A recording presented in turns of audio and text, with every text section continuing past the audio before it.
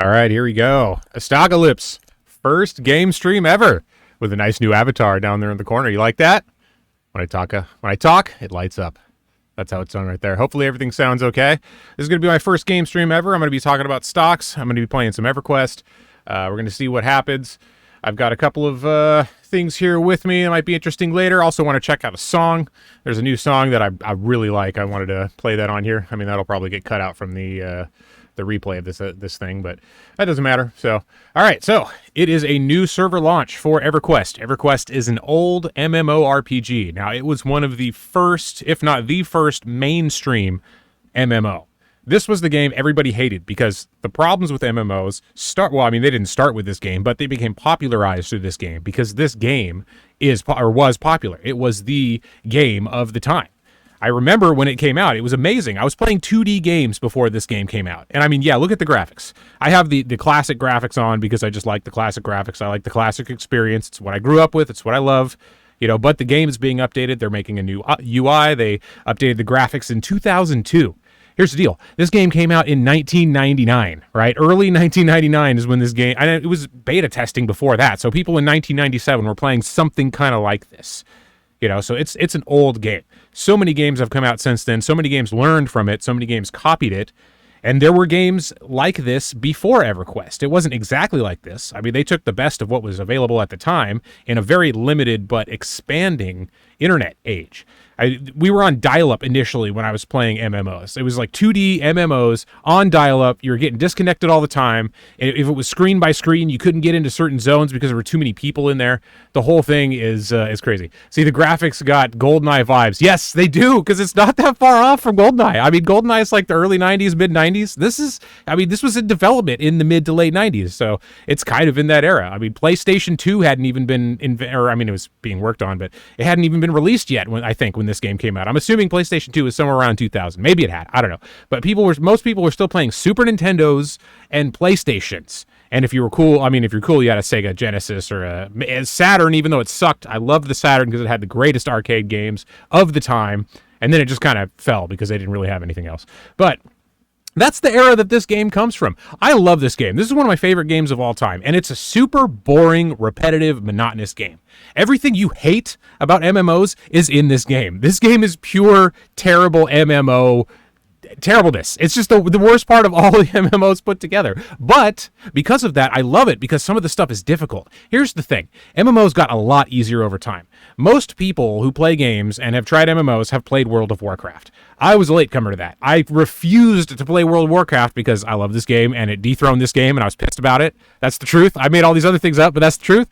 But if you play World of Warcraft, you get why things have been watered down. It's super easy. You can get to the max level of World of Warcraft with your eyes closed. It's not hard. There are difficult parts about the game. They make it so that people that really are into it can go into it deeply and actually do some really difficult things and some strategy, some skill, everything. But overall, the average person is going to be like, go to this person, get a bunch of experience for just talking to them, and then go kill 5 of these, and they're super easy. You'll kill 3 of them in about 10 seconds. And then go return stuff. And then guess what? You're a new level now, and we're going to give you a shirt so that you feel better about it. And then you got a shirt. You're like, cool, I got a shirt. This is great. I'm going to log off for the day, and I'm going to spend the rest of the day doing my other tasks. Be like, dude, I got a shirt, man. I'm fucking shirt guy in the MMO now. But let's see. I had a Genesis, but was too young to know how cool it was. But I do remember my mom telling me the teenagers on the block, they couldn't come and play it. Yes. See, that's the thing. Genesis was cooler. Like, the Super Nintendo wasn't as good technologically as the Genesis. Now, I don't know. There's probably technicians out there that might disagree or whatever. But overall, in general, from your average person that used these things, the Genesis was nicer. I mean, look at the original Sonic the Hedgehogs. They were 3D-ish. It was still 2D, but it looked 3D. Whereas if you played the Super Nintendo, it was still cartoon graphics. The graphics on the Super Nintendo took a while to improve to anywhere near what the Genesis was doing early. So Sega went with we got to hit the hardware quickly, hard. We got to make sure that we're putting out the games that people like to play in arcades. Like, they went super arcade. They did the right things initially. But then the environment changed and people stopped going to arcades, and it wasn't the same thing. So they lost to Super Nintendo, who was catering to the home gamer a lot more. Now, see, my knowledge is only I didn't research this. I lived through this. I was a little kid when this stuff was popular, and that's what shaped my entire world, was these kind of games, Super Nintendo, regular Nintendo, Later on, PlayStation 2, because I skipped PlayStation. Here's the thing. I was so loyal. I hated PlayStation at first. I didn't like that next gen. I was like, no, I like these Super Nintendo games because there are some amazing games on Super Nintendo. Some of the best games that have ever been made are on Super Nintendo. They're super easy. They're free. You can go get them, play them all you want. You used to have to pay like $60 to get these things, and you'd be lucky if you got one that wasn't bad because there were so many bad titles. It was just the way it was. Oh yeah, those Sonic half-pipe bonus levels were very 3D feeling. They were. See, that's the thing. Sega Genesis, I remember my neighbor had the Sega Genesis, and I had the Super Nintendo, so it was perfect. It was like we could go to each other's world, and we could play a little bit. And his Sega Genesis, I remember thinking like NBA Jam looked crazy, like it looked real. I mean, now I know they're using like early JPEGs or whatever the version of that was at the time. But it was still like, it looked a lot more real than Super Nintendo. Like Super Nintendo was something you could draw in MS Paint, which was a thing by then. People were starting to use MS Paint in the early Windows days. You know, that was like all you did. If you were a little kid and you had a computer back in the early 90s, it was like, all right, you do MS Paint or you do nothing, because otherwise you screw up the computer, and then nobody knows anything about computers, so you got to call tech support and get it fixed, which that's going to cost you like $500 because nobody knows what they're doing back in the day, and it's just like one firm that could charge whatever they want, you know? So the whole landscape was different. So when this game came out, my point is, the landscape was different. And we hadn't seen the advent of these games. This was the dawning of the era we're living in now. This was the experiment. This was the beta test to all those games. So we came into this game not knowing what was going on. It was a game that you actually had to explore. It wasn't like you knew the formula, so you just wanted the map. That's the thing now. It's like, I know how these games work. I just want to know how to get from point A to point B. I don't need to explore. I'm not getting immersed in the lore. I'm just trying to get the repetitive gameplay that makes me feel good from dopamine hits, completing quests and beating these little things here and there. That's what you're doing. You're looking for those little dopamine hits. You want to finish those tasks. You want to feel good. You want to feel like you accomplished something, and that works for a couple of months, and then like you realize it doesn't accomplish anything in real life, so then it's boring.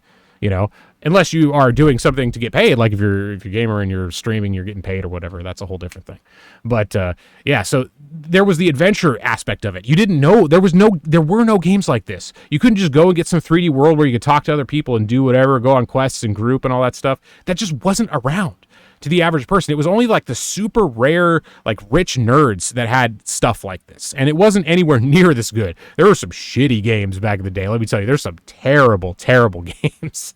Like it was bad. So when this shit came out, this was amazing. This was the most, this is the most incredible game I'd ever experienced, because you got to think of things in terms of the context of that time. If things were different, you're not going to see the game as it is today. So if you look at it today, we learned from this game and the ones that followed it. Because now even World of Warcraft is getting to its heyday. Or not its heyday, it's past its heyday. World of Warcraft is now a game that people don't care about anymore. And it used to be the biggest game in the world. I hated it at that time. You have no idea how much I hated hearing about World of Warcraft and people that played it. How much I hated every little bit about that game. Like, oh, it's still, EverQuest 2 still from World of Warcraft. I'm just like, you gotta be kidding me, dude. EverQuest made this shit. And World of Warcraft is coming in because Blizzard wants to capitalize on this shit, and now they're thinking that that's the legit one. No, fuck you. This is the legit one. Fuck World of Warcraft. I love World of Warcraft. I played it. It was great. It's great for what it is. I appreciate what it's become, and it's better than EverQuest in certain ways. I 100% admit that. But it is fucking boring quickly. It is stupid. It's a game for stupid people, and it's just, I love it. I'm stupid. That's why I liked it. We're all kind of stupid in some way. That's why we get into it. But they dumped it down from a game that was actually amazing from what people have told me. Very similar to EverQuest. It had challenge. It had realness. Like if you died, it sucked. Now you die, it's no big deal. You just go to your body. Maybe you don't even do that in some cases. But like back in the day, you died. That was weeks of progress you lost. Think about like grinding for weeks and then just losing it in an instant and not being able to find someone that reses you. It's a whole different atmosphere. This game is amazing, but it's also really shitty. And that's why I love it, because it's so fucking hard. Like, you will literally grind for so long and lose that progress if you're not careful. If you're stupid and running around doing dumb shit like you do when you're playing World of Warcraft, you're going to get yourself killed, and you're going to lose a lot of important stuff. And back in the day, you had to go find your body and loot it. So if you died in some crazy camp with a million high-level things, guess what? You're not getting your body back. There are no high levels running around that can help you. Everybody's level 5. Right? Because nobody's ever played a game like this, and it's taken them forever just to get to the first 4 or 5 levels. That's the environment of the day. So this shit was amazing. I mean, there's reality at stake here in this game. And it was the first time that a game connected people in that way. And we were playing this on fucking dial-up. Okay? Think about that. Look at this dude's face. I had to get this shit through dial-up. You have no idea how crazy that is. It's terrible. Every time you zone, you just like bit your fucking lip. Like, oh God, please don't crash right now, because it's gonna crash. It usually crashes while you're zoning, and it's important. You're in a group. You're going into your first level, like 20 zone. To you, that's super high. That's like the max level. Nobody's level 50, so everybody's level 20, and like nobody's ever been a level 20 in anything before. You're playing with motherfuckers that have never touched a computer. It's it's amazing. The environment is so terrible. It's just trolls and bots and all these people. Back in the day, it was real people that had no idea what was going on. They were learning with you. It was so much fun. It was a real adventure because we were adventuring as humanity into a new area. We were adventuring into a point that we'd never seen before in our history. We were able to virtually go on missions just sitting there at our computer, right? And people are playing on their phones. Like, there are people that don't even know what computers are now.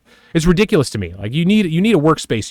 You need a big screen. You need a computer. Well, you don't need it. You could do that with whatever. But if you want to be at your optimum level, if you want to be at your complete maximum optimum, you need some kind of like a layout so that your hands can move, so that you can sit up, so that you can look up, so that you don't have to be hunched over at this little position on this tiny little screen trying to figure out how not to hit the side because you cracked it a little bit and now your finger hits the wrong button sometimes. Like, it's a whole mess now.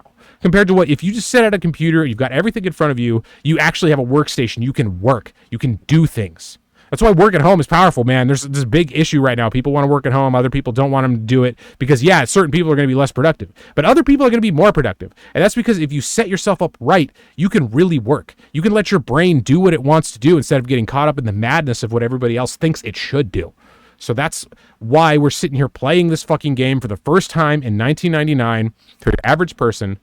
And we're seeing this and figuring out, where do we have to go? We don't have maps. There is no map. You can't just hit M. Where do we have to go? Oh, shit. I don't know what just happened right there. But I got to double check and make sure I didn't, stop things. Okay, it looks like we're still good.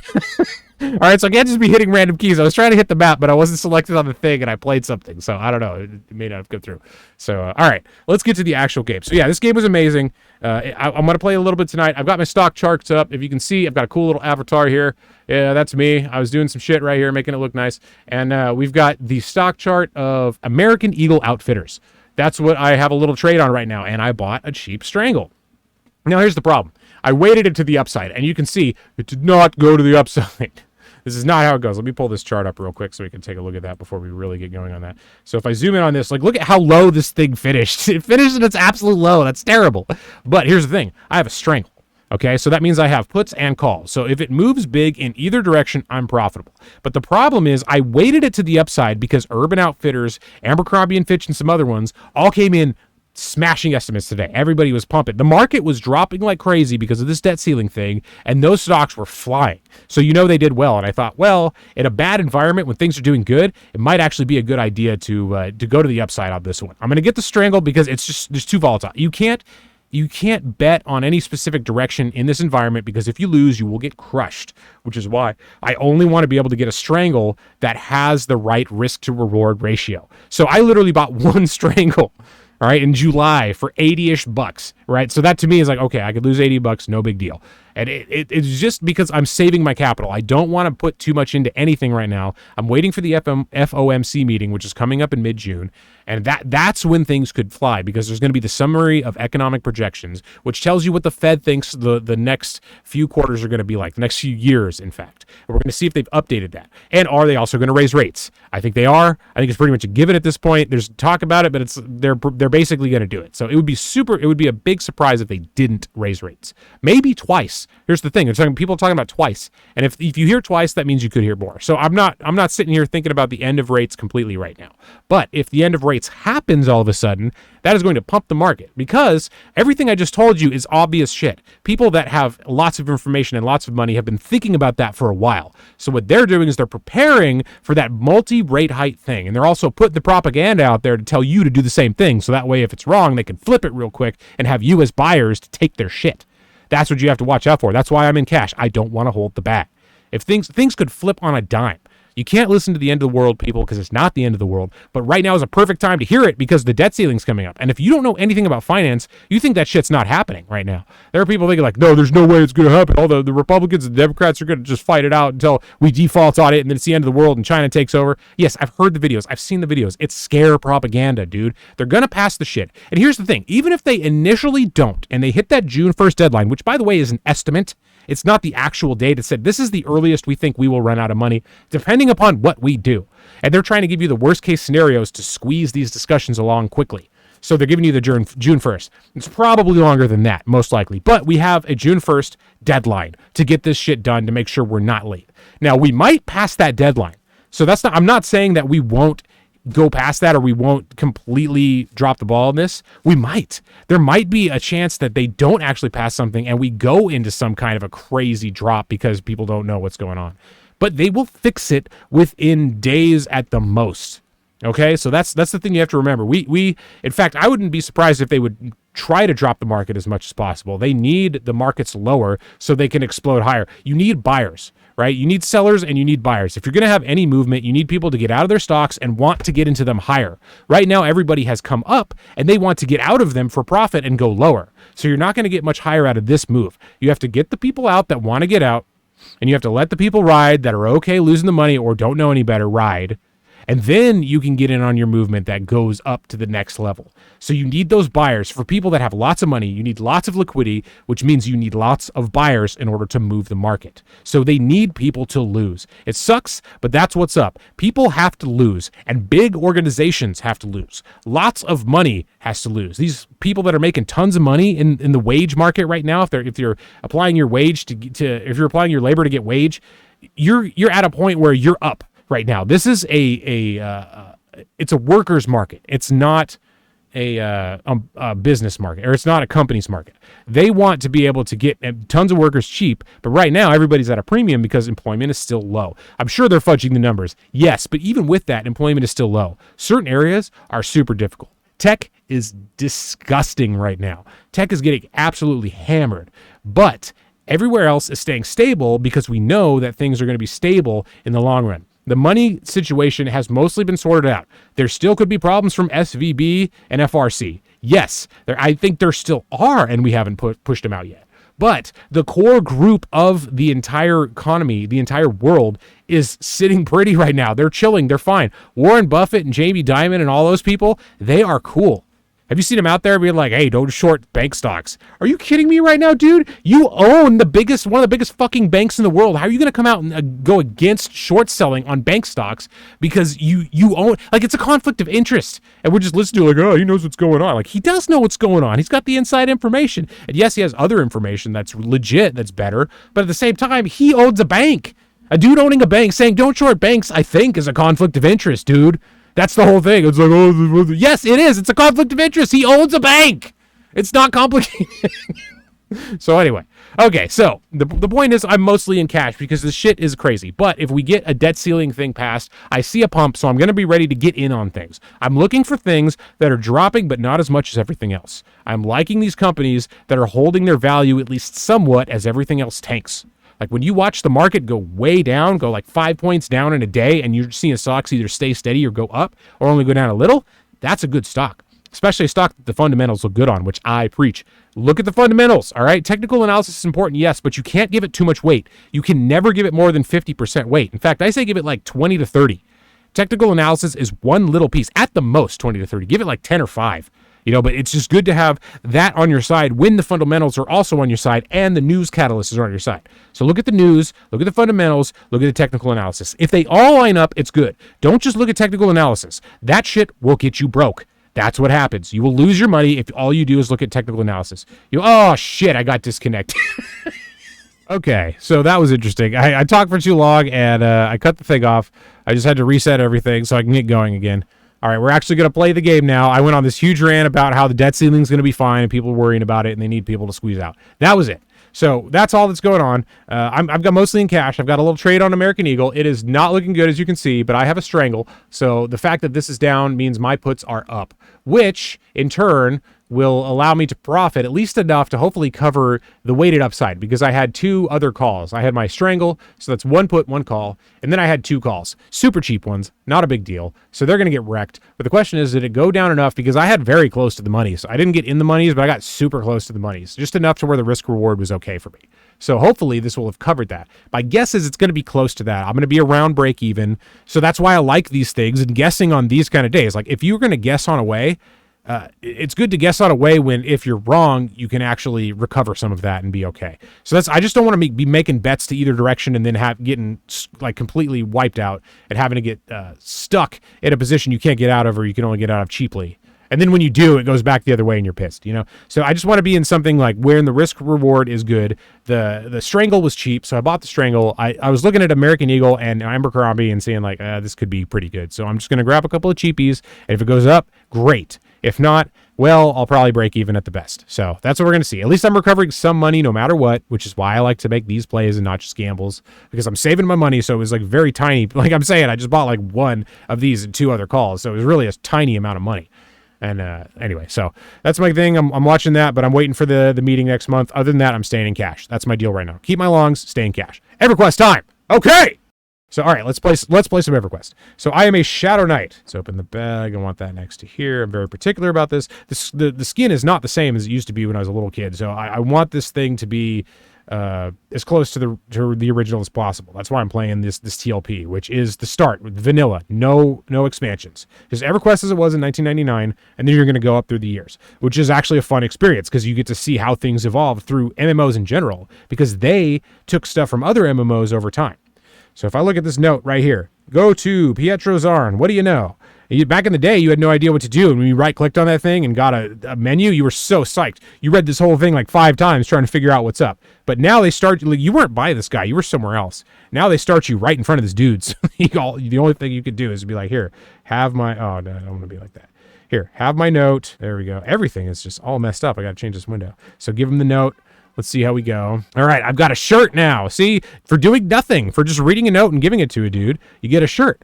You got to think back in the day that was exciting. Nobody had seen anything like this before. So you're like, oh shit, I got a shirt, dude. No, this is great. Look at that. Look at my AC. If you even knew to look at that, you take that thing off. It's 4. Put it on. 6. A third of my AC. 30% increase. Ooh, yes, I'll take that. And you got your little stupid weapon, a short sword with a asterisk, because they don't want you to sell it. You know why? Because people will just keep making new characters over and over again, selling the shit, and eventually build up money. Because they didn't know that back in the day. They had to figure that out by somebody actually doing it. That's what's so interesting about this. So, yeah, we got this short sword. You right-click on it. You can see the stats. Look at that. It tells you Warrior, Paladin, Ranger, Shadow Knight, Bard, Rogue, Race, all. So everybody can use a short sword, but only the fighting classes can actually equip it. And it's the primary and secondary, so you could use it as an offhand or a main weapon. And, I mean, that was another thing. It was like, how do you get this stuff going? So, anyway, I give this guy the note. He gives me the shirt. And now I've got AC out the wazoo, right? And then I could look at him. Guess what I've got? I've got 5 training points. Ooh, what am I going to do? One-hand blunt? No, I'm all maxed in that. I'm maxed in all those. So do I want bash? Well, I'm going to be bashing people, but that's okay. Let's see. Divination. Yeah, I'm awful. And yeah, they give you spells initially. The game has changed. Initially, when you were a Shadow Knight, you were just a basic warrior until level 9, and you finally got some level 1 necro spells. So they were terrible, but it was like, dude, I'm a fighter with spells. This is great. But they have since changed that to where you get spells right away. And you get in the first couple of levels, which, I mean, it's cool and all. I mean, it's nice to have those little rewards here and there, which was kind of an improvement on the game. But let me tell you, spell levels were amazing. Not only did you get better, you also got the dopamine hit of getting new spells and being like, oh, I'm in a whole new class now. Like, the difference between a level 8 Shadow Knight and a level 9 Shadow Knight was insane. You know, right now, it's like, whatever. You know, we've already got some spells. So let's see what else we got here. I'm looking at swimming, throwing. I don't really want to mess with any of this right now. I'm going to save my points. And what's harm touch, though? That's the one thing. There's no harm touch. I think, oh, you know what? I have to get that in my alternate advance now. See, back in the day, you used to just have these things. Boom, there it is. Harm touch. Now we're talking. All right, so I'm looking for harm touch. I want to make a hotkey of that right now. And by the way, if anybody has any finance questions or anything you want to talk about, pop it in the chat, because that's why I'm here. Normally I talk about stocks, and I just wanted to game a little bit because I enjoy this game. I thought it was a good opportunity, and it's something to do while I'm talking about stocks when there's no market, because right now the market's off. You could trade crypto, you could trade futures, you could trade Forex, you could trade blah, blah, blah, blah, blah. Yes, I know, but the main market is only Monday through Friday. For me, it's 6:30 a.m. to 1 p.m. That's the main market, and then there's post and pre-market. But so after that, the main volume is gone. But guess what? I got hotkey, I got harm touch. Now I can kill a motherfucker in a second if I need to. I've got myself some food and water. I already drank some because I've been sitting here talking for 65 days. So I got to close that stuff out and get into the game. So what are we doing right now? Kijiji, stocks and Everquest. Look at the nerd. Yeah, dude, I am the huge nerd. You just missed this massive rant about how 1999 was cool and every game sucks and Everquest sucks, but that's why it's good. It's good because it sucks. Because all the terrible things, the difficulty of it. They made it easier in some ways, but these classic expansions at least give you some idea of how difficult it was. Like I said before, you don't get spells until 9 back in the day. Well, I'm getting some right away, probably. I don't have any money, so I can't really buy anything, but anyway, yeah. So I'm a nerd. I'm on this. It's great. I love it. I'm going to talk about stocks. I've got American Eagle Outfitter sitting up here, as you can see. I've also got this cool avatar that lights up when I talk so that you can know I'm watching you from everywhere. I am the AI. I'm not a real person. I'm actually the AI. I've transferred my consciousness, and this is the first AI to be your friend. That's what's going on. I remember you playing it at your house with your parents. Yeah, exactly. My parents were the ones that got me into this game. Dude, back in the day, nobody played video games at all. Like, very few people did. Like, Kajichi's known me since we were really young, and he was a super game nerd, too. Probably more than I was. Like, he had a knowledge, like, beyond me. I knew my stuff a little bit, but, like, this guy was on another level. So like, he knows what's up. But I even got this game before him because my parents were gamers. They were the ones that bought the Atari and the regular Nintendo and the Super Nintendo and the Genesis and all that shit and brought it into the fold when nobody else had them. Dude, here's a crazy story, right? So when I was in elementary school, my friend told me that this group of girls, this, like, at the time, these were like the popular cool girls, they were circulating this thing like, would you kiss aSTOCKalypse for all of his video game systems, right? That was the thing. Like, would you do it? And like some of them would, like most of them would. I think it was like at least 60-70% that would, but a bunch didn't. And it was, it's very hurtful to hear that shit when you're like in 3rd grade or 5th grade or whatever it was. So it's like, all right, that back in the day that was weird, but they were willing to kiss this weird nerdy guy in order to play these things. So that's how different it was. And if you played it, your parents did not. They didn't understand it. Nobody understood it. The mainstream thought it was a fad and it was gone. It was in the 70s with Pong and nobody cared anymore. No, it's gone ever since. And once it got to this, it exploded exponentially. This was the event horizon for today's game. That's why I think EverQuest is such a special game. It literally is the event horizon for modern gaming. It's when everything combined to the point where internet was fast enough to where we could actually do this. There were enough people that were actually into it, and it was just mainstream enough to where it wasn't just the nerdy people doing it. It was a broad variety of people that could actually do things and talk to people, put your experience into the game. And I am going to go do some stuff. So all right, so this is a revamped Freeport. If you've never played this game before, it used to be different. Back in the day, like I said, it was made in 1999, so the graphics were atrocious. And they had to find a way to make it more appealing to the modern gamer, which was like 2002 or like between 2 and 4. Right? So that it's been a while. It's been 20 years since they were already trying to upgrade this game. And their thought was like, hey, most people start here. Let's make it look a lot cooler than we did in the past. Well, I don't know about that. Like they did it. It looks better graphically, but it's annoying. I have no idea where I'm going right now. I thought I did, but I think I'm just going to end up stumbling into something. I'm trying to get to the gates or maybe the other zone. Looks like I'm going to the other zone, but I don't really want to. If I can find the horse poop, I know I'm in the right spot, but I don't think the horse poop's going to be around here. Yeah, there's just like a turd in the middle of town, and they reanimated it with the next game and put it in the central location, where it used to be a subtle thing. See, that was the other thing, too, is like things were subtle. You had to adventure. You had to explore. In fact, that's what I'm going to do today. I'm going to explore. I'm not going to use my map. I'm just going to run around and see if I can figure this thing out on my own because I hate this revamp, and we're going to the wrong Freeport. I don't want to go over there, or do I? I forget what button it is. Forget this. I'm just gonna wander because it's more cool. It's more authentic. Let's do it the way I used to do it back in the day. You just wander around and see if you could find your way out, and that's what I'm gonna do. Because right now, I knew I was kind of going in some direction, but normally I just look at the map and be like, all right, how do I get out to this main area where everybody's fighting skeletons? You're looking for skeletons, all right? That's the deal. When you're starting this game out, you're just looking for skeletons that have weapons, and if you find them, oh, you feel good, dude. That's the thing. You want those dopamine hits? You want to feel better about everything in life? Find a skeleton with a weapon when you're level 1. You get that first goal. I'm in a dead end right now. This is exactly what I thought was going to happen. So if I'm on this game, can I hit M now? All right, cool. I got a map. I said I was going to do the map, but now I'm doing the map. So let's see if I back up. Desert of Road. No, I want to go to the other one. I was right. My instincts were correct. Dude, I need to go to the other place to find where all the noobs are. Row is where, like, there's some early level stuff, but most of the people are going to be right where the basic enemies and the vendors are. You played MMOs. You know how it goes. It's the exact same thing. Where do you think they learned it? From Everquest! And that's what we're doing. We're zoning over to the next zone to see if I can actually go find some skeletons with some weapons. Remember, I'm a Shadow Knight, right? I want to get some spells. I need to get some gear. Look at how sad this is. I got a shirt and a sword. Can you imagine me running around downtown with a shirt and a sword? See this dude at the bottom right-hand corner that's like the eyes are blinking at you and you're talking? Picture that dude running around with just a shirt and a sword, right? It's not pretty. I mean, it's kind of pretty. I'm going to be honest. It would actually be really cool. But it's not desirable because, you know, shit can go down. So where am I? Which exit did I actually go through? I think I went through a weird one. And here's the deal. Oh, no, I forgot, dude. I'm an evil alignment. So freaking Zig Flynn, this little gnome's hanging around somewhere, ready to murder me just because he doesn't like my alignment. It's like today's political climate, right? You're just going to get murdered for whatever you believe. It doesn't matter. It really doesn't matter what you believe. Like, people don't have tolerance for other beliefs now, which is why I want to make this channel, because I do. Dude, you can believe whatever. Oh, shit, there he is. Oh, dude, that guy's going to murder me. It's threatening. Oh, dude, I got to run. See, this is what was fun about the original EverQuest. You're running away from Zig Flynn because you're evil and you're in the middle of town. Oh, dude. Okay, so there is another entrance I can go through, but I don't want to do it because it's just so freaking annoying to go back and figure out where that other entrance is now. I'm old school, man. I like the old version of EQ, which is why I love P99. It's back. The original Freeport is there. Right now we're in this like Freeport mess. Zig Flynn's taking his sweet time going down here. I'm trying to avoid him because he's going to go right over here into this. There he goes. So look at this guy. Red Con. He's like level 20 something. It tells you now, dude. It didn't used to tell you what level it was back in the day. Level 20, 25, and I'm a 1 with a shirt and a sword. Go around. Hopefully he doesn't get me. I'll know in a second. You know what I probably should have done? I probably should have just used real money and bought a Sal potion. See, that's the other thing. Like, dude, back in the day, Sony, which originally made this game, got so pissed if you used any kind of real world transaction to do anything in game. And now that's all games are. You pay money to do things. You pay money to get items. And that's every game you've ever played now. And they were like suing people for there's the horse poop. Remember I said there's going to be horse poop?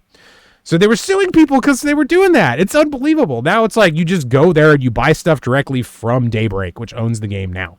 You know, it's like, okay, well, let's go ahead. You know, all these people that were in serious legal trouble probably still paying stuff back. What are they going to do, right? Are they going to be like, are they still paying shit back even though they can go online with their credit card and buy an experience potion and a Sal potion and all this stuff? Yes, I found it. All right, so we're actually at the place where I can start doing some things, and I'm not going to buy anything. You know what? I think I'm going to maybe buy a Sal potion because I'm going to cheat. You know what? No, I'm not going to cheat. Screw it. I'm going to actually play old school, so let's do it that way. No Sal potion for now. I'll get a Sal potion later. All right, so here we go. There's everybody that's like playing around out here. See, this is where you'd go. You'd like, oh, these are other people. Whoa, you've never seen other people play a game before. Decaying skeleton. Fine, get it. See, it's yellow. I'm not even going to be able to do this. Where is my attack? I got to use keyboard keys. I'm not cool with that. See, that's the thing. Like, everybody back in the day used to use the mouse for everything because it was the future. The mouse was the future. You didn't need to do keyboards. That's like the 80s. Why would you do keyboard shit back in the day? No, you got to use the mouse. So now I'm using, I got into that back in the day, you know? And you try to loot the corpses, but guess what? You can't. Okay, no big deal. Got to loot steal, you know what I'm saying? But in an ethical way. You never take anybody's stuff. And actually, the first thing I'm going to do is I'm going to get my freaking attack right here. Begging, well, you know, got to stop attacking to beg, but you know what? I like to do it. Harm touch, way down there on the bottom. Now, where is sense heading? Do we even have sense heading? Good. See, you don't need sense heading now. But back in the day, there was no compass like there is up here. And you had to figure out where you were going by that, basically. Just, am I heading north? You know, you didn't know the zone. It was a whole thing. So I just instinctively hit sense heading to try to level it up, even though I'm sure it's probably already maxed right now. I don't know. But I'm going to do it anyway because I want to press buttons. It's cool. We got a mouse. It's the future. It's 1999. We're going to go into Y2K. That's all scary. So let's just play some games and do our thing. All right, so I have buttons now. I'm running back into town. I don't want to do that. So, ooh, skeleton. There we go. That's what I'm looking for. See, this game came out at 12 o'clock this afternoon. Yeah, I'm just pressing buttons. I'm getting my ass kicked right now. This thing's beating me up. Dude, dude, I can't do it. I don't want to take this to the guards. Man, I need a shield. You know what's foul? Like later, you're going to be shields everywhere. Oh, I'm going to die, dude. No Sal. I'm going to run this thing into the ground. Maybe I'll get a hit. Ooh, there we go. Come on. Come on, get it. Get it. See, this is where it gets exciting. Maybe you can get something. If I had a shield, I'd nuke this guy right now. Well, not nuke him. I'd bash him. But I'd get him. That'd be my game right now. Come on, get him. Just, ooh, there it goes. So that's what I'm saying. It's real basic, but you can do that. Oh, shit, an orc. I got to loot. Someone pulled it. Cool. All right, and that was the other thing. You used to have, there was no auto loot back in the day. I don't even know if I have that set. Try this again. Nope, nothing. Come here. Wait, no, I got to sit. I'm not, it's like the beginning of the game. I can't just do that. So here was the other thing. I thought, all right, Everquest is actually a perfect game to play because it is a game where you have to wait a while when you're medding. So I thought while I was medding, I'll just talk about stocks. You know, we've got, like I said, American Eagle Outfitters. In fact, let me, while I'm betting, pull up something different. Let's see what the S&P is doing right now. Since I have to sit and put some stuff there, let's go for the E-minis, just because they're an easy target real quick. Close that out. All right, so we're flat. We had some movement on the day. It opened up over here, came down and kind of chilled, and is popping up right now. This is an approximation for the S&P 500, if you're wondering. If you don't know what I'm talking about, I'm just going to be giving updates on certain stocks. The only stuff we can actually really watch in the after hours is, number one, Bitcoin down in the bottom right at 26,190. It is still low. I mean, 26 is up from 10K from where it was before, where we spent a good like 6 months, a year, whatever. I don't even know how long we spent down there at this point. But now we're at a new level. We're just chilling. So the fact that it's up to 26K, I mean, it's down to 26K, is interesting still. It's not dropping below that level. We're at it. We had a level change, and we're going from there. So we've got the Bitcoin is down. The S&P is just kind of flat. It's up. It's down. It's not really doing anything crazy. If I switch this to the SPY, which actually has some levels on there, these are high volume levels.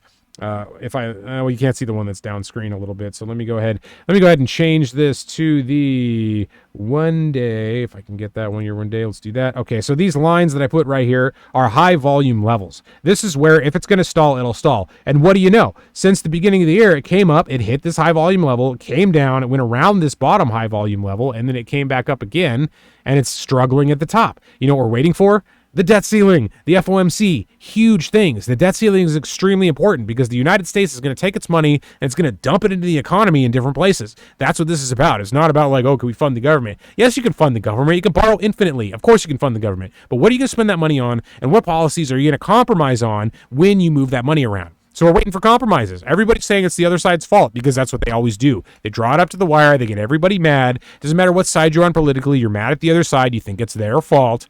You know, and it's like, here's the deal. Whoever is the incumbent always has the position to lose. So the challengers have the upper hand. They can just drag this shit on. They don't care. But the people in charge need to get this done. So they're the ones that are trying to get this really going right now. They're the ones that are really stressed about it.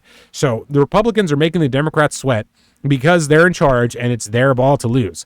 And everybody, but here's the thing, everybody needs to get reelected again. So if there is a massive default, well, guess what? You're not going to get elected again. So you got to find somebody else. So they want to keep their jobs. They're going to get this going. Even if they like hit the deadline and don't do it, they're going to find something within hours or days later, maybe weeks at the most, and then things are going to be back on track the way they were. And there always is the chance that they won't, of course, but it's unlikely because there are so many other factors that are still good. If you got to stop listening to Bear TV all the time. Bear TV is going to get you upset about everything. Hey, Sloan Fishby, what's up? Thanks for coming in and joining. We're medding, so we're talking about the SPY right now. But my point was, we're stuck at this level, and we're going to be hitting there until the debt ceiling, the FOMC are reserved. And we can have a nice pump up to this second level up here at least, which is the 441 level, which means 4,400-ish.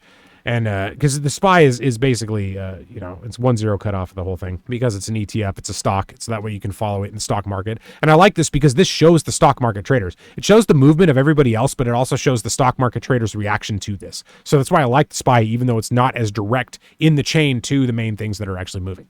So thank you for joining me, Salome Fishby. We're playing EverQuest. We are medding right now. And I've got this cool little avatar at the bottom corner. I've been working on that. It's kind of interesting. It's not the best in the world, but I'm trying to get something going for now because it's a whole mess. So let me see what I got here. I've got full hit points, right? I got the chart over, so I can't really see. Yes, full hit points. So let's get up and go kill something real quick while I'm in between tangents. That was tangent number 1, right? The debt ceiling. We're gonna be fine.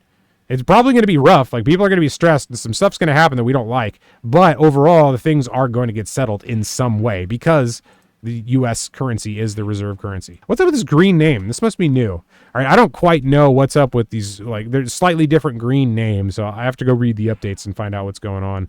But right now, we've got this skeleton that's whooping me. And, oh, there we go. There we go. That's how you do it, man. They make you think you're going to lose. Level 1s, you can't be dying all the time because you got to get hooked on the game. Unless you get up to a level 5 or whatever and they start cutting you off, then it starts to get real. And even then, it's not. It's weak.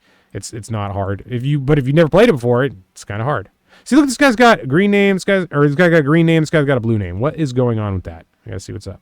So let me sit real quick and talk about what I was talking about. So the debt ceiling is going to pass. That's why I'm not super worried about it, because even though it depends on what actually happens with the debt ceiling, it's probably going to more likely than not, it's going to happen. If it doesn't, we have other problems beyond the stock market. So it's not even worth worrying about unless we actually have to do something. Like, always be ready for a super crazy emergency.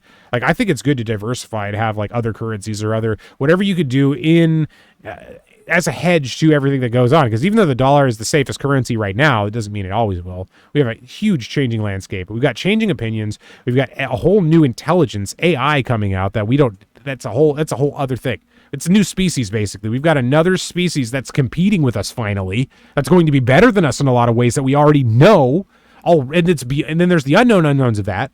So we've got that coming in. There's just so much changing right now that it's not going to be what we think it's going to be. There's just too much at stake to actually know what's going on. People, when the internet came out, they didn't think it was going to be some dude sitting in a room playing an old game, trying to get people to come and hang out with him on stream. Like, that's not what people thought the future was going to be. They thought it was going to be like, we're all telepathic and we've transcended money and everything. Like, that's what the dream was back in the day. But now it's more like, shit's the same, but we've got cooler stuff. You know, it's exactly the same. But we have a real, like, possible destruction on our hands with what we are doing now with technology. Not just the fact that technology could destroy us. We got the nuke. Big deal. Yeah, you got to use the nuke. But we're going to make something that could use itself now. It's a whole different threat. You know, it's probably going to be fine because most of the worries aren't, but I'm just so terrified of it right now. That's why I'm trying to do other things, like play old school games and pretend. I wish I knew what I knew now back then, and not just because I could win the lottery or make the best stock picks or whatever, but because I could just tell myself, like, as a human, like, dude, you don't need to worry about the stuff that you're worrying about right now, and do these simple things. They'll make you feel so much better in the long run. They'll improve your life. And just buy Bitcoin. I guess I'll tell, like, when you hear about something in Bitcoin in like 20 years or 10 years or whatever it is, just buy like a little bit of it. You don't even need to have that much. Buy as much as you want. Make sure you can still fund your life. Buy $20, $50 of it when it first comes out, and then your entire life is taken care of. You don't ever sell it in 2017, and you don't ever have to worry about anything ever again. Sell it in 2021 if you want even more, or sell it in 2017 and buy it back in 2018, sell it in 2021, and you're definitely good forever. You know, like, that's all I tell myself. Just do that, and then don't worry so much, because you're always worrying about everything. That's the problem. Like, a lot of us are warriors, but man, I had a serious problem with that. So we're gonna be fine. My worry doesn't tell me we're going to be fine, but my gut tells me we're going to be fine. There isn't anything yet that says it's going to be worse than we think. So let's go out and kill some stuff. What do we got here? We got people with staves everywhere, a bunch of monks. Everybody wants to be a monk. See what I'm saying? Like, it's all about monks now. You're going to go and beat everything with your knuckles and stabs and kick stuff in cool ways. Because if you were a warrior back in the day, you basically had this auto attack and a kick. That was your whole deal. Or you could bash. It's like bash or kick. Can you give the warriors both? Can you give them something that differentiates their position from everybody else? Because, like, everybody has a cool thing, but warriors are just like the standard default model of the game. Look at that yellow. I want to go get myself killed. No, I don't. Let's go for something else. We got a group here. Are people boxing? Are they grouping? I don't know, but there's a bunch of dead death spawns everywhere. That's a little ominous for me. I got to move around and get something. I want skellies, dude. Give me the skellies. But I guess I'm going to have to kill some other stuff. Look at this large rats. Ooh, large rats are good because now they drop these pelts and eyes and stuff that actually have value. Whereas back in the day, it was like, oh, maybe you'll get a rat pelt or something, or I can't even remember what it was. That's good, but maybe you'll get the thing that gives you money, and maybe you won't. And that's the thing, dude. If you got a little money back in the day, oh, I felt good. Look, I got an 8 to 10 cent piece of meat. That's really not going to sustain much. A snake, let's kill a snake. That's probably got 8 to 10 cents worth of stuff on it too, and I should say copper, but you know, essentially a cent. You need like a big currency and a way to divide that. Like, so like all currencies are basically the same. That's all you're doing. It's like, all right, I want to pay a big amount of money for something, and then I want to be able to differentiate a tiny bit, so that way I could sell my shit for a little bit cheaper than someone else, or I could offer a little bit less, so that way it hurts. And if somebody just wants to give me a little bit less to sell something, and I need to get rid of it, fine, let's just do that. And I'm not setting my auto loot, but I should be setting my auto loot. So because everybody's been playing this game for a few hours now, they're like longer than that, 9 hours, 10 hours from now. They're way, way ahead of where I am. not a lot of people are just starting right now. Over the next few days, there are going to be some people starting, but all the hardcore dudes are just, they were sitting there at noon, like trying to get into the queue with a 2-hour wait time. Dude, I was on streams earlier. Like, I set this day up to make sure that I could actually do this. That's how much of a nerd I am and how bad I wanted to do this. I wanted to actually start playing some games and talk about some shit, but like, I set it up and I was looking at these streams where people were literally waiting 2 hours plus to get into this game. This old 20-year-old, 24-year-old game. It's all the worst parts of new ones. Like, you could play way better games now, but guess what? They're not. It's like you got to go on easy mode or like way too hard mode. Like, she wants the thing. She's going to take it from me. No! She wants the pawn. Dude, I'm getting the skilly. Boom! Get it! This is what's up right here. This is how you do it. Ah, juice is terrible. Get some water. I love juice. You know, it's like people talk shit about juice because it's so sugary. Yeah, so is everything. You know what I mean? But there's at least something in there. And here's the deal. It tastes like something real. So if you actually have the real thing and it's better, then you might enjoy it a little bit more than you would if you're just complaining about everything. Like, you know, we all do. I do it. I complain. Who doesn't complain? Ooh, look at that. Let's go ahead. Always need, always need. See, this is what you do. It used to be an honor system. Like, you put it greed, you put it need when you actually need it. Most things should be greed then. You know what? Everybody just puts need. Like, that's the problem with this shit. It's like, you want to let it, all right, so should we control everything or should we not control everything? Well, if you control everything and everybody complains and there's only one way of doing everything and it sucks, I should have hit all need. But if you don't, you let everybody do what they want, then guess what happens? Everybody hits need on everything. That's just human nature. You're not going to get rid of that without regulation. But here's the problem. Regulation fucks things up. You know, people complain about regulation are right because regulation gets bloated and people's jobs dependent upon it. It gets huger and it causes a bigger problem. And then they have to make you think it's worse than it is so that you donate more money to it, more time, more attention, more votes. And eventually it gets to a point where everything is just so crazy that you can't function anymore. And a stupid rat should be going down right now, but it's not. It's like, it's got beaten on me a little bit. Oh, nothing, of course. Yeah, so if there's actually something going on. There's people in guilds already, dude. Look at this. There's got a guild right now. Inspiring guild name. That's a good one. I like that. But give me some stuff. But yeah, like it's just the first day and people are going so crazy with it. Like the casual people, they're going to like sneak in over the week, over the month. And a lot of them are waiting for the first couple expansions too. So like the first expansion was insane. Nobody had ever had an expansion to a game like this. And once they did, they actually nailed it. You know, expansions are kind of sometimes, or they're really good. This expansion changed like you've never played things the way you played them in those expansions. And it was unbelievable. Like it was like the trees were moving, right? No trees used to move back in the day. And the true movement was too intense for our like shitty little graphic cards of the late 90s or early 2000s. So they had to like edit that so it wasn't as bad. People were crashing in these zones because of the trees. They had these beautiful zones, beautiful storylines, new stuff. Ooh, there's the eye. That's what I'm looking for. That's got some money right there. So we're going to get that. They had these beautiful zones. Everyone was playing in them and they were just crashing left and right unless you had an awesome PC. So my parents at the time were like, all right, so we could spend money on a number of things, or, you know, we can fix the house. We could do this. We could take a trip. We could do that. No, we're going to upgrade our PCs. You don't realize like how, like that's a normal thing now. People just need to do it because of work, because of school, because of everything. But back in the day, it was like, why are you spending money doing that stuff? And you know what you want to see? No, I'm going to greed that one. See, that's what I'll do. Greed stuff I don't want. Do greed on stuff. So, all right. So yeah. So back in the day, they upgraded the computers and then we could play. Dude, we could play this new expansion with the moving trees. It was crazy. People come over to our house and like look at this game and be in awe about like, how is this possible? Like you're looking at this game and laughing at it, but like people were literally in awe if you had it, because not only was this new at the time, but people hadn't even caught up to like Super Nintendo, regular Nintendo. People had kind of seen Atari back in the 70s and 80s and like arcades, and they just sort of knew that things happened on a screen. You know, it's all like a bunch of pixels moving. And then suddenly this kind of stuff comes out. And then the news is like, dude, people are dying because they're playing it too much, which was technically happening before that, but it wasn't mainstream because these kind of things weren't mainstream. It was like some dude died playing games in his garage for like 2 weeks straight and barely ate anything or whatever, barely slept. That was just a crazy guy. And they thought the games were just a piece of it. It was like, oh, this guy is just, he got problems, and that's what happened.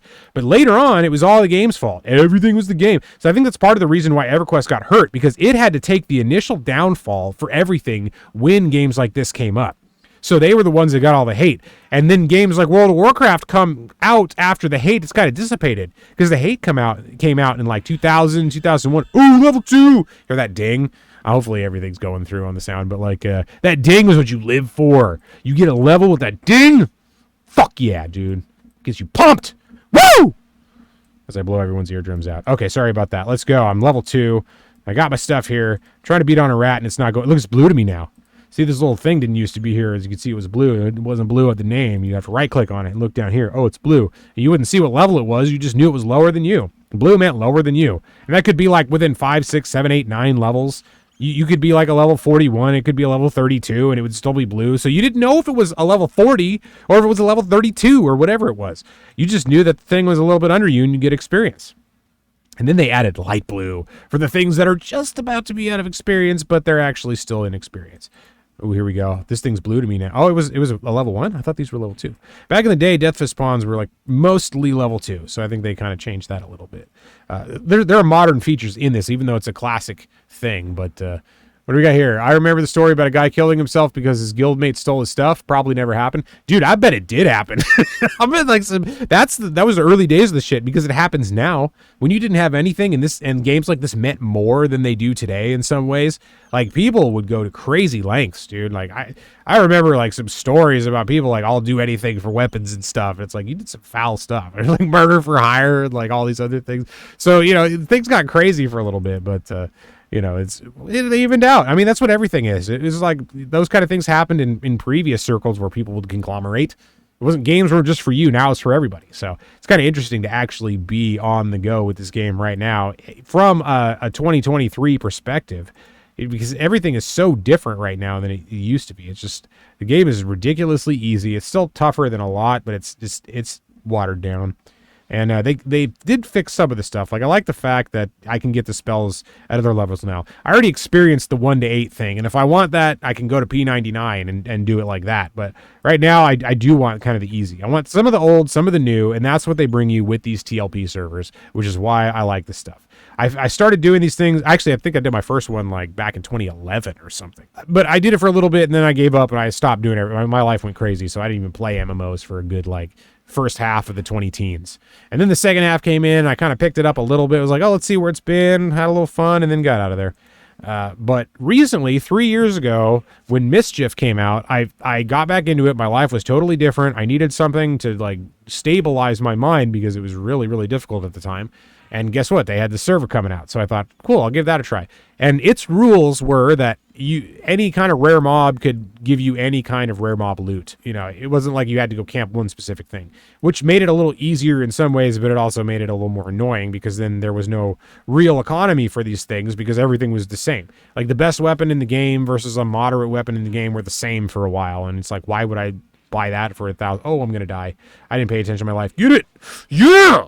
See, that's how it's done. I need to go sit and look at some charts right now. Always need bone chips, dude. Bone chips are the way to go. Get all your rusty weapons, get all your bone chips, survive battles like that, and keep going. So this is how epic this is right now. Can you imagine? Like, I can imagine like preteen me sitting here just sweating over that battle. It's like, I'm gonna die. Yeah, you're level 1. You don't lose anything. It doesn't matter. Even back in the day, it didn't matter when you died at level 1. You're bound somewhere around here, so I'll show up in the zone I'm in. I won't have lost any experience. Now I don't even have to loot my corpse. All my stuff is still on there. Like back in the day, trying to get your corpse. Oh, that was a nightmare, dude. You'd lose your stuff at a camp, and there were a bunch of things around that were like 10 levels above you, and it's just maybe somebody could summon your corpse at a certain point, but in the early game, you didn't have that. Nobody's gonna spend 100-something plat on a freaking coffin to summon your level 11 corpse from the bandit camp. Like, nah, dude, that's not how things went back in the day. So I'm gonna med here real quick, and let's take a look at the chart. So what are we doing with the E-minis? So I'm gonna zoom in on this right now. We're sitting at 411.09, which means 4,110. So that is a little bit above where we were. I mean, if we're looking right here, you can see this candle came down, bounced to a low of like 409, and then bounced up here to the 411 mark. So we're up a bit, and this is a one-day timeline. So if I change this to, I want to get this in a bit, like I like 3 minutes if you really want to see what's going on right now. 3 minutes is great because it gives you, like, the 1 minute candle is way too crazy, and 5 minutes is common. Everybody uses 5 minutes. So somewhere in between there, to me, is good, and that's a good middle point. The 3 minute gives you at least a few of these candles combined, but at least a quick enough movement to where if you're waiting about 10-20 minutes, you can get a good idea of what the sentiment was while that move was happening. We dumped during the day. I kind of stopped paying attention to it, and I had some stuff to do, and it pumped later in the day but fell again. And this is extreme indecision right here, because you can see it. This is VWAP, which is the volume weighted average price of any stock right here. It's telling me this over, I think, a week. I didn't have the 2-day one. I had the week long one because I wanted to make sure that there was a more steady movement to it as far as the sentiment for the day. And the good thing about that is you can see throughout the entire day, it was low. It was below VWAP. The average price based on the volume of trading is what VWAP is in some senses, basically. It's a very simple metric of analyzing that. So you can tell if people are below that and every time it gets up, it gets rejected, or if it gets over that, it's rejected quickly. That shows you sentiment is not bullish. It is on the bearish side. It is below that. But then after hours, something happened. And here's the thing. I actually didn't take a look at the news. So you're probably not going to see that news. I pulled it up. Got Jim Cramer talking about stuff. Like that dude, the inverse Cramer's going off. It's not as good as people think, but it's still like, you got to be careful what you do. You got to be careful what you listen to. Default fears push yields on the short term of T-bills over 7%. Dude, T-bills are up to 7%. That's ridiculous. Just a couple of years ago, I remember all the freaking bonds, all the treasuries, short and long dated treasuries were all like sub 1%. And people, maybe 1%, over 1% for the super long maturities. And people were freaking out. Dude, now we've got like 5, 6, 7% yields on these things. You imagine if you had millions of dollars, just go park your money in a bond and collect yield. Even if there's a better bond in a month, you're still collecting a good amount of interest compared to what you'd get if you were risking it in the stock market. Like, how much is an average stock market year? 8% if it's on a good year. Well, we're not on a good year, so what are you going to get with that? Probably not as good as a guaranteed 5, 6, 7%. If yield's over 7% right now, I'm parking my money there until all this bullshit is over with. Then I'm going to move back in the markets, which is also going to move it higher. So I know that if I'm a huge whale, when I buy in, things are going to continue to move. I'm going to wait until I've got the momentum on my side from everybody else. When sentiment is going that direction, that's when you amp it up, and that's what happened in 2021 and earlier. So right now, a lot of money sitting on the sides or doing these other side investments, not necessarily on the sidelines of the cash. And we're seeing interesting moves in the SPY and in all the indices, really, because everything is disconnected from it. There are tons of things tanking, but there are a few things maintaining or going higher because of short-term stuff or long-term fears. So right now, we don't have a resolution, do we? House Leader Steve Scalise tells lawmakers weekend recess will begin Thursday as planned. They get the weekend from Thursday, but everybody else has to work till like Friday and Saturday sometimes. Like, that's such bullshit, dude. Like, these people get paid all this money and they got, I got 4-day work week, and then we get a 3-day recess and blah, blah, blah. Dude, you got the entire budget of the country on your plate right now, and you're going to go 3 days to some stupid golf course or whatever? No, fuck that, dude. We got to get that done. Most people would have to stay in the office and do that shit, and then they can go on vacation, maybe. But y'all just get to do it every way. See, that's the fun stuff, right? You get to do that. So nothing doesn't look like anything's happened. See, House Speaker McCarthy says we'll continue negotiation until we can come to an agreement. So that means nothing has happened. Boom, don't care. That's everything pumps because somebody said something somewhere that was bullish, and we're up, but we're not up that high because we're still on that high volume level. So that's where we're at with this. I need to get back to Everquest because I am sure I'm full right now. I'm going to go ahead and stand up and move around. So that's basically my thought on that. Dude, oh, it's night. I hate night. That's what I say. I played with my friend recently, and we used to play back in the day, and it's like, dude, everywhere we go, it's night all the time. I feel like it's night more than it's day. I know people are going to be like, no, it's even blah, blah, blah, blah. You know what? It may not be. I don't know. They make it so you look like you're going to lose a fight, but you actually win, and it was never close to begin with. They just wanted you to feel it. So why wouldn't they do some shit with night to fuck with you? You know, like, it could be. I think you're right. I think it's not really going to be night longer than day, but it just feels like it because it sucks. And so when things suck, they seem like they take longer. So that's probably what's going on. I think it sucks, so it sucks. And then it seems like it's longer because it's hard to see. But at least we got lights. It's Freeport. Everybody's hanging around. All these AFK motherfuckers sitting around. And like, I'm sitting here trying to kill a snake. Can't even kill a snake. Boom, got the snake. I'm still high up on life, so I am going to get this skeleton. Give me that. I haven't got a weapon yet, dude. You want to see somebody get happy? You got to find a weapon. Got to click on it.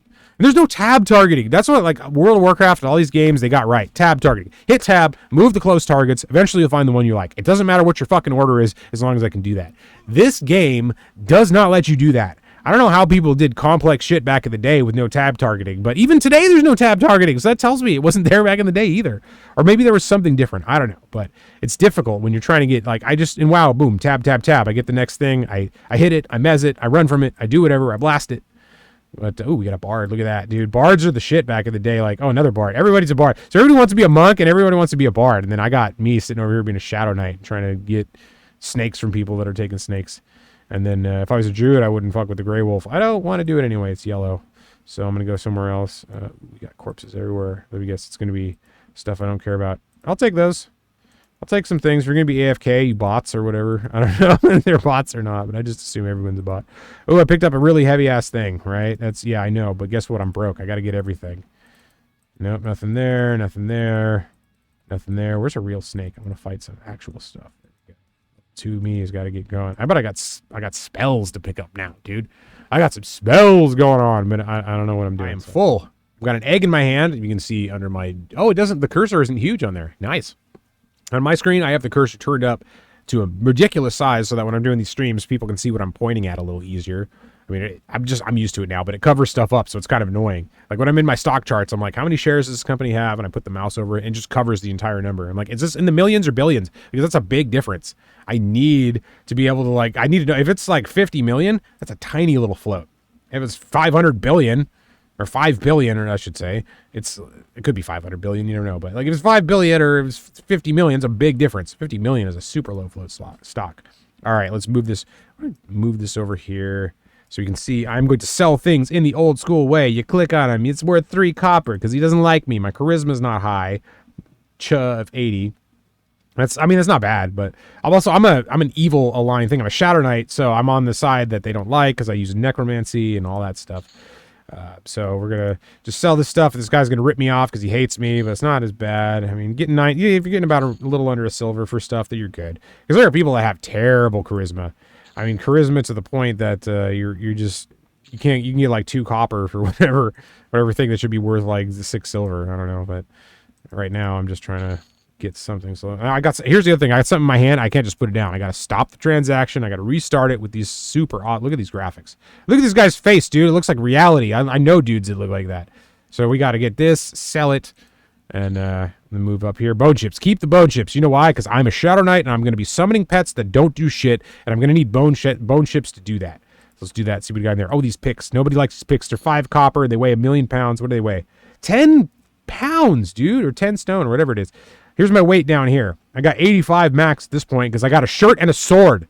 I don't have anything else. I'm not strong enough. Like you put gear on and your muscles grow or whatever. So I've 10 pounds is a lot when I've got 85, but it doesn't matter. So let's sell this. That'll go down to 11. Look at that. And then these. I could save these pelts. Oh, this is Death Fist Pawn Scalp. I don't care. And this, 2 gold. I'm rich now. I can buy spells. That's what I really want to do. I want to get some spells here pretty soon. But at the moment, that's all we're going to do. So close this out. I want to take these bone chips. This over here. I'm doing it old school. Put them there. Close everything out. I can do some summoning now. I'm going to save those bone chips for when things get real. But right now, how am I on level? Let's see. 13%. That's some weak stuff right there. I need something better than that. And go back out there. Look at this guy. We got a guild. He came all the way from Akanon. We got, what level is this dude? Level 9. Oh, he's a high level. This guy's been playing since noon. You know what? There are people that are like level 28 right now. It's unbelievable. You can't. Back in the day, it took you months to get to level 10, and then now it's just people are flying through 20s, 30s in a day. There are people that by midnight on Pacific time will already be max level on this game, probably. There are people that know it so well and have like 1 million bot accounts that they can still get around the regulations. So this server is supposed to like cut down on bots initially, but then kind of relax it as the expansions comes out. But right now, I mean, I was watching a stream early on. Within the first hour or two, I saw a bot army. There's just a box army running around in Koinos, just killing stuff. And then we got Homeboy over here with like his friend running around going, okay, we got to face that. All these different skills on auto follow, or all these different classes on auto follow. So, all right, what are we doing? Get this large rat. Oh, there's a group over there. I'm not going to group today, dude. I'm barely able to keep this stream going as it is. This is the first time I've ever done a game stream. It's crazy. I'm trying to talk about stocks. I'm trying to play Everquest at the same time. It's actually really fun. I love this. I love the start. I love just like not having any armor and getting little pieces of armor here and there. Oh, there's a skeleton. Does he have a weapon? Let's see. It doesn't look like he has a weapon, but guess what? He's a skeleton, and that's better experience. That's better loot. You get some coin from them. Maybe you can actually get something with that coin. What do I have going right now? So I've got 4 gold, 4 silver, 5 copper. Dude, if I get a platinum, I'm balling. 1 platinum will get you some stuff because you can get cloth armor for 2, whatever. I need a shield. That's going to be my first thing. I want to get a shield so I can start bashing fools. Like this is a little bit extra damage, which could 4 damage, 1 damage, whatever. That's not much later, but in the beginning of the game, that's massive. We got somebody just sitting around with a massive sword. Look at this sword.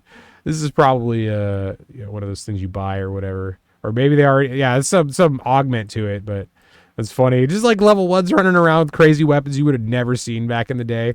That's how it is now, dude. We got bot armies. We got people running around with all the craziest weapons. Nothing else going on. We got people that are already level 50, probably before the server even went live.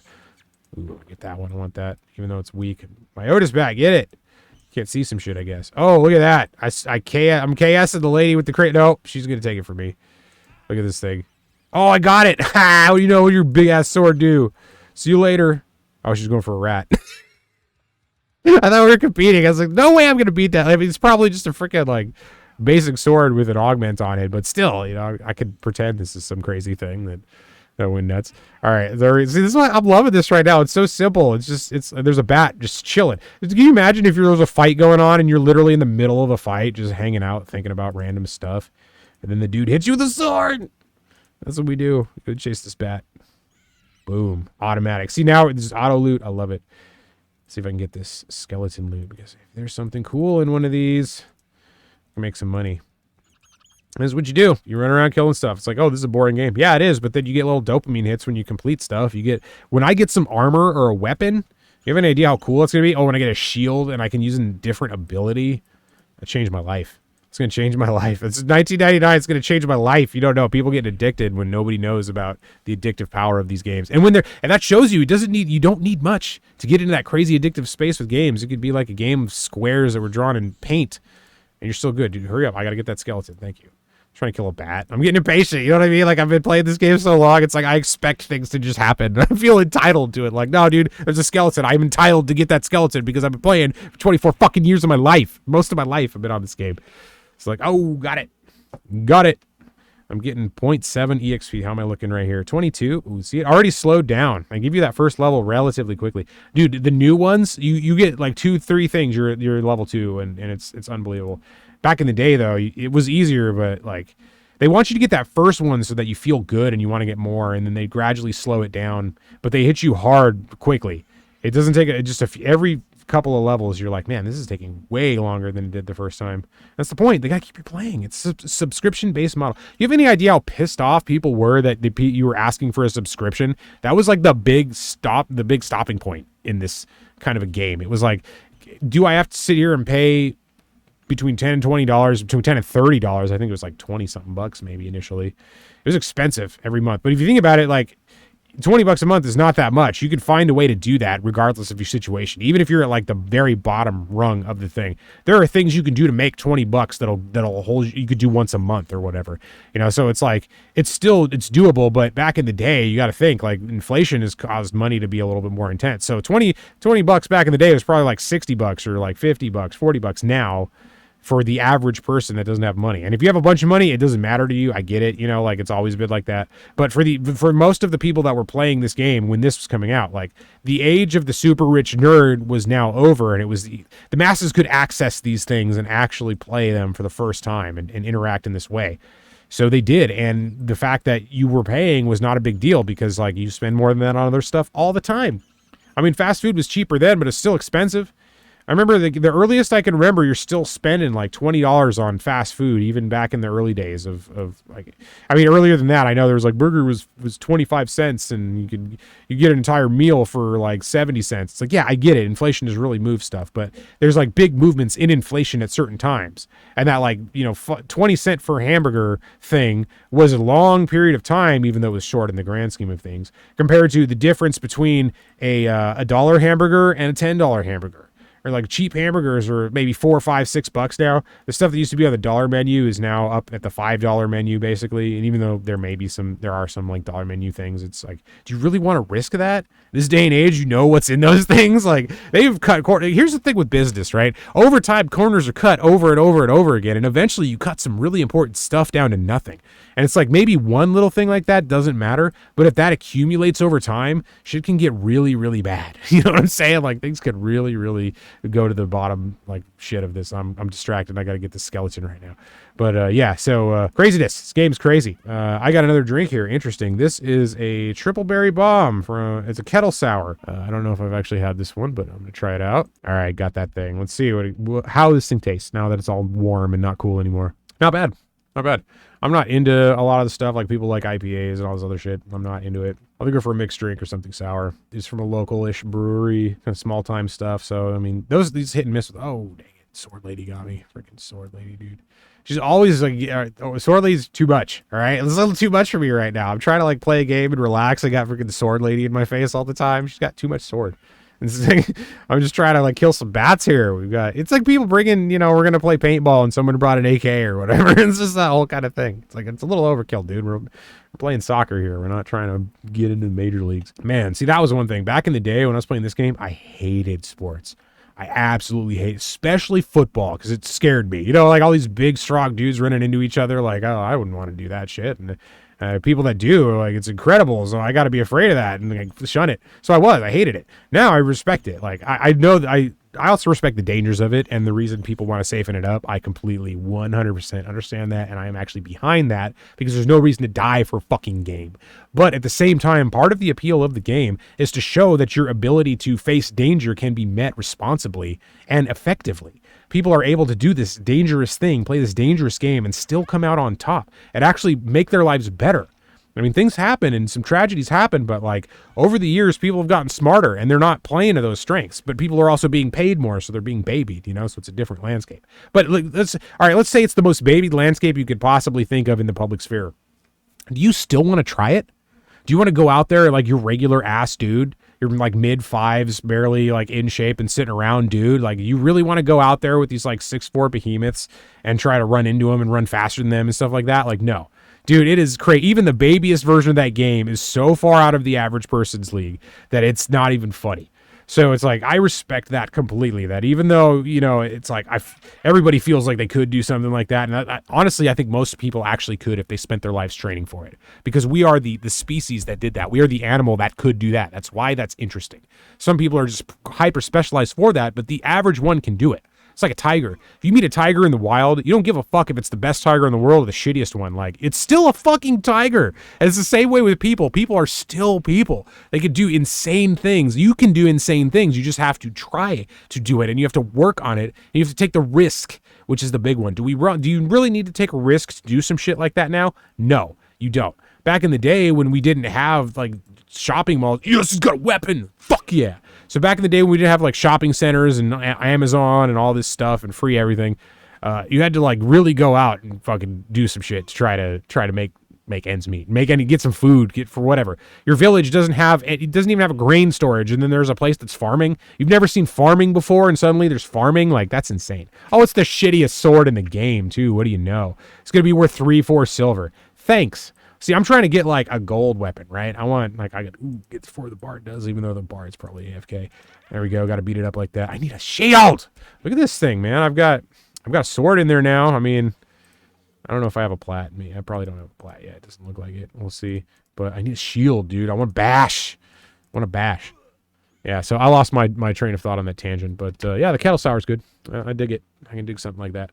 So here's the cool thing about this. Right. I just wanted to play this game. I was going to play, regardless of whether or not I was going to do this stream, I was going to play this game in some form or another tonight, because this is the release of my childhood, the thing that I loved. Before people were doing other stuff, they didn't have games at that point, so it was weird that a kid like me, it's just weird that a kid was into this stuff, and then a kid was so obsessed with it, like to a point of probably actual serious mental health issues. But it was just weird to see it in general. So like having this now be a common thing that people can make money off of, like you could be a professional gamer in pretty much any kind of game. It doesn't matter what it is. You don't even have to play games well. You could just play them and people like go on your stream and stuff. It's unbelievable to live in this thing.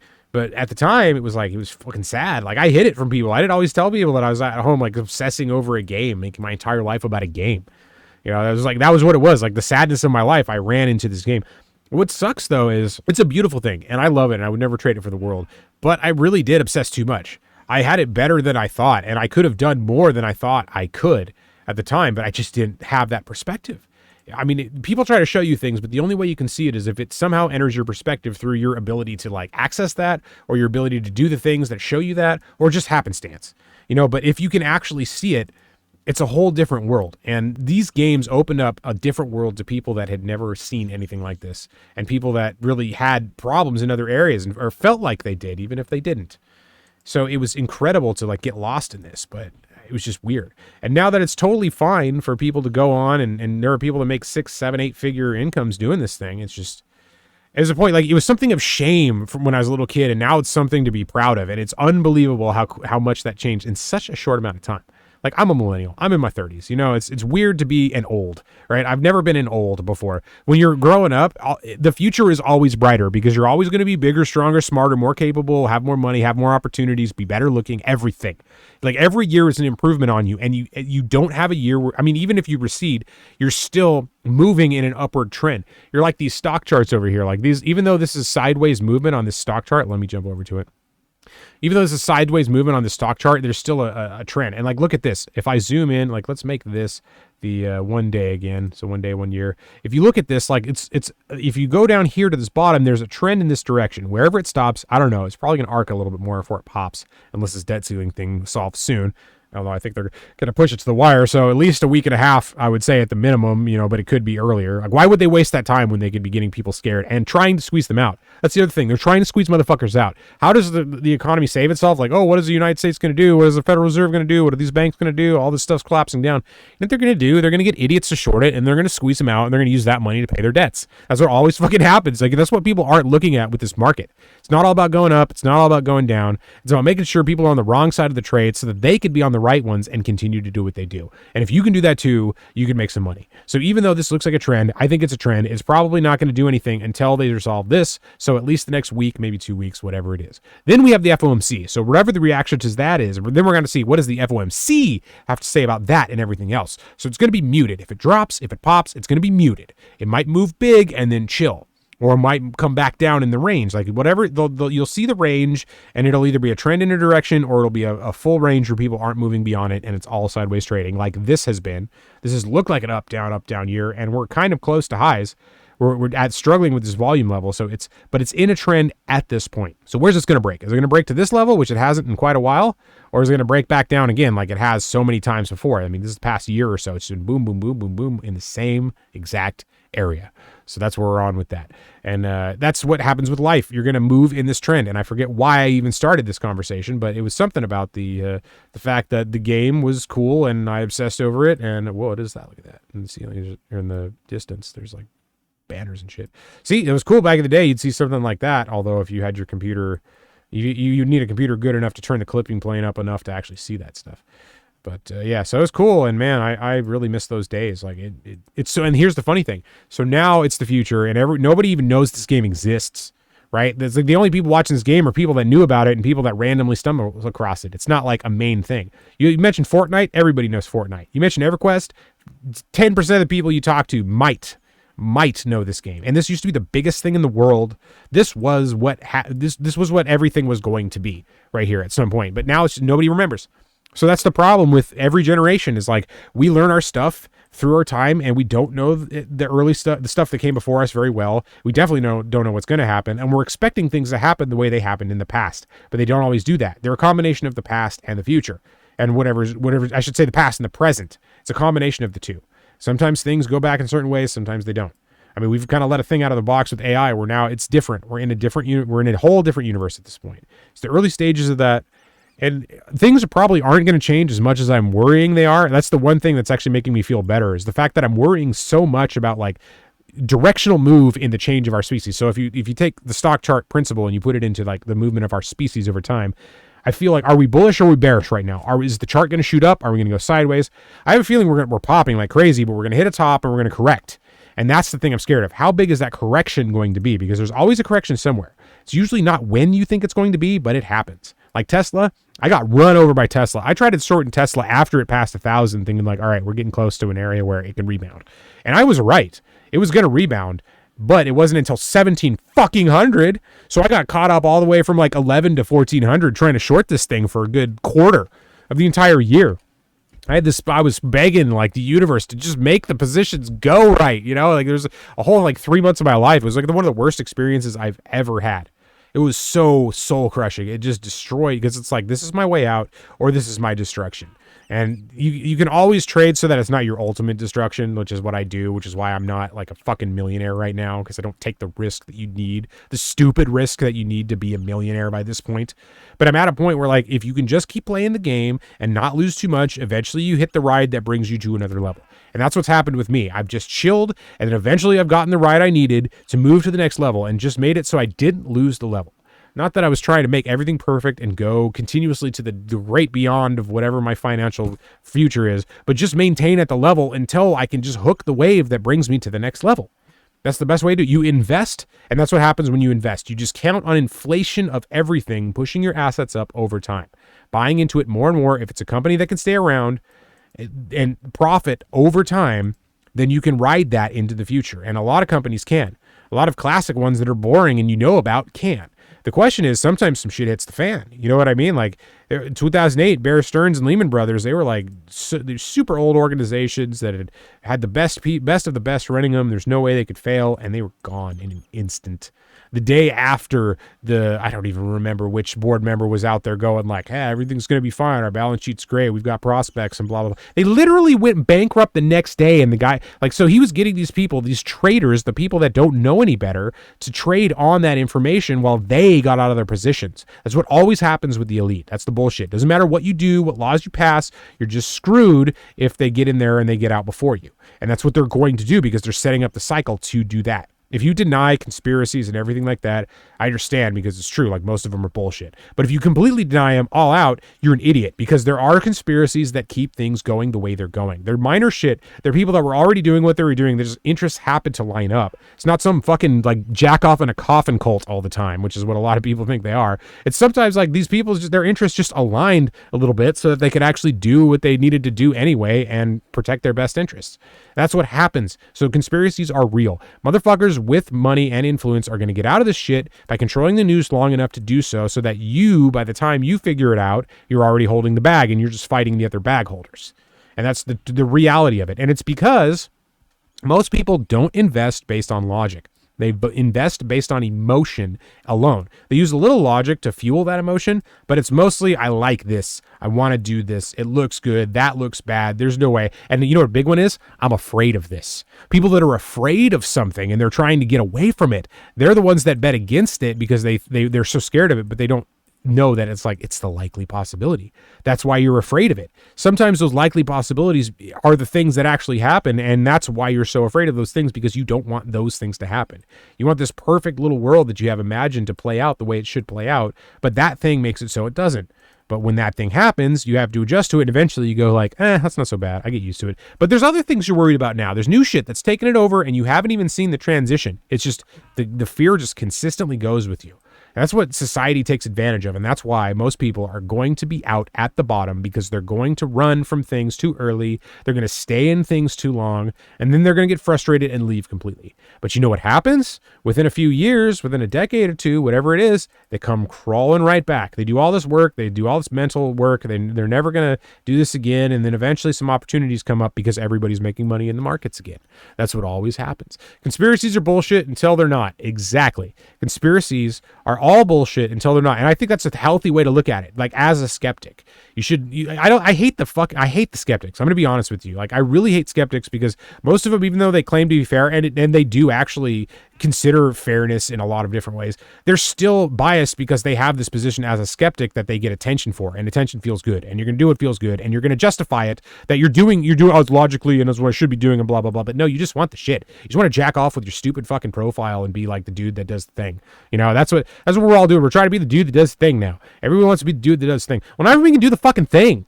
And it's fine. You don't have to do the thing. Everybody's obsessed with the fact that you got to do the thing, and you're going to, like, your life's over if you don't do the thing. Fuck the thing. Play EverQuest. You know what I'm saying? Like, just let that, maybe you did all the shit. Like, you listen to those Gary Vee and Grant Cardone motherfuckers talk about, like, you know, well, they're scamming you out of money. Like, you just got to get up at 5 a.m. and do dumb shit.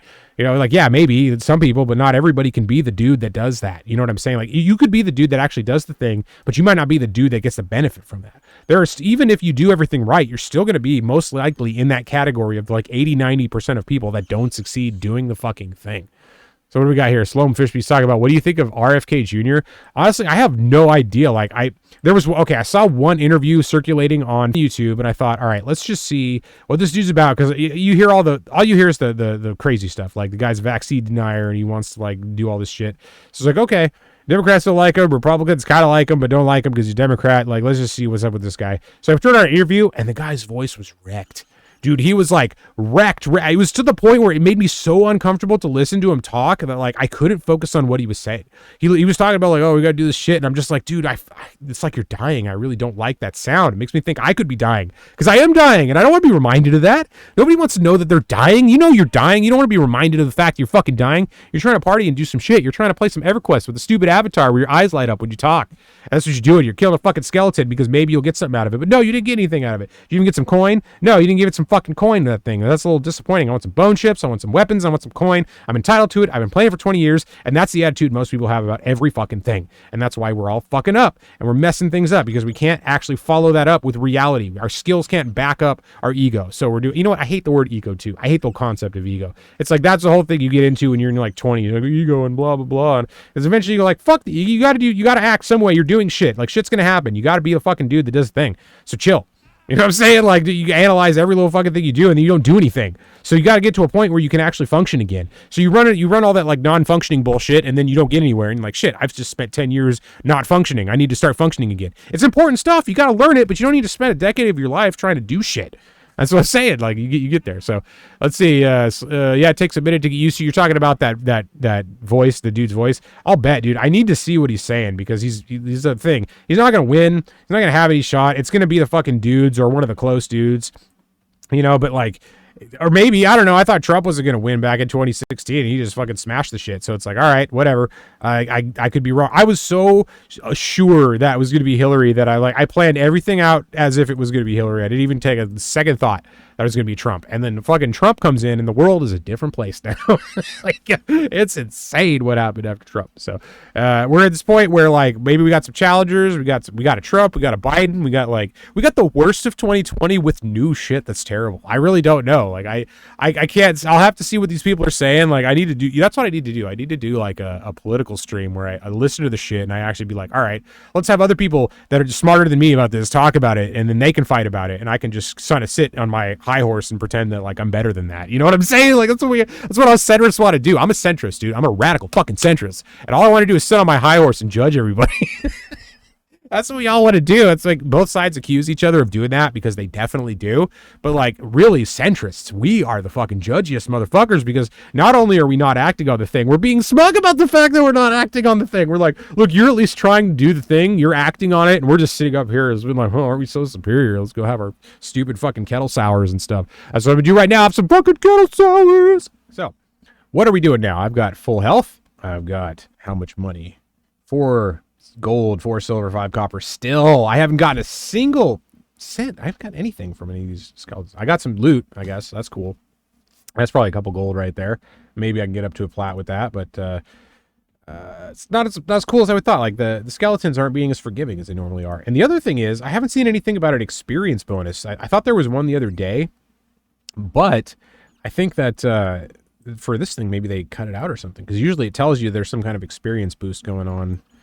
And it's a new release. A lot of times they do that, but maybe not, which actually would be cool, because I'd love to slow things down. That's the thing. Not everybody's like the baller of the game. Some of these people that started at 12 and they're already at these, quarter of the way through the first expansion. It's like, dude, why? You know what I mean? Like, you can do that, but it's why don't you enjoy it? Like, sit back and do the stuff. Like, kill the rats with a stupid sword and a shirt. You have no armor. I literally have my dick hanging out right now, but I've just got this shirt and a sword, and I'm killing rats and skeletons. Like, nobody thinks it's weird that the guy with his dick hanging out just killed skeletons and stuff. It's like, all right, well, I mean, if he's going to do something, he might as well be out there killing skeletons. There's one right there. Oh, shit. It's got some stuff. Does it? No, it never has some stuff. Why? I mean, I got the scimitar. Wait, am I using that? Ooh, you know what? Hold on a sec. I've got that scimitar. I didn't even think about that. We're in the future here. It's 5:35. What's the delay on this one? This one is 4:29. Do I want to sacrifice 6.6 seconds to have an extra damage? No. See, back in the day, I was all about damage. Like, that's what happens when you're just getting into these things. You look at the damage, you look at the end result, you're like, all right, I want more of that. Yeah, that's good, but you got to connect. right? You got to think like every hit isn't going to be max damage. Like a lot of them are going to be 1, 2, 3. You know, so it's like how quickly can you do those 1, 2, 3s? It's like maybe all right, I've got the weapon that's not as crazy with damage, but it can go quickly. And I can get my 2s, 3s, and 4s out faster than you can get your 2, 3s, and 4s. The only difference is one of your 2, 3s, and 4s is an 8, right? It's like, okay, cool, you got the 8, but guess what? I got like 10 4s in the time you got an 8 and 2 1s. So it's like delay matters quite a bit with that thing. So I always was with the damage. I wasted all this money on a sword that had crazy damage at the time, but disgusting delay. It's like 7 seconds or some shit. It was just so bad. 7.5 seconds maybe. But it had a cool effect, spell effect that hit for hundreds for everything around. So like if you could get that thing to trigger, then yeah, it's a good sword. But otherwise you're sitting there with like 7 seconds between your hits. Can you imagine being in a fight with somebody, like what they could do to you in 7 seconds? It's insane. You ever watch any of these like fighting sports and even boxing, like basic shit? It's like, dude, 7 seconds could be the difference between a match going well and the whole thing being over. So, oh, nice. I got another sword. We got here 535. Nope. Again, with I don't want those long delay swords, bro. I need quickness. So I'll think about a dagger. Really, what I got to do is save up like 2 plat and get a short sword so that I get 1 more damage with that same delay, maybe even faster, which is the way to go. And you don't know this when you're playing this back in the day. You're just like, oh, cool, I'm killing a beetle right now. You get so much, this battle I'm doing right now that's so boring and basic, you get so much excitement out of this back in the day. And if you're a little kid, it's the same way. We all had that point where whatever game we played, we had that stupid, like, oh, it's cool, I'll kill a beetle. Oh my God. Like, really makes your fucking day. Now you think it's dumb and everything else in your life is more important, but there's always time when you're a kid and you still think you're going to be an astronaut and shit, that you're out there playing a game and like, this is amazing. Like, you don't have fun like that ever again in your entire life. Or maybe it's very rare that you do, you know? So it's like, that time was amazing. So yeah, killing a beetle and it just made your whole week. God, I wish I could do that. I wish I could just be like, oh man, everybody's dying and the world's going to shit and I kill a beetle and I'm cool with it. You know, like, I would love that. That's why I play these things again. Dude, talking about how this game was amazing. How back in the day, I used to get excited about this beetle fight right here. It made my day. And then eventually you get to a point where you're like level 5, 6, 7. It's not the same anymore. Then it starts to become a little bit of a grind. Still really not bad. You don't know how bad it is later, but at the time it's rough. So you get on that and you're just like, all right, cool. Now what do I do? Now it's all about going places and adventuring and exploring. At first, you don't have to go anywhere. There's a vendor over here. There's some shit to kill over here. You go back and forth between those two, and then when you get really jazzed up, you go buy your spells or you get your abilities or something like that. And that is your whole week, dude. That's your whole, maybe even month. I don't know. Like, this is a different time. This is a different part in your life, whatever it is, even if it's the modern time. You're doing your shit. And then you get to a point where it's boring. So what do you do from there? Well, that's when the group aspect kicks in. So there really weren't games that really forced you to group. A metaphor for life, really. Yeah, seriously. Not that like we're living virtual lives in this whole thing, and I don't know what that was response to specifically, because I'm really going off right now and I forgot exactly everything I'm saying. I completely forget right away because I'm just on this huge train of thought and I'm talking my ass off while I'm killing a fucking skeleton right here. I got some bone chips, so that's cool. And I still got 445. Dude, give me a freaking copper or something, man. Like, just, I'm telling you, I'm entitled, right? This is what's up. We're like the entitled people get to their point where you've done the shit. You don't need to do the shit anymore. I get that. That's like how it's real. Like, if you really suffer for a bit to get something down and then you've got it down, like, you shouldn't have to suffer for it anymore. And that's the problem with our society, is like some people really have to suffer and some people really don't. It's really like to the point where some people have it so bad it's unimaginable and other people have it so good it's unimaginable. That to me is just mind-boggling. We still live in a time like that. But that's the transition between being non-conscious life forms to being life forms with everything going right now to where it's going in the future. Like, we just created life with this AI shit. We don't even know what that, I mean, that could be trillions, unbelievable amounts of time in the future changes. And I'm sitting here playing a game. It doesn't fucking matter, right? I want a dagger. There we go. Let's check that out. Is it a parrying dagger? Dude. All right, where did it go? It went on me. Okay, so a parrying dagger counts as a shield. So can I bash with it? That's the question. I don't remember if I don't think I can. But I'm going to give it a shot. Let's see if I can bash with a parrying dagger. Let's do it. Oh! Did it do it? You try to bash. Woo! Did it. Bashed. I could bash with a parrying dagger. That's one thick dagger, dude. I could just bash him with it. You know? Nice. All right, there we go. See what I'm saying? Like, this is the first thing I actually got. Yeah, I haven't had a single piece of equipment yet. That's why I kill skeletons, because they'll have cloth armor and shit. At least they used to back in the day. Back when it's cool, you get freaking cloth pants or whatever. Like I said, I still got my dick out. I'm fighting this stuff. Oh, shit. There's a dude right there. I got to get that. Come here. Hold on. Get him. Okay, cool. Let's get this guy because he's conning even to me, so I want that. I'm going to bash him with my dagger. That's how we do it, dude. This is amazing. Oh, I'm full. I got an eye in my hand, so I know I'm full. So I got to get this shit. Yeah, we're going. We're going, dude. This is so much fun. I miss this, man. I wish I could just like go to school and then come back here and play a stupid game where you beat up skellies and don't really actually do anything. And it just feels really, really good. And it's one of the best experiences of your life because life starts to suck after. That's how it goes, dude. It's like everything's really cool. It looks like it's going in a way, and then it doesn't go that way, and you got to adjust. And maybe you do, maybe you don't, and life sucks. But then eventually you find a point where you can pivot. It's shit you don't think is going to make you pivot. So if you never even considered before, and like your whole view changes on everything all the time, it's just the way it goes. Oh, I got cloth, motherfucker. 1 AC. Look at that shit, dude. I got AC now. You ready for this, guy? It sucks because it's not an actual piece that shows, you know, like I got it on there though. Look at my AC. Can't even take it off because I got an eyeball in my hand and there's another skeleton, so I got to risk it and try and go for this thing because I need it. I'm broke. I need bags. I'm not going to go buy one with real money. Like I was watching this dude stream and he bought a 1 million slot bag and I'm like, dude, this isn't the spirit of the old fucking game. Just chill out, man. Go buy it. You don't have to, I get it. Buy a bag. It's kind of fun, but at the same time, like you only get the start of the server once when everybody is new. There's only one chance to do that and it's only for a few days and you have to get it while it's getting. That's the only way you can actually experience it. So just do it during that time and then buy the bag 5 days later or a week later or 2 days later.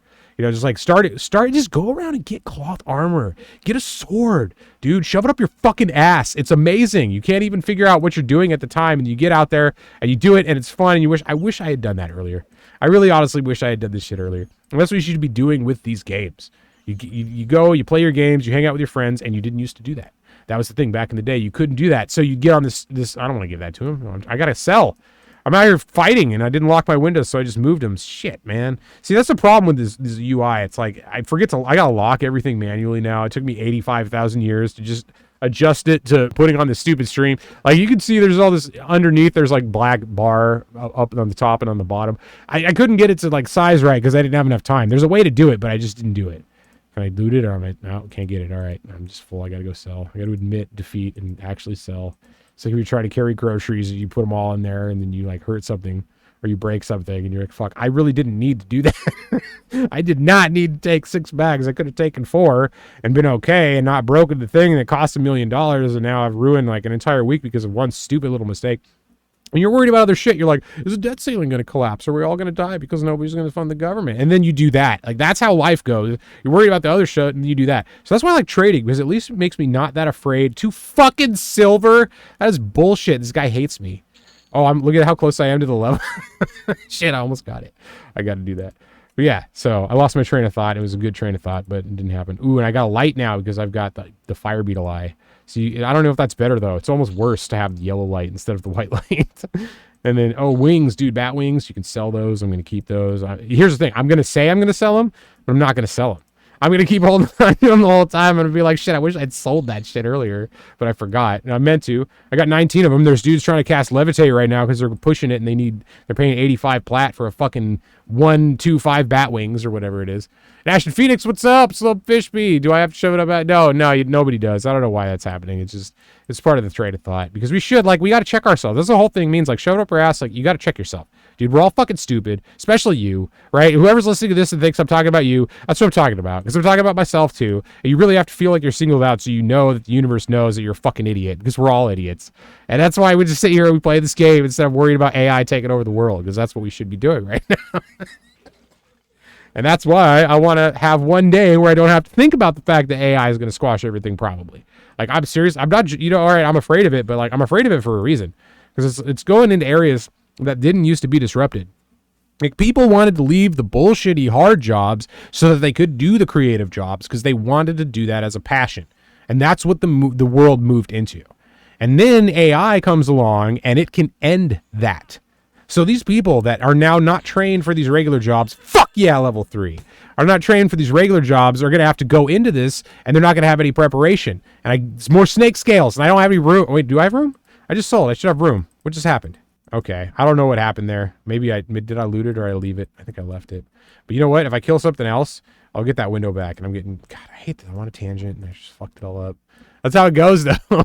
It's like, oh, streaming, you're gonna just get on, you're gonna be this like awesome person. No, dude, you're gonna fuck it up all the time, and you're gonna think about it for 2 weeks how it was stupid. Now, you could have just said one thing better, and we made the whole podcast a million times, or podcast or whatever, the stream a million times better. But you don't, and then you get upset about it, and that's life, and life just fucks with you for the eternity. Even if you're obtaining everything you wish you'd obtain. So it's the thing, you have to, like, if you get stuck, if you obtain the shit you wanted to obtain before you had the fall. If you have the fall and then you obtain the shit, you're going to work. But the problem is, if you have the fall, you're probably not going to obtain the shit. It's like you need the lessons of the fall to obtain the shit, but you're not going to be able to obtain the shit unless you got the luck or unless you went with the flow at the right time. And that's what it is. It's like, when are you going with the flow? You're going to go with the flow when the time works for you. And if you just happen to hit the time where like everything works out, good. That's part of the population. It's part of the people. It's the way it goes. But some people are going to be boosted way too high and some people are going to be boosted way too low, and it's going to cause some serious problems. And if we don't rectify that shit over time, we're going to have more problems than we have right now, because that's why people are going crazy. Because everybody's being pushed in these different areas we've never been into before. We're doing it in experimental ways on a level that we can't even comprehend. Because every little thing that we understand as basic is super different than it was not that long ago. So we really don't have long-term data on reality, dude. It's like we are where we are, and then we can't really go too much farther in the future without fucking some shit up. So I didn't know you could play the first player. It's called Streamer Brain. Hey, you know what? Like, everybody plays like this. That's the perfect example right here. I would come out. This is how you played the game back in the day. They may not even have been this, or if it was very weak. It was like close, and you couldn't do much. So I just got used to doing that, and like, it's weird that I do it to people. People come in and they're like, "What are you playing?" It's like, dude, this is what I did, man. It looks like this is your life. That's why it's so. People back in those days didn't have a way to escape their own visual stimuli the way we do now. Like, this is amazing, and it was the ability to be in this place and not be where you are. Like, because what you see impacts your mood and your way of thinking and your environment in such a way that is overlooked by people mostly. So if you get into this point where you're actually able to get beyond the looking sensation and see what the problems are beyond that, you can actually accomplish other things that are better. Like, it's being able to escape your mental and your visual cortex is amazing. But it wasn't possible, or it wasn't very easy a long time ago. It was almost impossible at a certain point, but now everybody can do it. We've got VR to the point where you're basically like all those sci-fi movies we used to see where people would just be completely in machines and they turn into like gobs of meat or whatever. It's literally honest now. It's not like, oh, in a few years, in 10 years, like, no, it's happening already. It's been happening for quite a while, and now it's becoming mainstream. You don't realize, when things get easier, when things get better in a certain sense, they don't go back. It just continues to go in that direction. So the consequences of that add up over time, and that's what you get as reality. You're sitting here trying to get away from everything, but you're not going to be able to escape it. You're stuck in the terms of reality that you've been in the whole time. And you end up with a fucking skeleton right here that's not going down as quick as you thought, but you can bash now because you found a dagger, and that made your night, dude. I found a dagger. I found a shawl. I feel so much better. I can sit here and bitch about the stock market. I could talk about games. I could say it sucks to be an old person now, but I'm not an old person. I'm still very young, but it feels like you're an old person. When you pass the age of 30, it's unbelievable how quickly it goes from like, oh yeah, I'm kind of still connected with all that shit, to like, I'm light years behind that shit. It's one day you realize, like, the little things you've been choosing to ignore for decades now they have built up to a point where they're the mainstream thing, and you paid zero attention to it in the whole time. And now you're more lost than the people. You've got a fucking cloak, dude. Always need, bro. Always need. Gotta get that cloak. Gotta get that 2 AC, right? Oh, it's 2 AC. There it is with that double AC. All right, cool. Now, let me see. How's this kettle sour doing over here? It's warm as hell, dude. I love it. What's better than a warm kettle sour? There you go. Let me try that again. What's better than a warm kettle sour? A still cold enough to be enjoyable one, that's for sure. It's still good enough to be decent. I'm realizing you don't have to be super cold. Like, back in the day, it was anything that was cold just tastes better because cold is good for most of human history. But like, now you have to overcome the fact that like everything doesn't have to be ice cold. Like, that's what we are. We're like, we want extreme everything, dude. We want extreme cold. We want extreme sugar. We want extreme fat, extreme protein. Oh shit, I zoned over into the next area. I'm not ready for that. I'm only like a level 3, right? I'm pretty sure I got to 3 at this point. We'll see what happens in the common lands. Here's the other reason I love this game. People have to auction by your keyboard in a fucking place. You have to sit there at your computer and be like, hey, I got some stuff for sale. Is anybody even able to buy this at this point? Because it's the first day. It's not even 24 hours in, and I've got the crazy weapons of the game. That's not suspicious in any way. Like, oh, we're going to police all that shit this next expansion. All right, well, why are there box armies that are already selling shit? You know what I'm saying? Like, it happens. It's the way it goes with everything. Yeah. It's called streamer brain. I am feeling streamer brain so much right now, dude. I'm feeling everything brain. It's not just streamer brain. It's like the world brain. And look at that. I actually did well with that. I got something. I need to get spells. Normally, I'd have so many spells right now. I'd be all, look at this guy with his robe. I think he's cool with his robe. And like there's a bunch of people there. Right? Is that a zone in place or is that a box army? Who knows? I don't know. This is where people are right now. In fact, let's just see what's up with who. 23 players. That's okay. So it's populated in some ways. There's no, I have action showing on here. I basically have the chat over on the side in case people start saying crazy shit, basically. And I kept the combat and the main chat over here. So we can see system messages of when people are beating bosses and stuff. Because back in the day, it was hard to beat those things. It was amazing to see people actually do it. And when they did, it was like, oh, that's crazy. You know, these dudes beat Nagafin. Like the dragon, like one of the big bosses of the game, beat Lord Nagafin. You beat Lady Vox. Like you beat... I don't even know. People be beating like the king and old Gut and Lower Guck and stuff like that, and that was kind of cool. But there were these big bosses like the plains. People did the plains. Oh shit, dude, it was crazy in the plains. I remember back in the day signing up on some website so that I could play in the plains and I could try to get some armor for my character, and I had to be assigned to one of these like many groups that were in. It was just, and it was unbelievable how complicated things were. Things were so convoluted and like insane, but they also carried prestige. Like if you got in and you did some shit, you could actually brag about that, get some real dopamine hits from people that cared. It's like, yeah, like, dude, I got into a group and I got a piece of armor, dude. You're like, what? You got 30 AC? Holy shit! You know, it's insane. It'd be like a little boost in stats would do so much. But now power creep has come in and every game is insane. You're hitting for 1 million and you got 75,000 AC on one piece of armor. And it's like, dude, that doesn't mean anything anymore. You know, it's like, oh, what does it really matter if it's higher? Yeah, no, I get that. It could be any number at all. But when you're at those lower levels, smaller increases are so much more beneficial. I've got 21. Okay, there we go. I just hit the wrong button. That makes more sense. You can do you used to only do stacks of 20. You can do up to 100 now, I think, or maybe even beyond that. I really don't know. I'm getting some free bone chips, and that's awesome as a, I'm going to put this on screen. It's awesome as a Shadow Knight. I'm going to need that for my pet, dude. I want to get my useless pet going. You know what your pet's good for? It's good as a sacrificial lamp. Makes you think about reality. Like, dude, this is what people had to do in wars. They had to, like, all right, we got to get some people got to die. Like, who are we going to get to kill themselves? And so we can actually win this shit here. You know, it's like, that's what reality used to do. It's not going to give it to me. Okay, I got full again. I need a bag.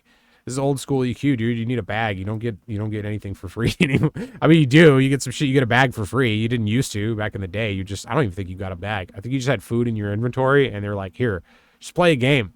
And no instructions. No, like, all right, press left to go left. Every game has a tutorial up to like the stupidest point.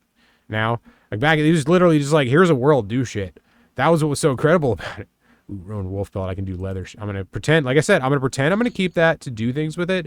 And I'm not going to do things with it until it's too late. And I'm going to buy whatever piece of armor that's better than a patchwork thing that I could make if I studied tailoring for the next 3 days. You know, it's just how it kind of goes now. And I got to stop the thing so I can put the dumb thing in there. I'm going to keep that. You know, I don't need to I could just sell that. I don't know what I'm doing here.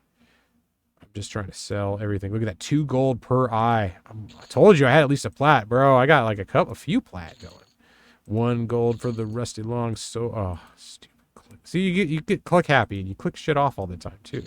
That's why they fixed all that stuff in modernity. Like you can do all the dumb things. They put the game out there. People did dumb shit and they're like, all right, we got to fix the dumb things. So this game is only partially fixed, which is why it's the best. You know, like that's why if you want to play some shit that's real, dude, like. This isn't even the original version of the game, and it's enough to be interesting for a little while to anybody. But like most people are just not going to care that much about it because of what's out now. You know, and that's why it's good to play this for a little bit and get that original value out of it so that you understand why things are the way they are. Because if you do, things make so much more sense. Like moves make so much more sense just in life in general. And that's why I like trading and investing and all that, and finance in general, and economics especially.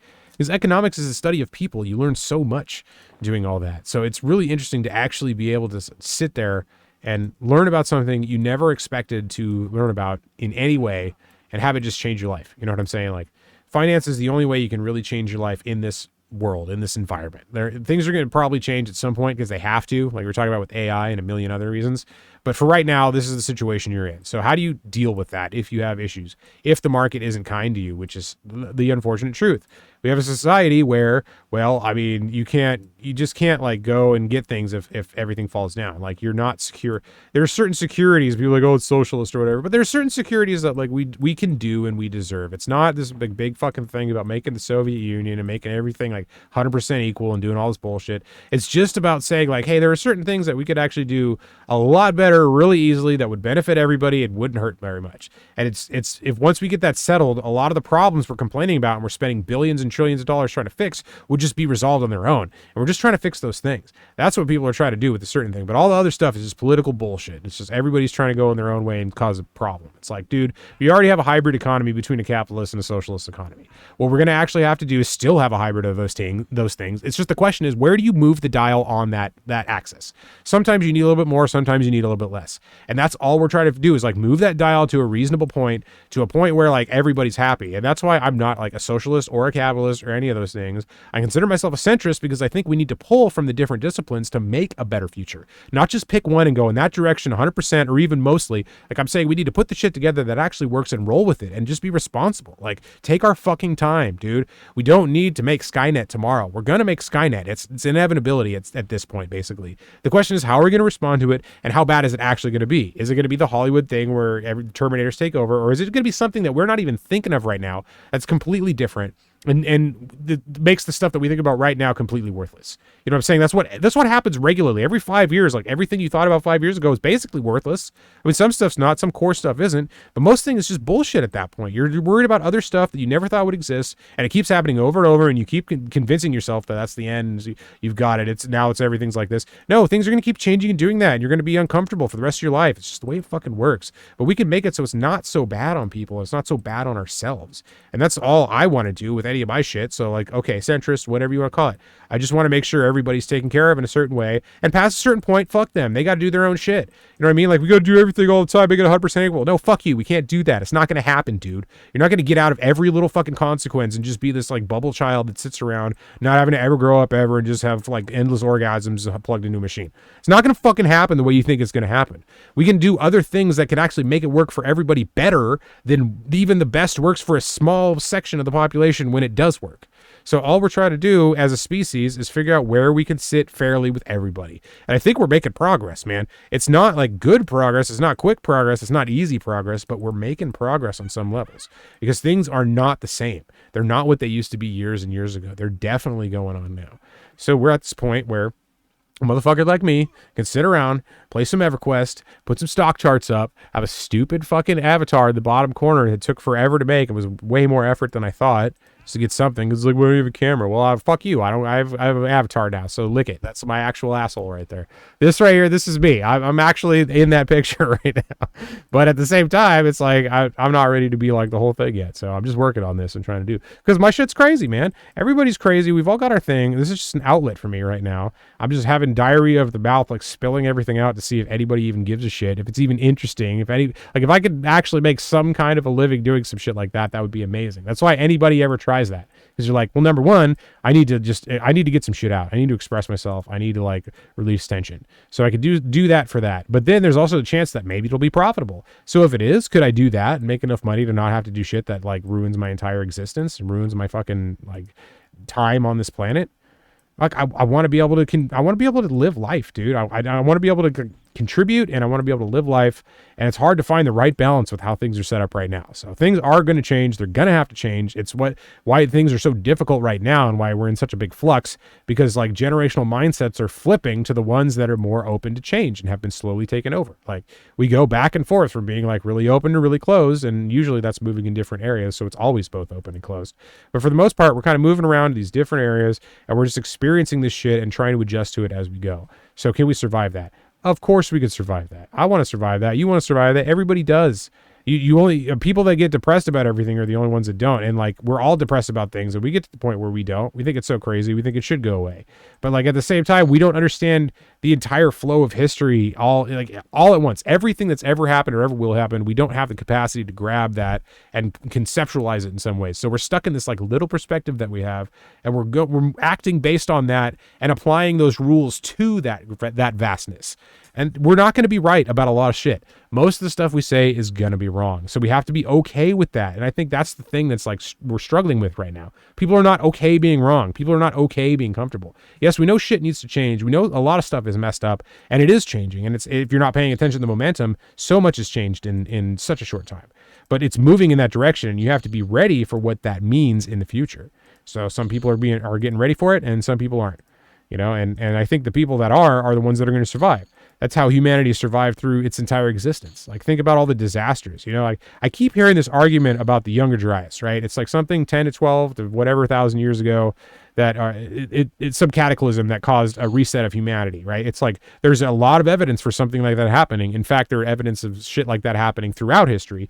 But this one in particular is like, it's a big thing right now, because it was like, oh, we think things were only going back this far. It's like, oh, well, it's looking every year like things are really going back a lot farther than we thought. Even no matter what side of the aisle we're on, no matter what we believe, we're thinking like things could be a lot older than we expected. Fuck all the political arguments and the academic arguments about like keeping my seat at the thing and making sure news is suppressed or not suppressed or whatever. Fuck all that stuff and just think about what actually happened. Like, we're starting to like, shit happened, dude. Like, more happened than we thought, and we've had a longer history than we thought, which means more could have happened than we thought. So we're open to the possibility that maybe things were different than we grew up thinking they were, or we are convinced they are right now. You know, and it's okay to be flexible about that. Like, people not being flexible about their shit is what's causing all these problems. Like, everybody that wants to fight about everything is the reason that the problems keep going, because people that would normally forget about those problems are being triggered by these arguments, and then they're going like apeshit on everything. I want to sell like 7 of these because I want to keep one for the light. But yeah, I mean, shit's just getting insane right now, because that's the flow of time. That's just what happens, and how it's crazy, how it's difficult to deal with, and how it occupies so much thought. I don't like it over there, but whatever. I got to do what I can do. This thing's cropped. It looks like the whole thing to you, but no, I cropped it down to make this shit better, and it's rough. It works though. Hey, whatever. Got to do what I got to do. Okay, so where are we at here? I'm going back to fight some shit. We've got advanced loot windows that I didn't even realize were up and been up for hours now, probably, or not really hours, but quite a while. So I'm just gonna keep going on this shit for a while. I don't really have like a determined time to stop. I've never done a game stream. I usually just talk about finance. I thought I'd come on here and be like, all right, well, let me put a different background up to what I'm talking about and see, because I know there are people that are interested in the shit I'm talking about. I'm not just talking about numbers on a fucking stock chart. Like, that's what people think. It's like, oh, you're looking at charts. No, I'm trying to understand the entire fucking universe through this shit. That's why I'm trying to figure this out. It's like, what is the behavior that causes this? It causes me to think of that. It causes me to think of how people in other situations might be. It causes me to think about how people in different economic conditions might be. It causes me to think about all these things that I would have never even considered before this day and age. And I think that's a wonderful thing, because it allows the continuation of your ideas, of your flow of thought, of everything that makes you at this point. And it's like certain individuality is being crushed, you know, some is being promoted, and it's good to see everything like adjusting a bit, but it is scary to see like, well, whatever's okay right now will very quickly not be okay. And we've seen that over just not even just decades, but years and even months. I mean, like especially during the pandemic, every like couple of months, it was knowledge, completely like common knowledge that something we were death fighting about a month ago is one way. Right? Like, nobody, it's like, no, we didn't even have a problem understanding that before. But really, there was this insane argument every step of the way. And that's the way everything has gone since. And it's even, I mean, it was doing that beforehand. That was just an acceleration of it. So it's interesting to see where this has all gone and try to like figure out a way to cut the bad shit out. You know what I'm saying? Like, everybody's trying to get in here and change things, but it's hard to cut the bad shit out, because a lot of people aren't willing to not put the bad shit in order to gain the pros of it. It's like, should you do the dark shit in order to achieve the light shit? You know, sometimes yes and sometimes no. And I think most of the time, no. I think really going on to because you don't know the consequences of what you're doing in either situation. And if you add the negatives on there, it could be consequences on a scale that you're not even ready to handle. You know, and it could be to the point where like it's destructive for everything. So it's better to just like be open to the fact that things may not be the way you think they are. And like, if you allow yourself to have these errors and move on from them and change, things will be a lot better. You know, people are so afraid to mess up because they don't want to be caught as like the next meme. But you know what? Fuck the next meme. It doesn't matter. Do you imagine how many memes have come out since memes became a thing? You think about, we're running on like 20-ish years of memes now. People aren't, because they weren't popular until like halfway through that time period, people just associate them with as like this thing. No, there was a point where nobody knew about memes. This was this little fucking internet thing that only idiots were doing. And it became this global phenomenon. Now everybody's doing it and we don't even question it. And it's at the point where like you can see history in the memes. You know, you can see where our species actually was in the thought and how we evolved over that time and how interesting it is to see where we got to from where we were. Because we're at this point now where like all this shit is dumb. This stupid game is just me fighting a beetle and it doesn't matter. And it came from the point of being like the entire world to a group of people that had never experienced it before. You know, people that can now bash with a fucking dagger.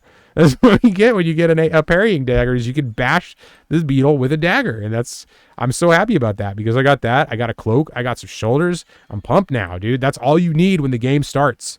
It's like people that take heroin. It's like, don't get to heroin, man. Like, then you need heroin to get high. Like, if you got to get to heroin, you need heroin. And that's hard. Like, it's a difficult life. It's hard to get. It's hard to take. It hurts you. It's sickening. Like, the whole thing is just a mess. So it'd be better to just be like, you know, I'll have some sugar. Like, I'll just make sugar my drug, or I'll make, you know, like some basic thing, my thing for a little bit.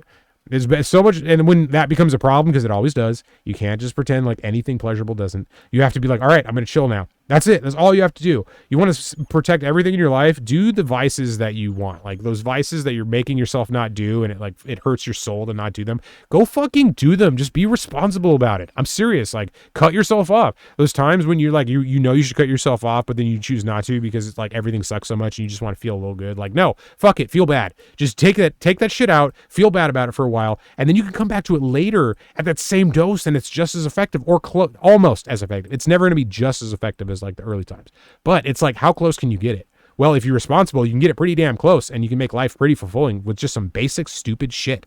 Like, I have to go work out, I have to do all this. You can combine it all into one and do it as one thing and make your life so much better than like trying to stress yourself at the gym, trying to stress yourself at work to make money, trying to stress yourself at home to improve your life, try to stress yourself to improve your relationships, trying to stress yourself to improve every little fucking aspect of your life, things you can't even control, things that are insane and shouldn't even be a problem, but they are. Or you can say like, you know what, fuck this. I'm going to play some old school game.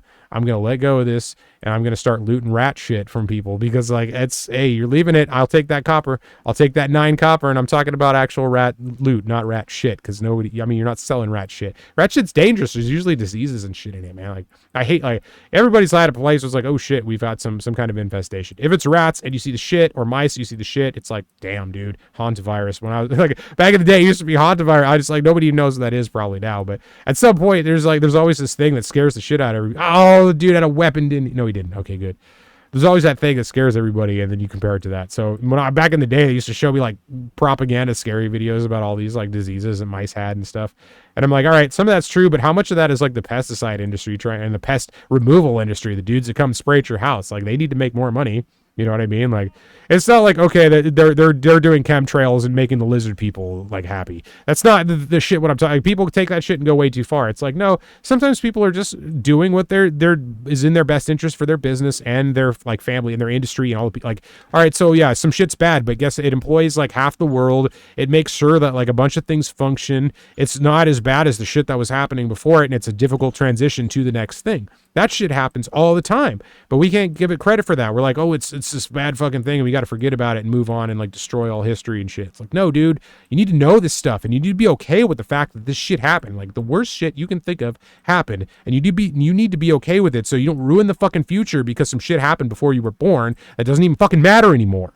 That's what we're all doing. We're arguing over this bullshit that doesn't matter, and it's wrecking the entire fucking society. And all we need to do is sit down and play a goddamn game where you kill some fucking rats, and nobody's gonna have a problem. Everybody's playing this shit, nobody's gonna have a problem anymore. You know what I'm saying? Like, it's not this fucking shit where you're like, oh, I'm gonna do this and everybody's gonna get along. No, dude, you just play the shit that distracts people from problems. So if we all had like, you know, the fucking stupid thing to do, the thing that we're all afraid of, like one world order or new world, whatever the fuck it is, I didn't even have my attack on. Like, everybody's afraid of that shit where everything gets together and destroys everything. It's like, yeah, but we need a little of that too. You know what I'm saying? Like, all you do is pay attention to the shit that's scary about it and every other stuff that's good. That's why you miss the way that the direction goes, because the direction is going to go where, like, it's like water. It's going to flow to the easiest path. It's going to flow where it works the best. It's going to get past the bullshit of the short term and make a long-term trend. That's what history does. That's what time flow does. That's why everything is the way it is. And that's why there's so many corpses over here, because there's all these people killing it. And it's cool to be like it was back in the day again. It's like people over here. Look, there's somebody with a robe. We got some people going up, man. We got maybe double-digit levels coming here. Let's see. What do we got? What do we got? Do we got anybody that's 17? We got a 17. We got a 12. We got a... what else we got here? An 18. We got an 18. We got a 10 and an anonymous. Anonymous is 37, you know? Like, it's like, that's where we're going right here. Okay. You're saving heroin for your 70s, Sloan Fishby? Oh, I need to check chat more. I'm sorry. I'm on, like, the craziest rants right now because I'm just trying to play and, like, let it all out. But, yeah, dude, it is, man. Saving heroin for... That's what I'm saying. Like, dude, you do heroin, but do it when you need it. You know what I'm saying? Like, don't do heroin before you need it, because, like, when you need it, you're gonna be like, fuck, I shouldn't have done heroin because I need heroin now. Like, everybody that has any terrible thing happen to him was like, shit, if I had been doing a bunch of heroin, this wouldn't have helped. You know what I mean? But because I wasn't, it actually did. That's why I say don't do, like, any of the shit. Just, like, take the time to be like, all right, I want to do this, but I'm not going to do it because I know I shouldn't. And then once in a while, when you do it, it's that much better, and you don't need that much to actually accomplish that goal that you're trying to achieve. It's just the amount that gets you there. And that's why I got a fucking Death Fist pawn on me right now, because I got to get this 6 copper pick that weighs 10 pounds and wastes all my space. And I need a bag and everything, because that's what we do here. We play on P99. Well, not P99. What am I saying? We play on TLP, the actual Everquest TLP Oakwynd, that is live today since 12 p.m. Pacific, which is the time zone that matters only. Nobody else's time zone matters. You just adjust to that. Everybody in their own time zone believes that, so I'm going to go ahead and believe that about my own time zone for now. And then I got to sell this shit because I got a pick in my hand, which means that I'm overflowing. That's what's so funny about this. I'm just like running around talking, and then it's like, hey, look at that. There's a pick in my hand. That means I have to go sell. I'm so familiar with the game, I don't even pay attention to what I'm doing. Shit just happens, and suddenly I have a pick to sell. You know what I'm saying? Like, I've been on this rant and like, oh, hey, look, I got a pick to sell. Cool, let's see what we do with that. Snake eggs? Fuck snake eggs. I don't need snake eggs. Snake teeth? Fuck snake teeth. I don't need snake teeth. We got that. I'm keeping that. Snake scales? I know you can do some stuff. I don't want them. Meat? I'm thinking about it, but I'm not going to do it. I don't want the copper. I need the money. I'm broke. I'm broke AF. Rat ears, I am dumping because I don't want rat ears. And this, I'm going to put back in my inventory because I have to cancel the trade to do it. So let's sell that shit. Five. I thought it was 6. I'm talking about 6 copper picks and it's a 5 copper pick, dude. This is the future, right? This is my life. I'm getting 5 copper picks because I'm used to whatever character I was playing that was getting that, and maybe what the prices were back in the day. So there we go. All right, now I'm going to finish this. These are Death Fists. Oh, Rostiff. I don't know, man. I don't even know what these are for. I know these are new. These are not original shit. So they're in the game. They transcend the TLPs. So I don't know if I should keep them or not, but I do because that's just, you know what? Fuck it. No, I'm not going to do anything with them. They're gone. 5 copper.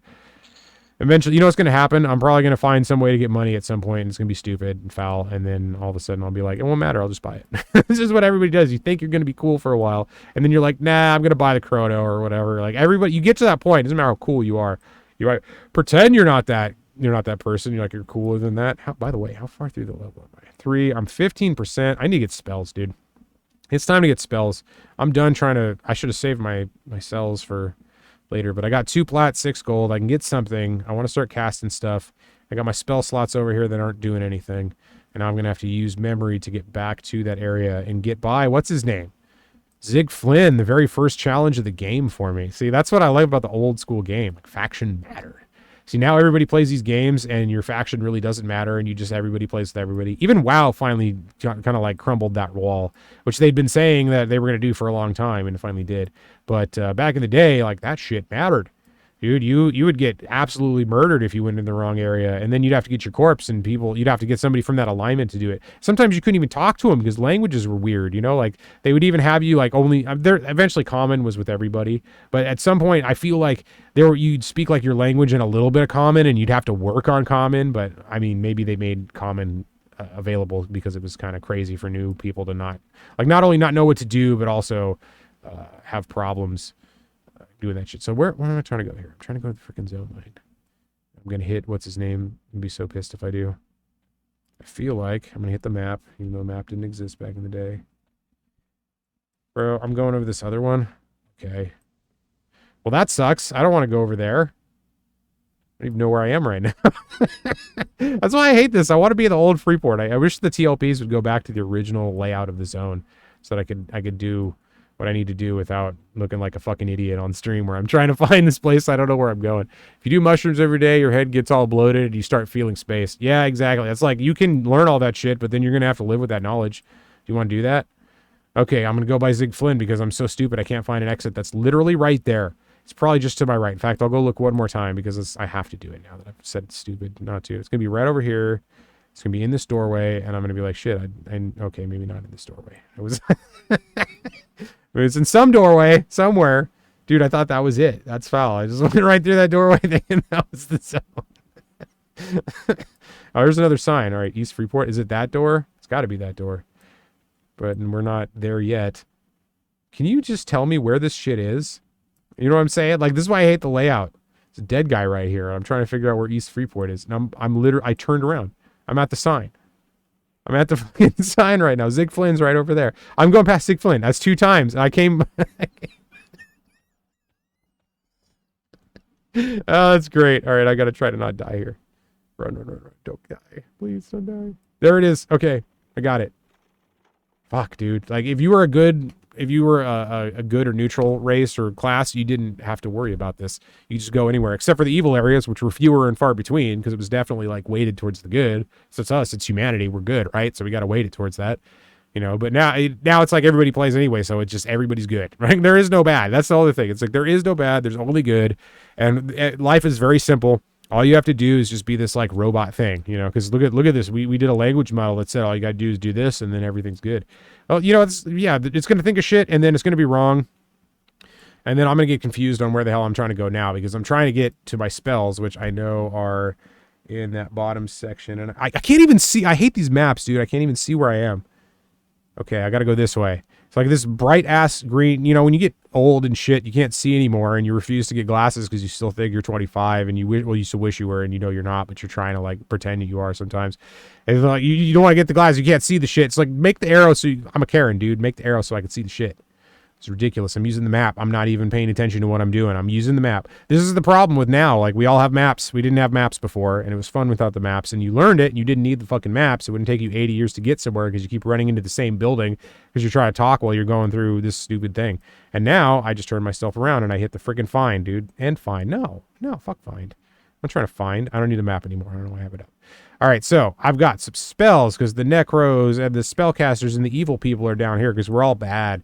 We like the wrong god. Dude, that's what the other thing I did. There was like deities and whatever one you picked like mattered for armor and faction and stuff like that. And it's like, dude, that's, you know, that's kind of reality in some ways. So it's interesting to do that in like a virtual world and actually see what effect that has in real time in your first person vision, right? Let's look at, here's my dude. I'm every other streamer in the world. Look at that. People would rather probably see the stupid fucking dude running around. It's just a human guy. It's not me anymore. You know what I'm saying? It's everyone wants to be third person. No, be first person, motherfuckers. Get off your third person bullshit. Trying to get away from the shit that's hard. All the stuff that scares you don't want to do anymore. Fuck that, dude. You're going to have to do it anyway.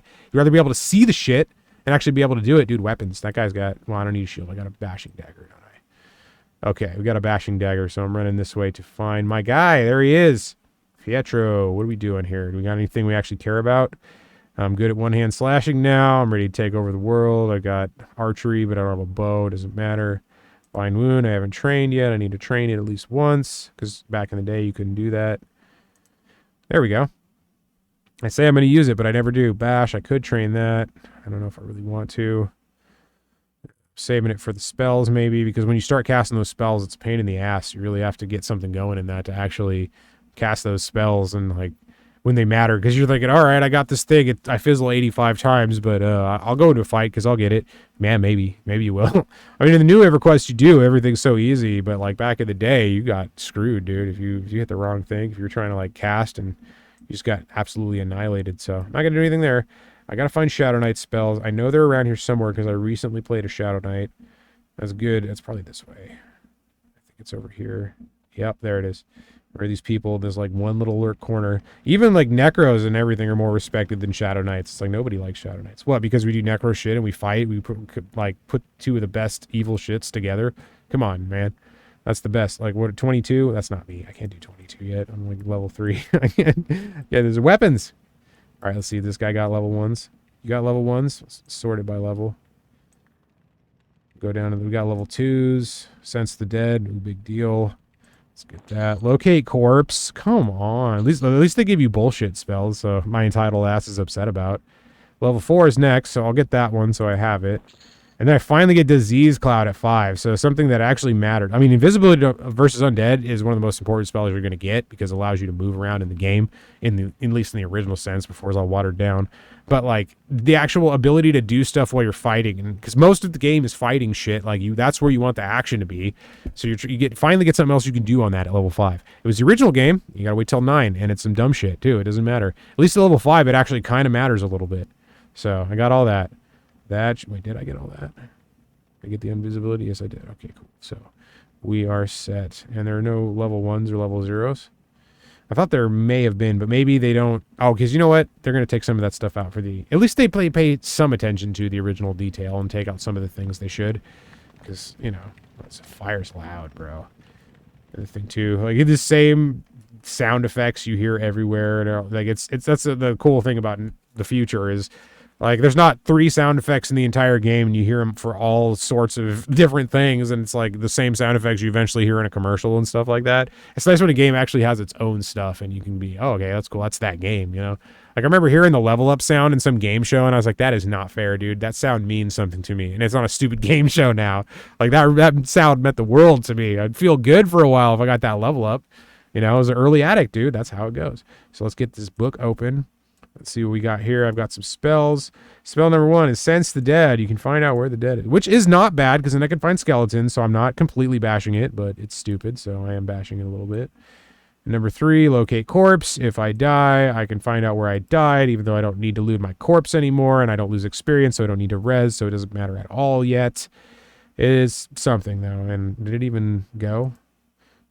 There we go. It did go. Okay. So that's something. I guess I'm going to put these on the thing because they're spells and I like to pretend to cast stuff. And also you can work on your skills.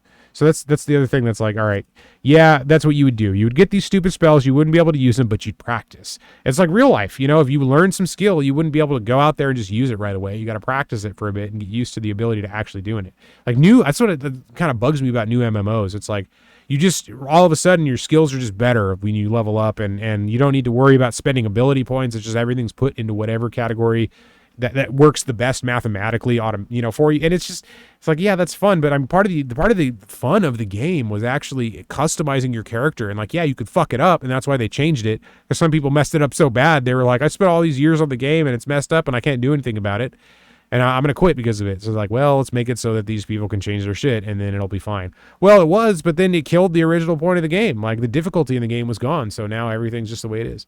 Is a Shadow Knight a spell-casting warrior? Basically, yeah. It casts like undead shit. So it's going to have a pet. It's going to have some life-stealing abilities. It's going to have some fear abilities. So you can kind of kite a little bit if you want to cast some DOTs. Some debuffs. That's why I kind of like Shadow Knight because I didn't pay much attention to it when I originally played the game. But the thing I like about it is the fact that it is kind of a mixture of a lot of things. It's a warrior that can heal itself and it can snare. Like a warrior that can snare is amazing. Now you don't have the dual-handed capability of a warrior, so you're not going to hit him as much, and you might hit him as hard because you get crazy weapons as a Shadow Knight and a Paladin. But like you're not going to do the damage, the DPS of a warrior or a monk. And a rogue. Those are the DPS classes. You're in just the tank class, but you get this other stuff. You can heal yourself. A warrior that can heal itself just a little bit would be such an advantage back in the day. They designed these characters or these classes like so perfectly that if you were in one, it literally like blocked you from doing certain things in just the right ways where you couldn't make up for it without somebody of a different class. Because the goal was to get people to group. Like you had to be different enough to form a group that works well and want to stay in it. And it also made it so much more exciting because groups are rare because you needed the right elements. Now everybody's everything. Like you heal, you're the healer in a group. You can probably tank a little bit. You probably have some DPS, like it's ridiculous now. It's like there are times where like, yeah, they kind of stick to it and things are pure. But back in the day, it was like you really struggled doing certain things without other people. And that was the point. We didn't have the ability to do this before. So the encouragement, the newness of it was to be able to do it with people. And that's what it is. And that's why I I like this class now, because I was always a warrior. I like being up in the shit. You know, I like the fact that warriors they were tanks, they were DPS, they were fighters, they were always at the front, like a good warrior's a good puller, you know.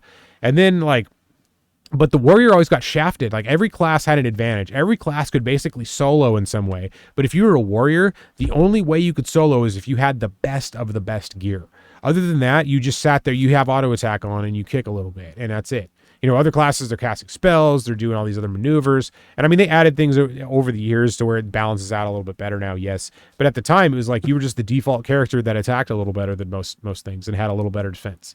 You know, but the monk had better DPS than you. And after a while, it had better AC than you. And it was bullshit, because it's like, no, you shouldn't. You're a monk. You don't have, yeah, I get it. It's like, oh, I'm going inward and I'm channeling all this like strength shit and the fucking woo-woo bullshit. I get it. You want to put that, but like, just a warrior can do that too, but also have crazy armor. You know what I'm saying? Like, that's the difference between those two. Like, yeah, the movement's restricted a little bit, but it's fucking defensive, and it's all magic shit anyway. You know what I mean? So it's like, come on, dude. Give the warriors some shit. Don't be like the monks, like better on. Like the warrior should have better AC. Fuck the monks' AC. Yeah, it should have better than like a rogue, because they are using that discipline shit to take damage. But it was just like the warrior got fucking shafted. The quests were the hardest. The class was the boringest. But it's my class. It's the one I grew up doing. I love that one. Everything else is just a second class to me. It's like that's my main character. So always a warrior. That's why I do that with other games too. It's just kind of the way it is. So let's put locate corpse like I give a shit up on there, because it's stupid freaking, I don't care. I'm like, it doesn't matter. My loots, there's no reason to loot. There's no experience loss yet. It doesn't matter. But at some point it might. Even though then I won't need it either, because I'll know where I died. You know where you die. Like, you do the shit and you get mad about it, and you know that spot, and you go back to it to get your body, and then depending upon the day it is, you either die 5 more times or you just get out of there and do something else. Sometimes that's the way it is. Sometimes you just keep dying, and it's how we do. So look at these guys, the patrol. You know what's funny? These guys like me, and this is one of the cool fact. Oh no, they don't. They're apprehensive. They don't really like me that much. Well, fuck you. I'm evil, dude. You should be cool. So they're kind of like, they don't like anybody. They don't like the good alliance. They don't like the bad alliance. They're just kind of like their own thing, and that's part of the story. The Freeport militia is like this its own entity at this point, and shit got crazy with it. So they're not really aligned with anybody. But you know, now but as an evil person, it's like I can go to other places that these people can't, because my alliance or my alignment is evil. So I can get into like the ogre area, the troll area. I can get into the dark elf area. I can go, but here's the thing: I'm not going to be able to go to like the dwarf area and the high elf area and all those like really good people's spots. Like, I won't be able. It would be very difficult to go. Well, you can go to Iridan too, but like it's kind of both. There's like half and half over there, but you got to get through the good half to get to the bad half. And that's usually how the game is. Like, everywhere you go, the good half. Oh, Zig Flynn just fucked me up, didn't he? No, this is exactly what I was afraid of. Holy shit, I didn't think about that. See what I'm saying? I'm talking about this shit and it's happening right now. Zig Flynn is going to kill me, dude. I am dead. I am 100% dead. Oh, there we go. You've been slain by Zig Flynn. But you know what? No EXP loss. So we're good right there. That was the best. I love it, dude. Back in the day, I would have been so pissed about that. But that was fun. It was fun to get killed by Zig Flynn again, because that's what life was back in the day. Getting pissed about. I wish getting killed by Zig Flynn was my biggest problem. You know what I'm saying? I wish like everything else was just so smooth that like fucking Zig Flynn, god damn it, you know, like, that'd be the best thing ever. All right, let's check out this kettle sour again. See, auto attack's cool, because this is the other game you can do shit while you're doing. Like, oh no, I'm still playing. I'm not actually doing something else, and I didn't get any loot for that. We gotta get. Well, I got a parrying dagger, so I got something. I could start moving to the next area. But I'm having fun with this area. The next area could be for later. You know, if I get like to level 4 tonight, or if I end the stream before I do, then that could be the next thing. Like, I don't need to move through this game. I'm not like these people. They're trying to get to level 50 in a day or two so they can impress everybody online and be like, all right, now I move on to freaking whatever that soccer car game is. I'm forgetting the name right now. Rocket League. Yeah, I'm going to go play Rocket League now. It's like, that's the thing. Like, games are so crazy, dude. Here's an interesting thing. Being a super early gamer, like when I was a little kid, before like a bunch of people were into it, it was so weird to see like what types of games became. You know, because now you would see weird games back in the day, but like I was going through Steam and every other game is beyond weird. Like there's one called Sex with Hitler, and it's like I don't even know how it's like a small game, but the preview is just literally people like doing all kinds of things with Hitler, and Hitler being in every type of position and way, and you know, so it's like, okay, that's a game now. You know, back in the day, there's no way that would have gotten through anybody with any kind of sense in like the mainstream industry, but there's a demand for it. People would have bought it because it's funny and it's shocking. But now it's just like, it's another game. It's like $5 or some shit. It's a super cheap game that not very many people had an idea even existed, but there's tons of games like that, and they're not even a big deal. So it's just interesting to see, like, all these games were super serious, and every so often there'd be a dumb one, and now there's just like all these dumb ones, and every so often there's a serious one. That's kind of how the entire landscape switched. It's interesting as hell. So we're going. It's about 11:30 Pacific time, still going. I'm going to go, you know what, this is like the only chance to have this. I'm going to go as late as I can. I'm just going to do this. It doesn't really matter. I can't find the fucking skeleton. There it is. Trying to do this shit with one hand and like deal with the mic and all this other stuff with the other hand it's difficult. You think, people, I was thinking I just need a headset so I don't have to deal with any of this stuff. It'd be way easier. I have to sit in a certain position so I can get the mic right. Even though I've got multiple booms, they couldn't sit in the right position. And then the other mic that had a wider range sounded like dog shit. And then I realized like, oh, maybe it wasn't even on the right mic at the whole time. So I put the other one back in and got it going, and I may not have even needed to. It's just like, shit, dude. You don't think about that. You just think like, I'm gonna play some games. I'm gonna stream. It's gonna be cool. People give me donations because I'm gonna do a hot tub stream. Like, no, dude, you're going to try to do the shit and you're going to fuck it up and you're going to like miss the Myotis bat 5 times because you're talking at the same time and you're playing with one hand. That's how it goes, dude. That's how my life goes too. But if you just go through that with craziness, like if it sounds hectic, if what I'm saying is like frantic and crazy all the time and like continuous, it's just how it is all the time for me. And eventually that shit works out. It sucks, but like you just do so much shit that eventually you stumble onto the good stuff. Which is why with trading, coming back to that, I like the I don't know if you want to call it game theory mindset or whatever, that just maintain long enough to continue playing the thing you're doing the thing you're doing. That works because with this movement, you're not going to you're going to make the wrong call so much. It doesn't matter how much information you have. There's so much more going on than just the pieces of information that you have. There's like the entire movement of the world and how that's tied in.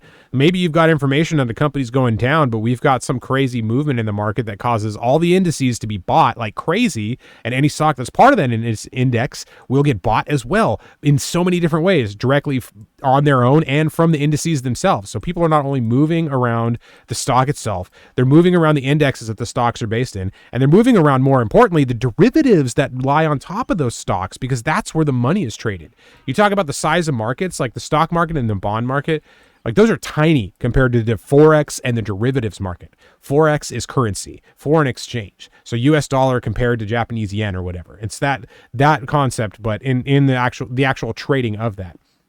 And there is so much money to be made in just the currency changes in general, because policy moves currency. So all these policy, you're like, why do people even care about this shit? Why is that moving? Because it's moving the financial markets in some way. Because it's moving Forex, because it's moving derivatives, because it's moving like it's not just about the one thing. The main story is the sentiment driver. Everything else going around that is what's actually going on. So you're looking at the sentiment thinking it's the entire thing. That's why like Fox News and CNN and all the sensationalism on the media, it's just that concept over and over again. It's pushing you to an area where you can't see the truth because all you can see is the emotion that's behind it. All you can see is the basic argument of like last resort that's scary enough to trump all the other ones in the context that they're in, unless you're able to go beyond that to the universe at large, which is things are infinitely possible in some way. Not always infinitely, but like theoretically infinitely possible.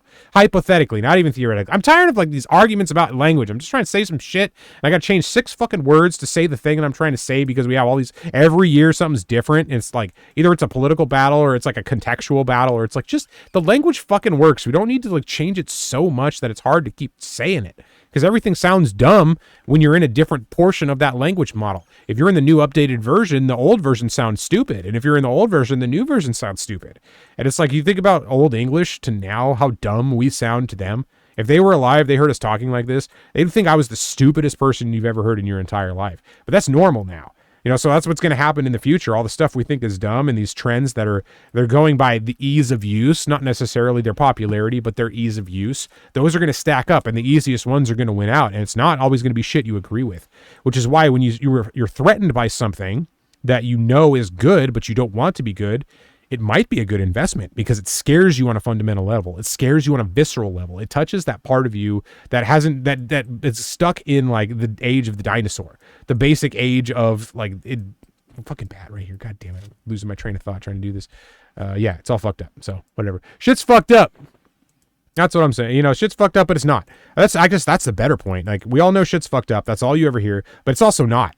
It's somewhat fucked up in some ways, and it's really bad in other ways, but most of the time it's not. It's because we're taking those things in context of those situations, not in the whole, not in relative to the entire picture. This whole thing it's difficult to comprehend everything that's going on at once. So it's easier to live your life if you're willing to admit that you're wrong sometimes and learn from those mistakes. That's really the main problem that we're having right now. So I want to do this so that I can let my mind relax enough to be able to see those common sense things that we all know are common sense, but we can't agree upon if we try to argue linguistically about those things. And that's all we're doing. We're arguing about like the context of certain words, and like it gets to a point where like that stuff needs to be done because the thought process is continuing and evolving, but we're putting it in the political atmosphere where it doesn't need to be, and putting it with other things that have nothing to do with it, that are more important, that are now being tied to them so directly that we can't escape dealing with both of them at the same time, and even at the detriment of whatever side is trying to do it. You know, it's not just any given thing. It's just like the whole possibility of, or all the possibilities are the things that we're, turning around.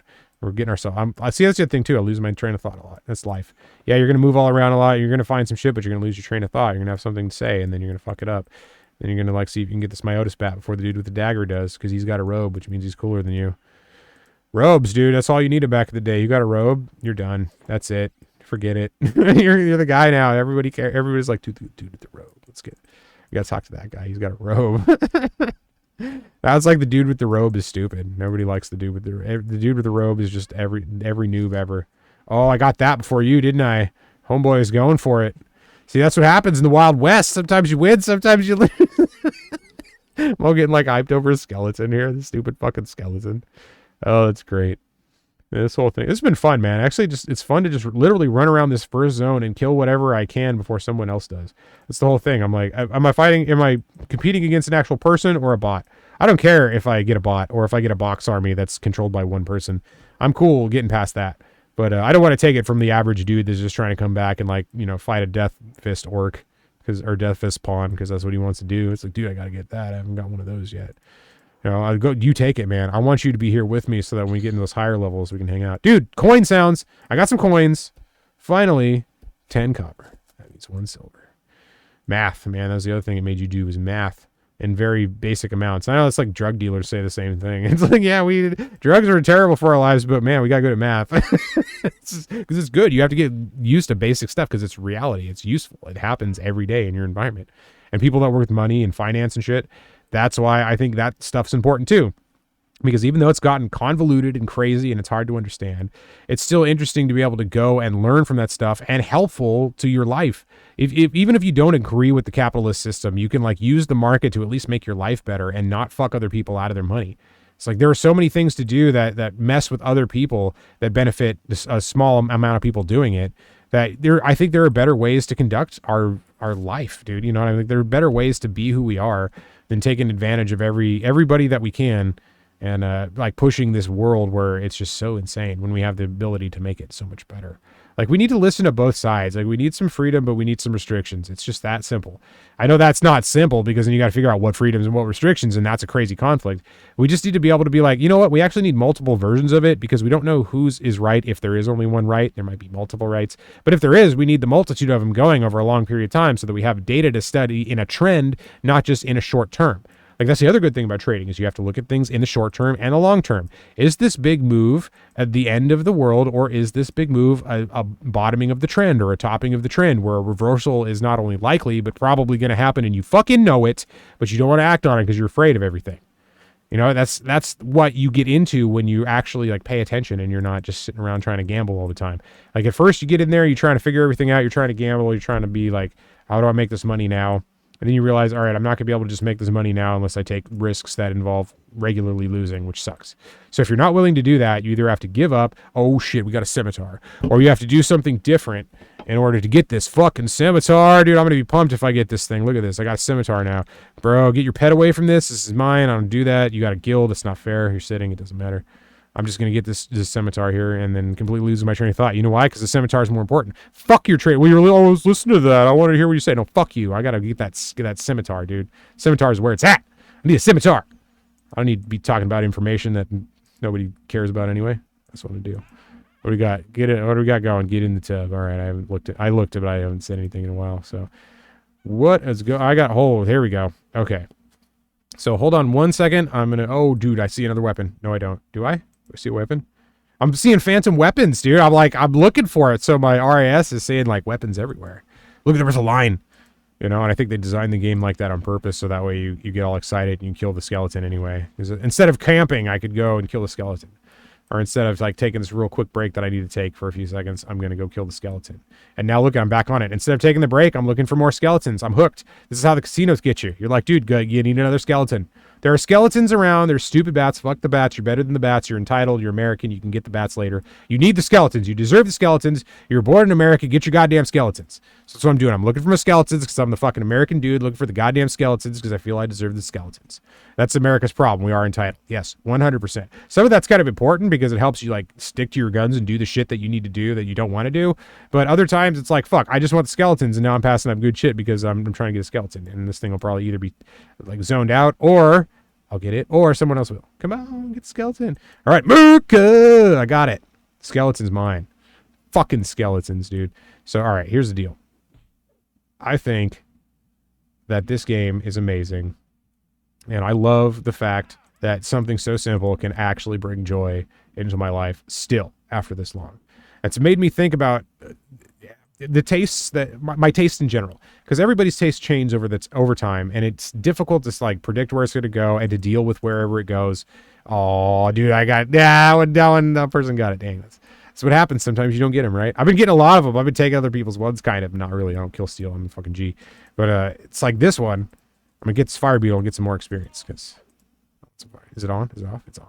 This is the problem with clicking and not using the buttons. You do stuff like that. Man, I remember like playing with other people for not the first time, but the first time in a long time when I would just do it casually. It was like, you're using the mouse? Oh my God. I'm like, dude, yeah, I know. I mean, I know fingers are faster, but like, just having fun here. I'm not trying to like do all this. I'm not trying to make this a fucking career, Like that's the problem. Anything you enjoy, if you make it a career, it's going to suck. You're going to hate it. And it's not on. My attack wasn't even on. Yeah, you're going to hate it, dude. If you try to make anything you love a career, you're going to hate it. So I highly recommend never trying to make something you love a career unless it's absolutely necessary. If you can and you want, or you really want to or whatever, do it. Like whatever, it's your shit. Do the shit you're going to do. But I'm telling you, it's probably going to be a mistake because you're going to hate it. You're probably not going to be as successful as you think you're going to be in it. And then you're going to be working on it so hard, you're going to run out of ideas. And then you're going to get mad at yourself because you're out of ideas. And you're going to need to because other people are going to be coming along. They're doing better shit and it's new and stuff you hadn't even considered was a possibility. You're like, how do I integrate that? And they're just fucking flowing and it's easy and natural to them.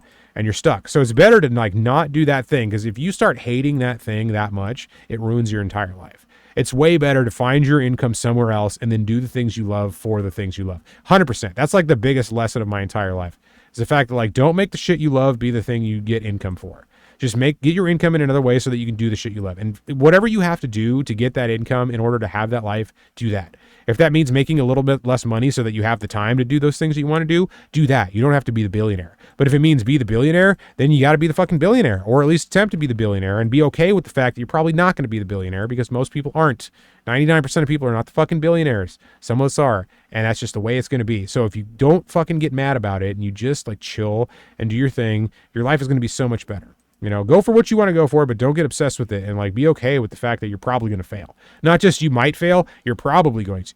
In most endeavors, trading especially, it's like 80 to 90% of the people fail and like 10% or less, 20% or less succeed and then the small minority like really, really succeeds. And that's the way it is with everything. So if you're okay, like not being that dude in some area because you think I have to be that dude somewhere, no, you're going to be fine. It'll be better if you're not that dude because then you don't have those responsibilities and that stupid fucking life that you have to deal with to be that dude.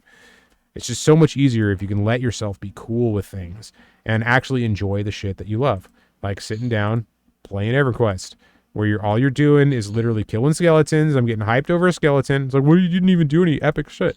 Yeah, I did. I killed a skeleton. That's the most epic shit I'm gonna do. Am I gonna do anything cooler than killing a skeleton at some point? Fuck this meat. I gotta sell this meat. What's in the backpack? Oh, dude, I love having these eyes. That's why you kill them. You get the eyes. And I got another cloth cape, dude. It's 2 gold. Oh, I've got some money now. Too bad I'm only a quarter of the way through level 3. They're really like hitting you down. Especially if they want you to buy those pots.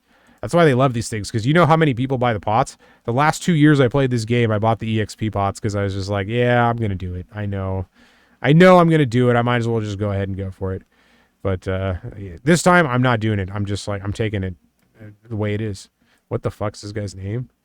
TV Big Square. Okay. I thought that looked weird, and so I had to see what that was. I was like looking at people's names and seeing, oh, see, everybody's getting the common names. Well, I don't know about that one. But like, you're getting those easy ones that you can get right off the bat. That's why this one guy was like, oh, I just wanted to get in and get my names. And I was just thinking like, wow, I've never really thought about it like that. Like getting in so I can get the name. I was just like, I name it whatever I'm going to name it at the time. I just see like, that's why I'm aSTOCKalypse. Oh, you want to hear something fucked up? All right, here, this is funny. So I went on the other day to get everything ready on a different server and just like test everything. I tried to make a character named aSTOCKalypse to match my Twitter name and my YouTube name, my TikTok name and Instagram, everything, right? And it was banned. It's on the banned list. And I was thinking, oh shit, we got a spiky thing. Let's get it. And the banned list, I was like, what the fuck is so offensive about aSTOCKalypse? So I kept shortening it until I got to a point where I could. Like aSTOCK. That is offensive for some reason. I have no idea why. So what's happening is now I'm going to get canceled because somebody's going to be like, you don't know about this thing. It's going on currently for 5 seconds involved. It's like the worst things ever. It's according to certain people. It's like, no, I don't know about that because I'm killing fucking orcs right now. And I just got a rusty sword spear. That's at least 5 silver, maybe a gold or 2. Yeah, there we go. See, like, that's fine. You know what? I don't know about it because I was doing that. While you're sitting there fighting about all this bullshit, I'm getting fucking scimitars. I'm getting fucking long swords, dude. I'm balling out right here in Everquest. I got skeletons galore. America is giving me skeletons. That's what I'm doing. I did recording shit early on before there was, like, even a thing to do it. And then I worked in radio for a while, and I kind of learned some patterns and shit from them. So that just happens, but, like, yeah, so I'm not, if anything ever sounds like I'm trying to like advertise for something or like speak some kind of way, no, I'm not. I'm literally having diarrhea of the mouth. Like this is the most diarrhea-ish diarrhea I've ever had of the mouth right now at this time. It's perfect. So you got this fire beetle right here. This, the beneficiary of that. And so far, I've been ignoring chat. I totally forgot about the world chat. So I've got it off the screen because I don't know if like things are going to go crazy or not. Probably not, but just in case. And I just kind of forgot about it because that's one of the things that's like toxic about games is the fact that anybody can just jump in a game and start talking shit about everybody or anything you want. Like I can't tell you when I was playing WoW because I was playing it like right during the build up to and the 2020 elections. People would just come up and say some shit about like Trump and Biden like all the time. They'd just be like Trump 2020 or whatever, and then that would cause an argument. Every single fucking day, it was like 5 of those. And I'm like, why are you falling for this? It's the same dude's coming out and saying Trump 2020, and then he's not even involved in the argument. He's just sitting back and watching like 8 people argue to the point where like somebody might be buying a plane ticket to somebody else's house. Like it might get to that point, and this dude's just like, oh, I said Trump 2020. This is what games became when you had global chat. Now, back in the day, you didn't have it. It was like your own zone. And maybe even not throughout the whole zone. It's just a certain area of that zone. So you couldn't just globally like say some shit. You'd have to go into zones and talk shit, and then eventually somebody would get pissed because people actually spent time in zones, and they'd report you and you get kicked out and stuff. So it was like it was so much different back in the day. But now there's a whole lifestyle built out of trolling, and you can just do that consistently. Which, I mean, honestly, I think is kind of justified. Shit needs to be trolled. As much as I talk about making things better and being a good person, all that, like, we need trolls, man. We need people to stir the pot. We need people to poke us around our insecurities and our dumb shit, because the insecurities that we don't compensate, or that we compensate for but ignore, are going to hurt us in the long runs. We need to be open to the fact that we might be wrong about some things, and that's okay. And that's why we have a group of us that are all thinking together, and hopefully one of us will figure it out so the rest of us can use that knowledge to continue from there. It's not over once that thing's found out, and that's what we do. We think, like, if we just find the thing, it's over. No, that's the start. When you find the thing that you're looking for your entire life, that's the start. That's not the end, it's the start. And people that think it's the end up dying because they give up. They think it is the end, but it's not. It's never the fucking end. You're going to die anyway, so it's never the fucking end, dude. Just keep going. Quit being a stupid fucking idiot and just keep going, because I'm so tired of these people that they can't do it anymore, because I'm one of them. I can't do it anymore. I get upset. I give up all the time. And then I have to use this kind of like, what's that dude's name that's always freaking out? David Goggins or whatever. He's like angry all the time. Like, I don't even know. I hate these like trends that are going around. I'm tired of them. But like, that dude just yelling at yourself, or Gary Vaynerchuk or whatever that guy was going for a while, or I don't even know, like all these stupid personalities that basically just tell you like, no, you're an idiot, do something simple. And like, they're right. They're 100% right about that. But the fact that they've dove into this character to a point that like they're stuck in there now. They can't do anything about it. So they have to be the guy that's like, I'm going to run 1,000 miles or else like I'm a failure. It's like, okay, like you can run 1,000 miles. It doesn't mean it's a good idea to run 1,000 miles. Like you're going to be in a wheelchair in 5 years if you keep doing shit like that. But yeah, you can do it. Like, okay, you went to the Arctic and you almost froze to death 8 times in your fucking swimsuit in icy water and stuff. Like, good for you. That's great. But at the same time, like, you know, that can strengthen you if you use it right. But if you overdo it, you're going to fuck yourself up. Just like with anything else, there's always the chance to fuck yourself up. And that's what we do. We do something new and we fuck ourselves up on a level we don't even comprehend until years later and go like, damn, dude, that really had some consequences. And that's life. Like the younger you are, the less you have those consequences, the less overhead you have in your thought. And there are some pants. All right. Always equip them. What's my AC? Dude, I got 24 AC. I started out with 6 and that was an upgrade. I started out with 6 and it was like, I think your base was like 4 or 2. You know, it's nice. Probably 2 because it's 4 AC shirt.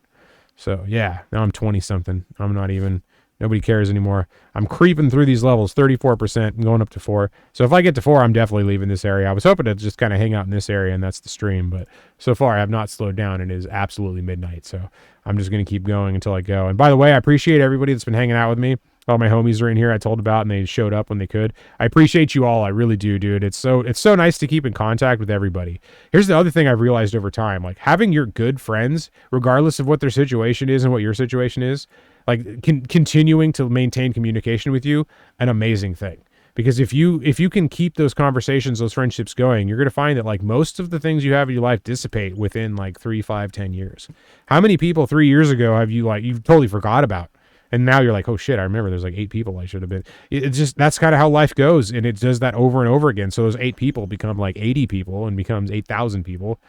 And you don't know until it's past. So it's good to just be like, all right, I have this time right now. I can kill some skeletons and feel good about it. I'm going to do it. I'm going to keep bringing this. When I get confused and I forget where the hell I am, even though I know I'm on some cool tangent that I totally bust, I go back to like, all right, this game is cool. Because that's what it is. It's cool. It's just having fun. I'm sitting around trying to loot skeletons and I know I'm not gonna be able to loot because that's what happens. It's the greed. It's the like, I gotta get it. I gotta find it. I gotta do the thing. So all right, I'm gonna keep going for a while. Anybody that like dips out and has to go to bed, 100% understand. Like whenever you gotta do it, do it. I appreciate you for being here.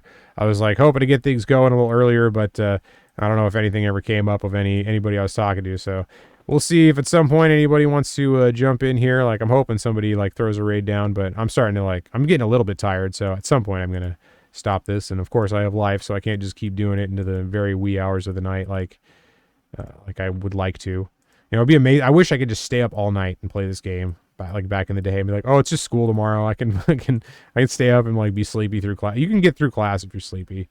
It sucks and you actually do fall asleep sometimes, but it's like, it's not the end of the world. It's school, like there's no consequences to that shit. There's very little consequence. And now, I mean, today there's like none.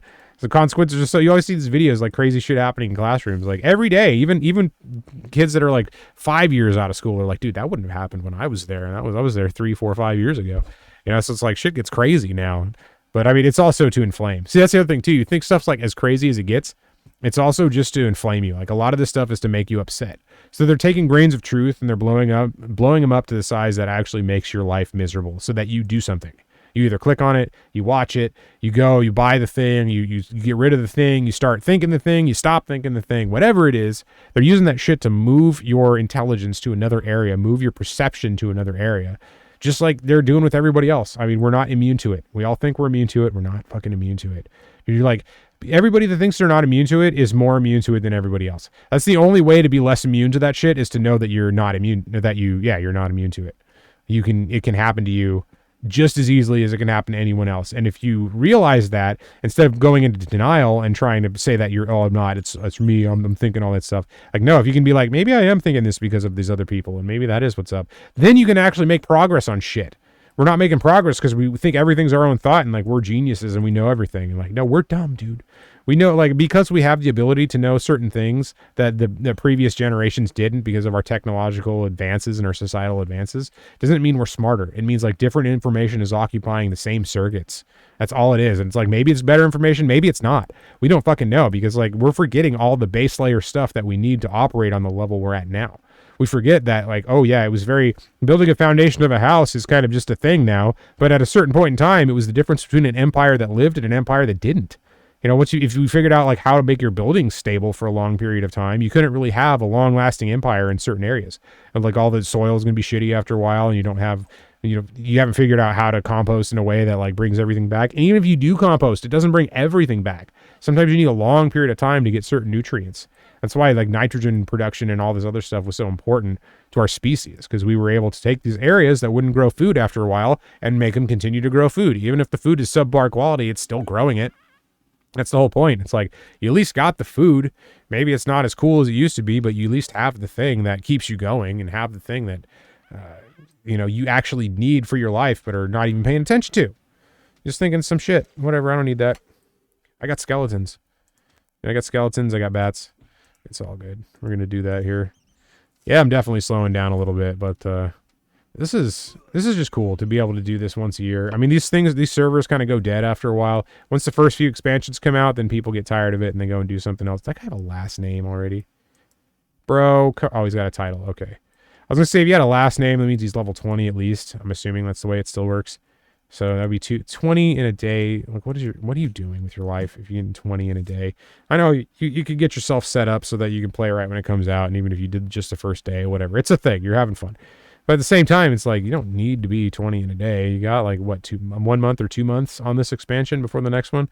Plenty of time to get to level 50. That's it. You get 50. You're not going up 60, 70, 80, 120. You're going to 50. There are no expansions, all the original stuff. So it's like, relax, bro. There's got to be like events that give you experience boosts and stuff. And if you're really foul, you can buy the pots and all that, like most people do, but say they don't. You know, it's just like, oh, I don't do any. Oh shit, don't want to kill, no more KS. Never steal the kills, man, unless you do it on accident, or like you're just really mad and you do it anyway. Sometimes it's cool. You can just be mad. Like, I'm mad at life, so I'm going to kill Steve. Let's take it out on some innocent person. That's life. That's what we do. We just take shit out on innocent people, you know? Hey, oh, damn, that's a dwarf. That dude might not like me. What's he con to me? Oh, he's ready to attack. Shit, that guy could murder me. I got to get out of here. Was he ready to attack level 28? What is that? Just walking. That must have been somebody that was pulled, like some vendor that was pulled out, and they're walking back to their thing.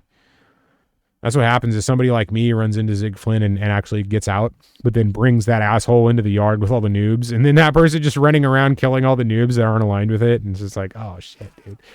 That's why back in the day you'd yell train, you know, and some people still do. But there was a courtesy. It's like, hey, this is a game we all share, and sometimes one of us is going to fuck it up for the rest of us. So, like, we're just going to at least give you the courtesy of saying, hey, we're going to, you know, I'm about to ruin your life here for a minute. Dude, I remember train so crazy. I was sitting at a spot and I was instantly dead, and I was like down the thing and around the corner from where I was sitting. I was like, how did that even happen? Before anything, I just like, someone said train. I saw the most amount of mobs I've ever seen in my life. Of course, it was in Castle Mistmore back in the day before they fixed everything. And then suddenly it's just like my dude is somewhere else and the game is loading, like instantaneous. I was like, what the fuck happened? And then I look at the hits in the combat chart and all that. It was like, oh, I just got absolutely murdered by stuff from the middle of the zone, and somebody trained to the entrance where all the noobs are. So that was amazing. That was still the day where it sucked to die, and I think I like came back later or something, and it wasn't even that big of a deal to be there at the time. But it was just like I died so quickly and so hilariously that it made up for the fact that I was pissed that I just lost like weeks worth of work from one stupid mistake, or not even stupid mistake, from one just like chance happening. Normally trains you can deal with them. Normally they're small enough to where you can just get out of the way, but like this one was so massive. And I mean, things were different. The computers were slower. Internet was slower back then. So shit could have caught up to you while you were lagging and you didn't notice. And then suddenly it's just all there and it's hitting you at the same time because you like popped back into the game right when everything was where it could do the most damage to you. And that's just like, you come back and you're dead. You're just at your bind point. Like, oh, well, I guess I died. You know, that's the way it was back in the day, dude. I love that. I love that realism, man. I want to be like upset if I die or something. Why do you want to be upset? Isn't that bad for your mental health? Yeah, it's absolutely terrible for your mental health, but it's more fun when you actually succeed. And if you're responsible with it and you die a time or two and just be like, all right, today's not my day. You get off of it, man. Like, that's the thing. It sucks. You get to the point where you're upset about it, but like, you just let it go. It's the only thing you can do. Just let the thing go. Everything's fine. You don't have to worry about it. You put your spell in your bag like you should have done before. You got 3 plat, 4 gold. Everything's fine. And I'll get something later. I'll get some poison spell at level 5 that probably hits for 1 damage. Hey, whatever, dude. It's like, look at this. That's the entitled American part of me, like, talking again, getting all complainy, like, oh, I get spells earlier now, but I don't get cool ones earlier. I want to do cool stuff right away. I don't want to grind. That's the whole point I'm here. I want to grind. That's why I'm here. So no, I'm good. I'm just being a warrior right now. I've got locate corpse and sense the dead. That's all I got going right now. And I've got something in IVU sitting around in my bag, so I can use that later. But man, this is cool, dude. I really enjoy doing this. So if anyone's even still in there right now and you see that, like, what do you think of that avatar that I made that lights up when I talk? I literally made that over a couple of days, and it was a pain in the ass to get it to do that. But after I did, I was like, that's all right. It's kind of an interesting little picture. I don't know. I was just fucking around. It happened to be one of those cool ones, and then I put a stock chart behind it and everything. So if it's lurk, let me know. If it's cool, let me know. I don't know.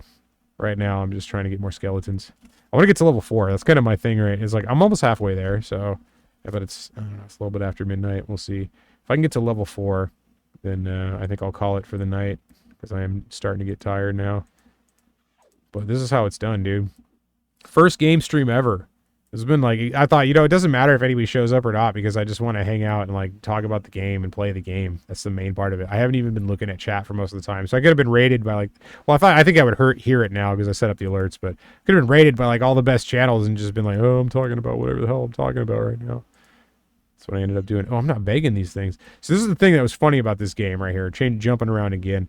Like, I put begging on here, but you got to stop attacking to beg them. So you can like stab somebody and then pause for a second and like ask them for some money. And you're not going to get it, but it'll make your skill better. Like, I wouldn't get any better at begging if I was trying to kill a guy and also begging him at the same time. Like, I don't think that would... I mean, maybe you would in some ways, but like the whole point is like they're still alive after you beg from them. It's a whole different arena when you try to kill them. It's like, I just want to beg, dude. I'll turn this off. I'm like, hey, give me some coin. Turn this back on. All with the mouse, not with the things, to irritate all those people that say you got to just play with your fingers. Fuck you, mouse or fingers too. We've got keys, whatever. Fingers, keys, same thing. All right, let's see how much this thing gives me. What level is this? This is a level 2. Going from 45 to Bash City. All right, 45 to 46. Oh, that's weak. It's going to take me a while, dude. Already slowing it down. 1% is not even bad. Not even 1%. It is 1%. Okay. 1% is not bad, but there's a lot of this level 1 shit that's lying around. I'm not always getting level 2 and 3 skeletons, which is what I'm hoping for. It's not only, that's the other thing. I'm looking for skeletons, but I'm looking for high level skeletons with weapons. That's humanity right there. We're looking for the absolute. We're not just looking for the thing we know we want that is above what we know we can get. We're looking for the best of that thing. We're not happy unless we get the best of that thing. We can have amazing stuff, but if it's not the best, dude, everybody that I've ever met is unhappy with like the same things. Like, everybody's height. Nobody likes their height. There's nobody that's like comfortable at their height. You know what I mean? It doesn't matter like how tall, how short you are. Nobody's happy with it. And everybody wishes they were in just this other little category. Like, really tall people are like, man, if I was just like an inch or 2 taller, and it's just like, dude, that wouldn't matter. You're already like a 0.1% of the population. And then people a lot shorter, like, dude, if I was like just an inch or 2 taller, that'd make a world of difference. And it's like, yeah, it might in some ways, but really it doesn't. Like, it doesn't matter who you are or what your height is or what everything is. It's all relative. It's all mostly us getting into our head about all that shit. But we're going to do that. Like, we're going to go for the skeleton that has the high level and the weapon, because we want the weapon. We want the most experience. We want the money. We want to do it quickly. We don't have to deal with problems. We just want to feel good and press the button. Have endless orgasms. Get this one before this other guy does. So let's see. He's got a robe. Like I said, people with robes are cooler than me.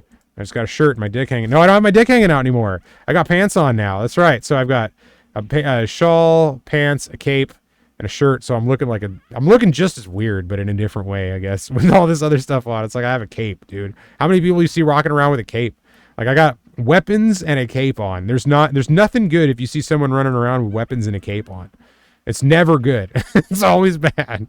I'm just like, hey, I've got skeletons. I've got dead rat parts. Oh, I got a scimitar from a dude. What level is this guy?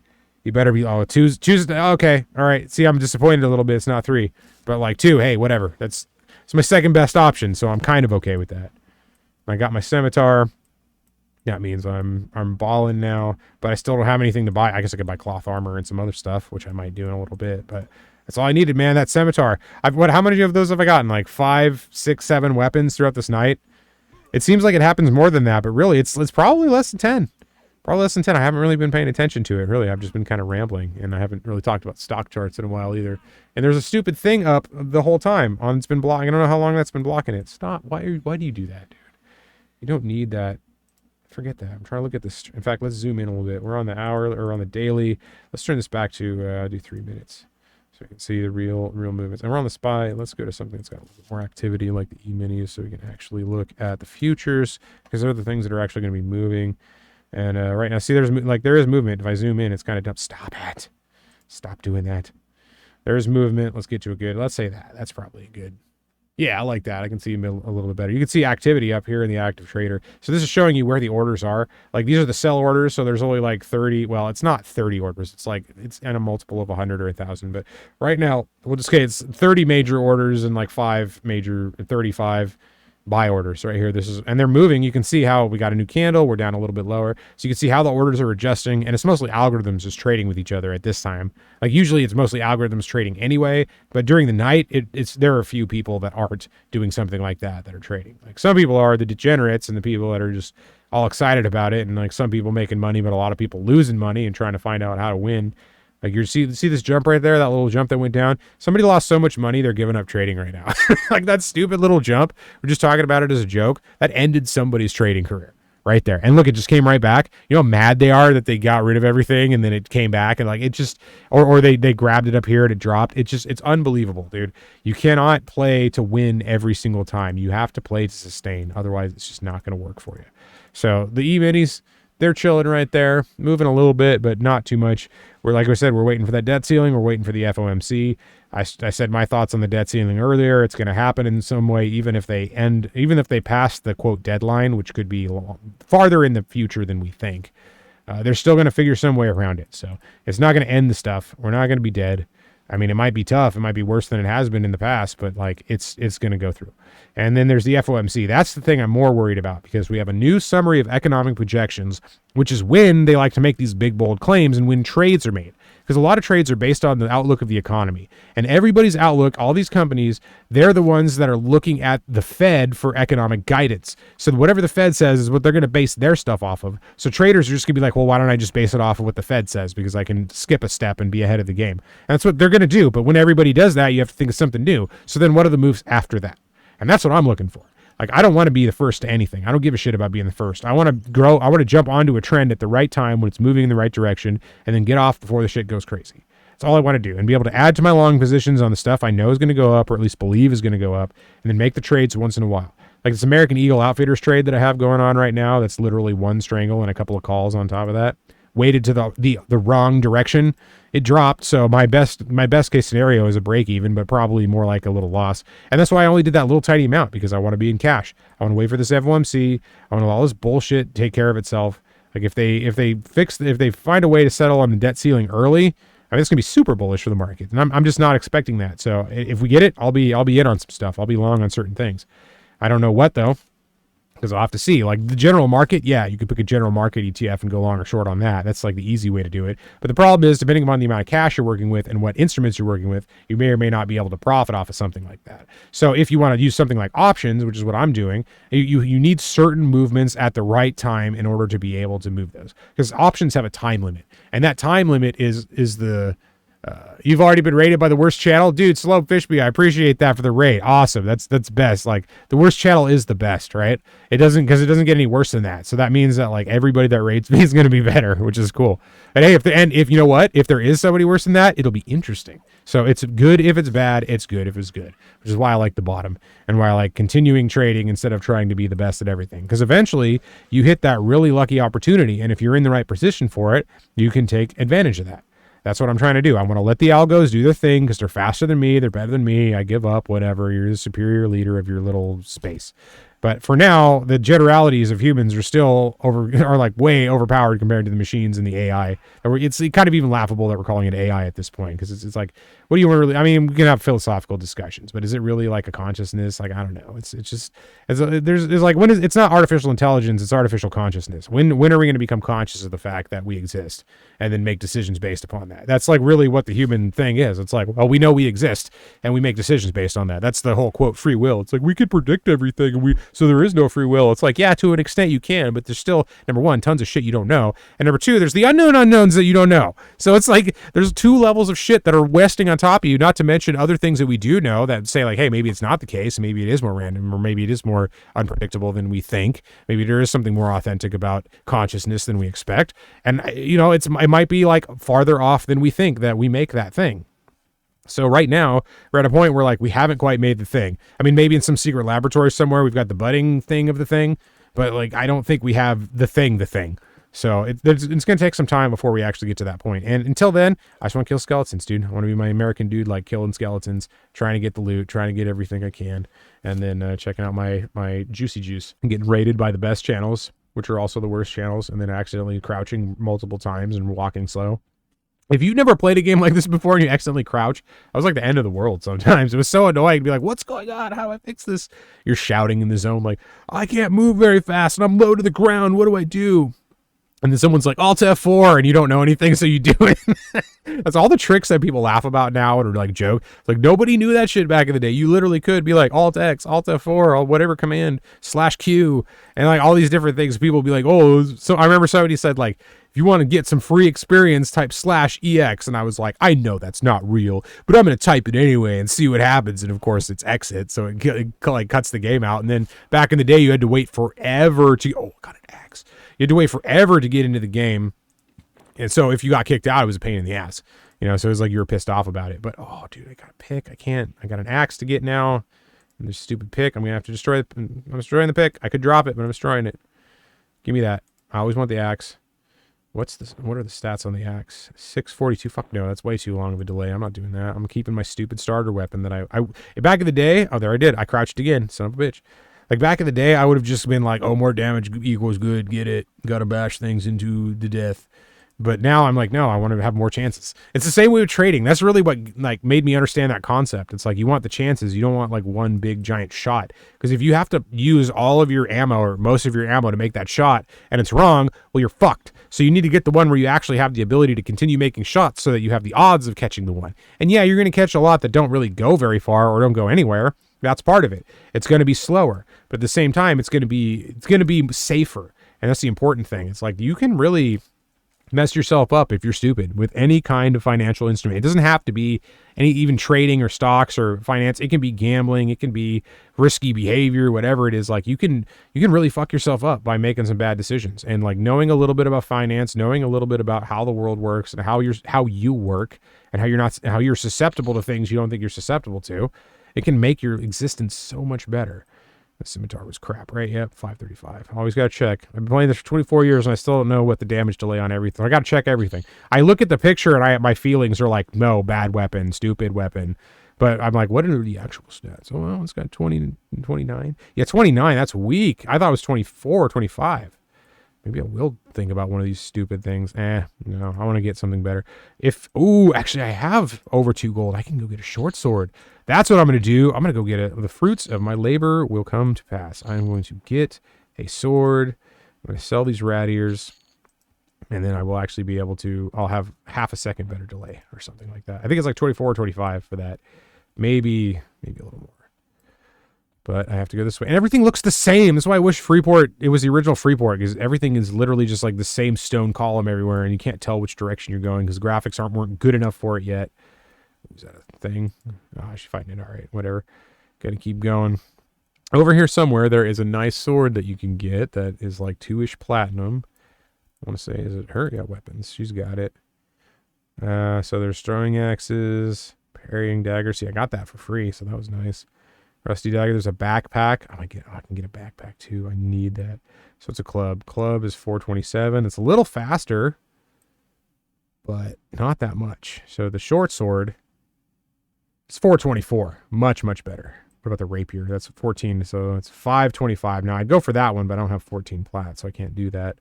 And these are all other pieces of shit. So it is literally the short sword.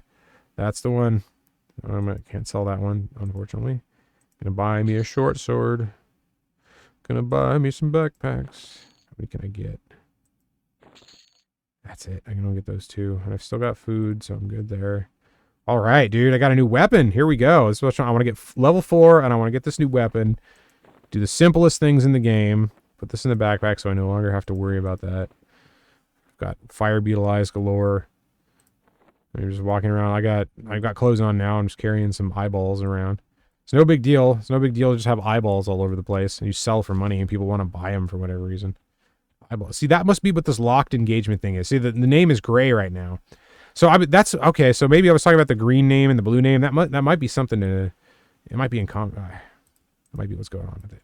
Can't think of the word. But the rule set for this server is supposed to be like, if you engage something, it locks it on you, so somebody else can't come and take it from you, which is theoretically supposed to help the bot problem. But I mean, there's still bots, because I was watching a stream earlier. I saw like a 6-bot army just running around in Kinos, just tearing it up.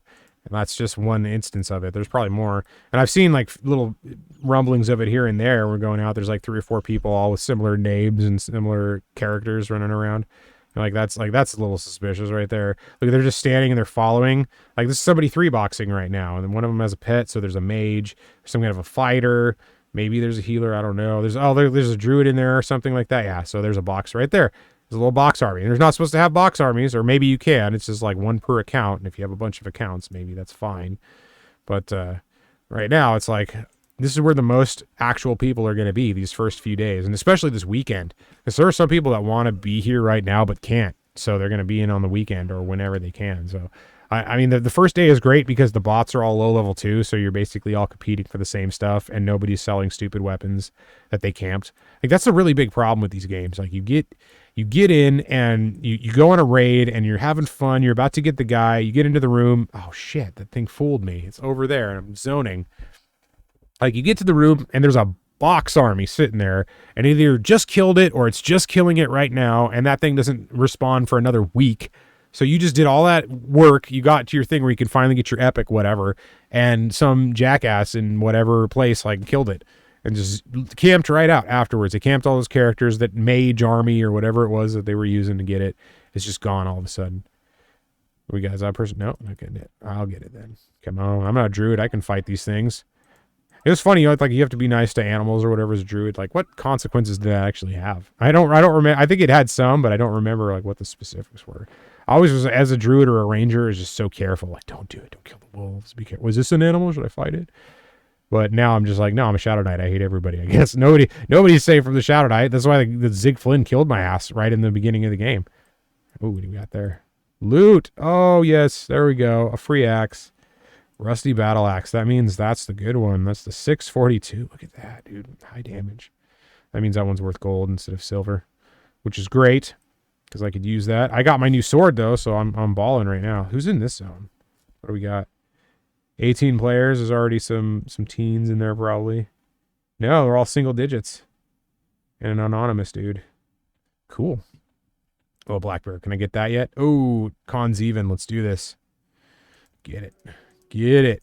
Bear's coming at me. I've got a better sword now. I got some armor. It's like, if I'm gonna fight a bear, at least I like not have my dick hanging out like I did before. I gotta have some kind of protection.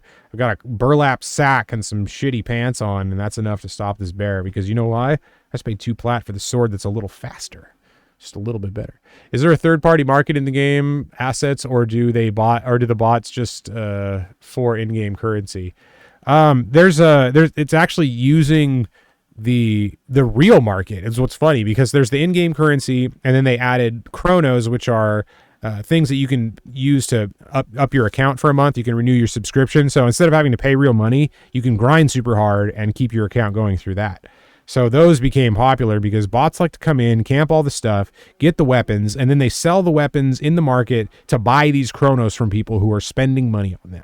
And then they resell those chronos cheaper somewhere else. So they're making real world money off of this. So it incentivizes them to like find ways around these box armies, or at least being good enough with the company to be like, okay, well, we're just going to let this entity do what it does because it's paying us enough money to like turn a blind eye. because it's like this game is part of a company that is a publicly traded company now. So it could be canceled tomorrow for all we know. That's what scares me about this whole shit is like you get so into a game like this and there's so much to it and it just gets dropped the next day and you can never do anything again. And it was based on being grouping with other people. So like making an individual version of it is difficult. Although the P99 universe has done it many times. There's like one where you can go and fight Nagafin by yourself and stuff. So they did that. But it's still, when you get these servers, you get these people that come in and farm because they know all the nostalgia people that really love the game will spend the money. And some of them don't have the money to be buying everything full price. So they got to come to the secondary market. And it's just enough to keep them going. And they're paying just enough to keep Daybreak or whoever happy and continuing. And the shareholders, I guess, in the long term, because it's bringing enough money. As long as it does that, it goes, which is why it's a different game, which is why P99 is even a thing. And they're even allowing it to be the thing. Because there's such a difference in that game to this game that it's really not, it's kind of a different game. Even though it looks very similar, this Spiderling looks exactly the same, but this zone doesn't. The way I'm doing things doesn't. It's a whole different atmosphere. And the bots take advantage of the fact that people like me come in, we want to do the stuff. We don't have time anymore. Back in the day, we could just play all night, no big deal. But now we've got lives and all this stuff and red mobs that'll kill us. So we got to take advantage of the things that we can get cheaper sometimes, and that keeps that economy going. Not to mention the attention economy. I just want it now. I want it quickly. And then there's the economy of money where like I need it, so I'm going to do work to get it. There's different concepts. And, a troll. Look at that. Back in the day, we would be all like against each other. But nobody cares anymore because it's a different game. So we got to just keep going. All right, hold on one quick second. I'm running over to the East Commonlands Tunnel. I want to see what it looks like over there real quick. I got to take a very, very short break. I'll be right back. Look at that. The East Commonlands Tunnel is empty because nobody has anything yet. We're all still noobs. And there'll be some bot here in the next couple hours probably. Somebody somewhere. Because that's how it has to start. Like somebody has to go here and just start advertising. Really, most people are still leveling, so you don't really need to do that yet. It's just eventually somebody will be like, hey, I found a thing at this bandit camp. I wonder if anybody wants this ring. So I'll try to sell the ring. And then somebody else will be like, oh, we got NW Fallen, and we got, some piece of thing from there that's terrible. Look, we've got to sell it. Ooh, that's going to kill me. I can't do that. It's indifferent, though. It doesn't matter. Yeah, see, this is like the in-between part where it's all slow in the first zone, but then the second zone, there's a bunch of red stuff. And it's night, which I hate because it's always night. Feels like it's always night. I was just talking about that. Let's see. Okay, like Magic the Gathering tickets. Yeah, pretty much. I'm assuming. I don't know. I should not pretend that I know things about these games that I don't. Let's just say, yeah, it is probably. It's probably the thing. But the whole game currency it got ruined by that. But at the same time, it allows it to function. So it's like I could be upset about it and never play the game like the purists, which I kind of am a purist. But at the very least, I'd rather have some elements of the game, some aspects of the parts that I love, instead of just like nothing. Because then you get bitter and cold and you hate everything else and you make it miserable for everyone else. And so what we got to not do is not become bitter so that we make it miserable for everyone else. Because when we start making it miserable for everyone else, that's when the bullshit starts happening. Like, how do we stop all the terrible things that are happening? Stop making people miserable, dude. That's it. Like, seriously, just when you notice shit is getting out of hand a little bit, just back the fuck off and let it like resolve itself. Don't try to inflame it. Don't try to move it. Don't try to be all like crazy about it. Just like let the shit happen. Sometimes you have to, right? But I'm not talking about those situations. I'm talking about the ones that you could stay out of, but you go into anyway because you're upset about something else and you don't care about whatever's going on here. So you fuck shit up here to make yourself feel better about somewhere else. And then somebody else does that somewhere else. You get this huge chain reaction among 7 billion fucking people that eventually it hurts some shit. And eventually you get some shit you really don't like. So it's not about you just doing this one thing. It's one area. It's about how that area travels around and becomes like the shit that hits you eventually. Yeah, karma or whatever. It's the old ass thought process, old ass philosophy. But it's true. It's like, dude, the ripple effects of what you do move around, and it's not always in the ways you expect. Now, can you be sure that something you do like always comes back to you? No, it's like anything else. Some shit just never comes back. Some shit's like you just do it and it's done and that's it. Most things are like that. But once in a while, very rarely things do. And that's why it's better to pay attention to what you're doing. So when it comes out, the odds of it being more positive are better. It's going to take me a while to get to this. We're up 67%. I'm doing it. So I'll probably do this before 1 a.m. or by 1 a.m. or maybe a little after 1 a.m. That's the goal, I guess. I don't want to be up too much later than that because normally, like, I'm a responsible adult, well, sort of, now, and I'm usually, like, in bed by this time or at the very least going to bed at this time. Where back in the day, it would be like, didn't matter what I had going on in my life, I'd just be up late. You know, it was like I'd no sleep and just run on that. And we all do that. I mean, that's how when you're like, the younger you are, the more likely you are to do that and the easier you can adjust to it. But when you get used to that, you start doing it later, it fucks with you. Like there are certain nights where you need to get some sleep. I mean, that's the way it is throughout your entire life, because eventually you hit like a wall and you have to actually rest and recover all the physical properties that can't be pushed any further. But you find ways around some of that so that you can still function. And like, just because you can function doesn't mean you're functioning correctly or at your best, you know? So it's like, oh, that was loud.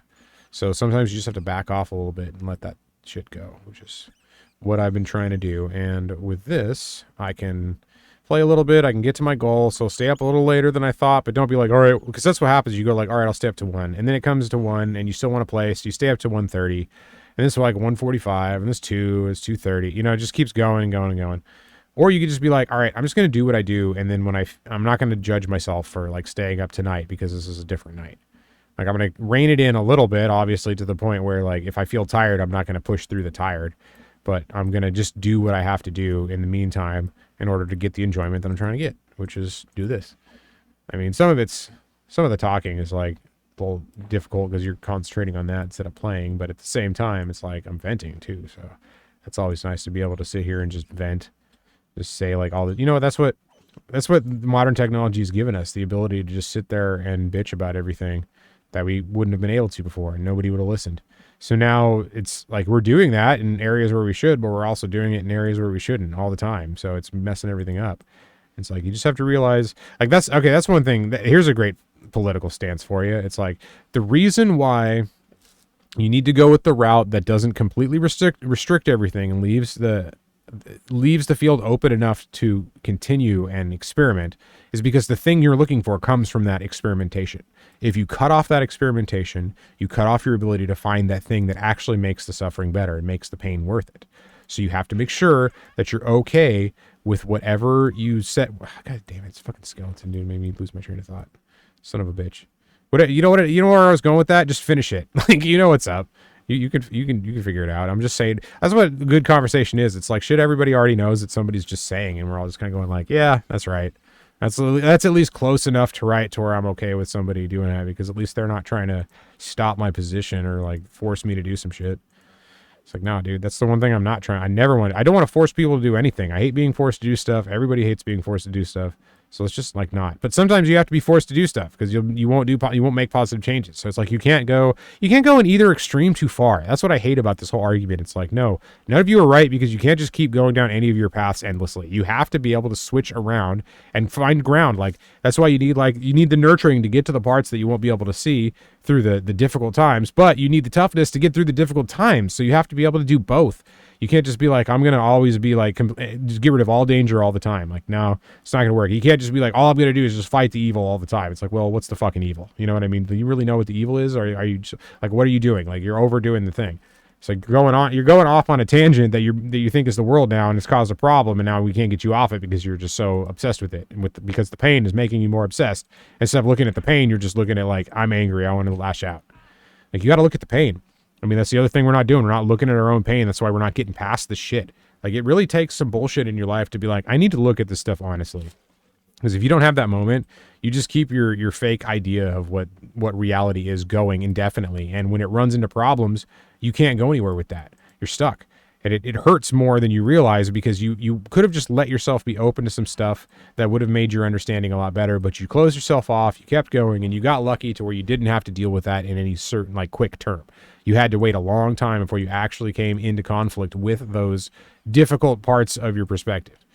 You know, everybody's got whatever it is. It's the thing that ruins your life. Whenever you get there, you know, there's always going to be a there. Even when and you will solve this one. You'll solve it in some way. It won't be the way you think. You won't be like, all right, I did it perfectly and it's done. It'll just like some shit will happen, and you'll be upset about other things. And months later, you'll be like, oh man, I was upset about that a while ago. I don't even care anymore. But now I'm worried about this because this is even worse. And it's the same thing, but in a different area.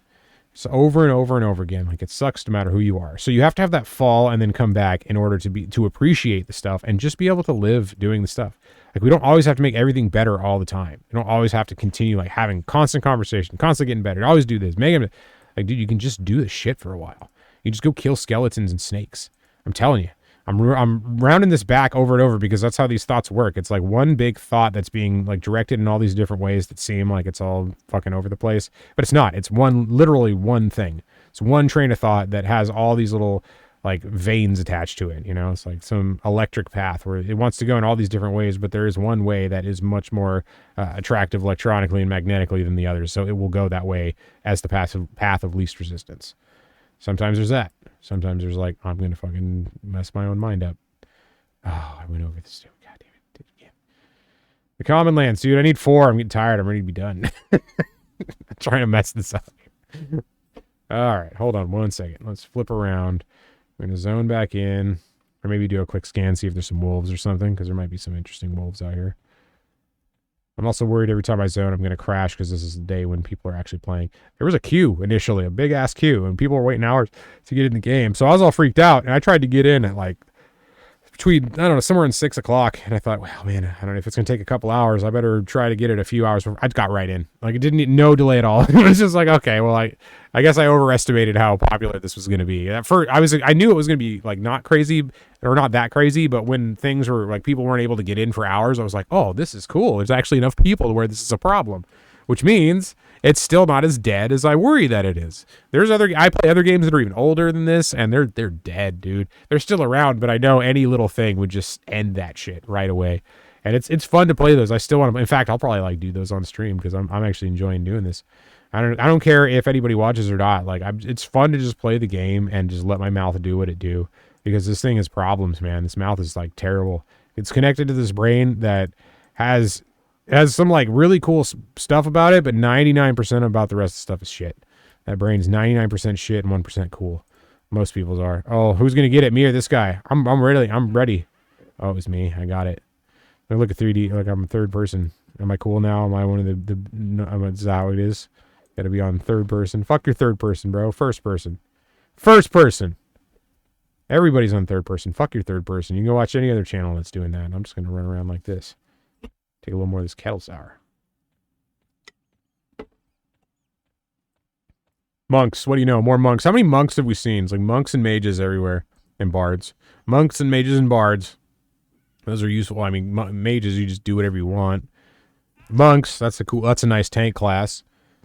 And, bards, you can go anywhere. Like, everybody needs a bard all the time. Even if you have a bard, if you have a group with 2 bards, you think like, oh man, the bard would take a slot from it. No, you're ecstatic, dude. Having a group with 2 bards is amazing. So it's like, and if you ever find a group with 3 bards, which you're not going to, it's not going to happen. You're never going to find like a 3, unless it's a box army or some planned thing. You're just not going to find 3 bards in a group. Because it's so like there's always like tanks and healers and shit running around, and there's a little bit of crowd control. And what's funny is whenever you play crowd control, everyone else is playing crowd control, so there's no groups. And then when you go back to your other thing, like they're going back to the. It's just like you're moving with it. That's why you're so manipulable, just like everybody else. Because you're gonna do that too. You're gonna be like, "Oh, dude, this is not working. I'm gonna go do this." Well, guess what? You're not that smart. Everyone else doing the same fucking thing. You're probably doing it slower too. So it's not even like you're doing it quickly. I'm the best. No, you're just like some random fucking asshole. Just get over the fact that you're not the thing, dude. You're a random asshole. You're a piece of shit.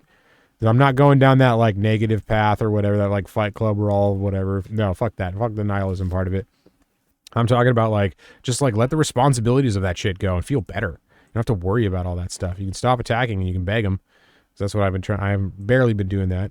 I guess talking like is distracting enough. Turn it off, do some begging. It's funny. Sometimes they'll attack you if you beg them and they don't like it. So it's like, hey, it's kind of a taunt, I guess.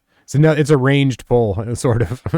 I mean, you got to be right up next to them to do it, but still, I guess you'd call it a ranged pull because they're coming in and you're just making a face at them or something. I'm gonna steal this. I'm getting desperate here, but here's the thing: I'm getting more capable. I got cloth armor now. I can afford to do that. Not gonna just slay my ass. Your brain is 2% mayonnaise. Good. Mine too. I mean, 2% might even be a bit low. I used to eat so much mayonnaise. You know what's funny? So that comment might actually be pretty true because I ate so much mayonnaise that I'm sure like enough of it passed the blood-brain barrier. That part of my brain is literally made out of mayonnaise. And hey, maybe that's a good thing. Maybe like mayonnaise is stronger than some other stuff you would have to make those parts out of. But I was eating a little much, so I backed it down a little bit. And it's amazing, like all the shit that you you worry about eating, that you're like, I wish I wouldn't eat all that stuff. Well, if you just don't eat that stuff, you don't want to eat that stuff. And you know that, like, you just know that's the case. But when you're in it, it's like a drug. It is a drug. That's why sugar, I say, like, instead of doing heroin, do sugar, because sugar is like, the worst that happens with sugar is not anywhere near the worst that happens with heroin. So, like, the worst can be really bad with sugar. I'm not minimizing that at all. I'm just saying, like, if you look at the max of the two, like, bad outcomes, like, heroin can be really fucking bad in some ways. Like, the point where, like, yeah, I know you get diseases and stuff from the sugar, but you can do way worse than that with heroin. So, we'll see how that goes. Fuck. I want to get some scalies. What am I at right now? 77%. We're getting there. Now it's going to be one. That 1 o'clock timeline is still looking interesting. So I'd like to be there, but we'll see if I actually am. So yeah, 2% mayonnaise brain, dude. That's improved because, hey, I've been thinking about that whole you are what you eat thing. And what's interesting is I heard a story recently about these bears that eat so many of a certain type of berry, it dyes the flesh of the bear a little bit in that color. So when hunters get them, there's like blue or purple or red sort of hues in there that come from all the berries that they're eating. Because they're in a point where there's like no human contact. They're basically dominating all the good sources of non-meat, and they're just eating. There's nothing else, so they're going crazy on the blueberries for months and months, maybe years and years. And I can see, like, hey, blueberries and grapes and all that shit, that juice stains like a motherfucker, dude. It's so like, why couldn't it have something like that happen inside the body? Just because, like, the body, we got water in our body, so it's different. Yeah, have you ever seen shit dye water before? Like, get the dye out of the water after you put it in it. It's not, you got to do some science to do that. You can't just be like, all right, I'm gonna go pick it out with some tweezers or whatever. Like, no, you got to do some you got to have some chemical reactions to get down to the areas you can't reach. But, so just way overdoing that dyes the meat a little bit. Like, why wouldn't it be with people? Because I'm sure there are people that eat more of certain things because they're so concentrated than like a wild bear ever could. So is it possible that, like, there's a weird dye if I went crazy with the berries, like the real legit berries and not the bullshit supermarket ones that are like look good, but they don't really have the coloring inside and the taste and all that. Like, if you just ate a bunch of the real ones and the good ones, maybe it would do the same thing. So I don't deny that. Like, you are literally what you eat. There are particles from that drift into the cells. The cell can't get rid of it. They store it in the lysosomes, whatever it is. And suddenly you've got like a garbage can full of all the bullshit you thought you got rid of. Or you got rid of 99.9% of the bullshit, but a little bit of it picked up here, a little bit of it picked up there. It's consequences of life. It's how we live. It's how reality is. So it's like how our lives go. Because little things are going to build up over time. Man, this game became AI if you think about it. I'm not really connecting it directly to everything, but you can connect a lot of the modern world to it, or the modern like electronic world to it, because one of the biggest companies in the world at the time, Sony, which is still one of the biggest companies in the world, invested time into making this an experience for people.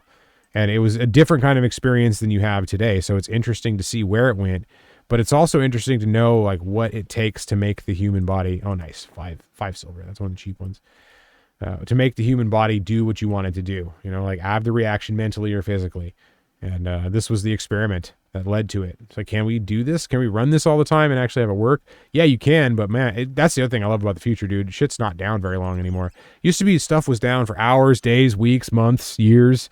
There were downtimes that lasted so long, days and weeks. It's unfathomable now. People would lose so much money, they couldn't have it happen, so they'd rather put an inferior product out than go down for more than like a week. Oh, I hit the rat. I didn't want to hit the rat. Be nice to tab. I guess what? Tab doesn't do anything. I'm not giving you that either. Swap it for the legs. Cool. There we go. Need to go sell. Very nice. How we doing? It's going to probably be the last sell before the labs. All right, 80. All right, 80%. I can do that. You probably taste like weed brownies, Salome Fishby. Shit, dude.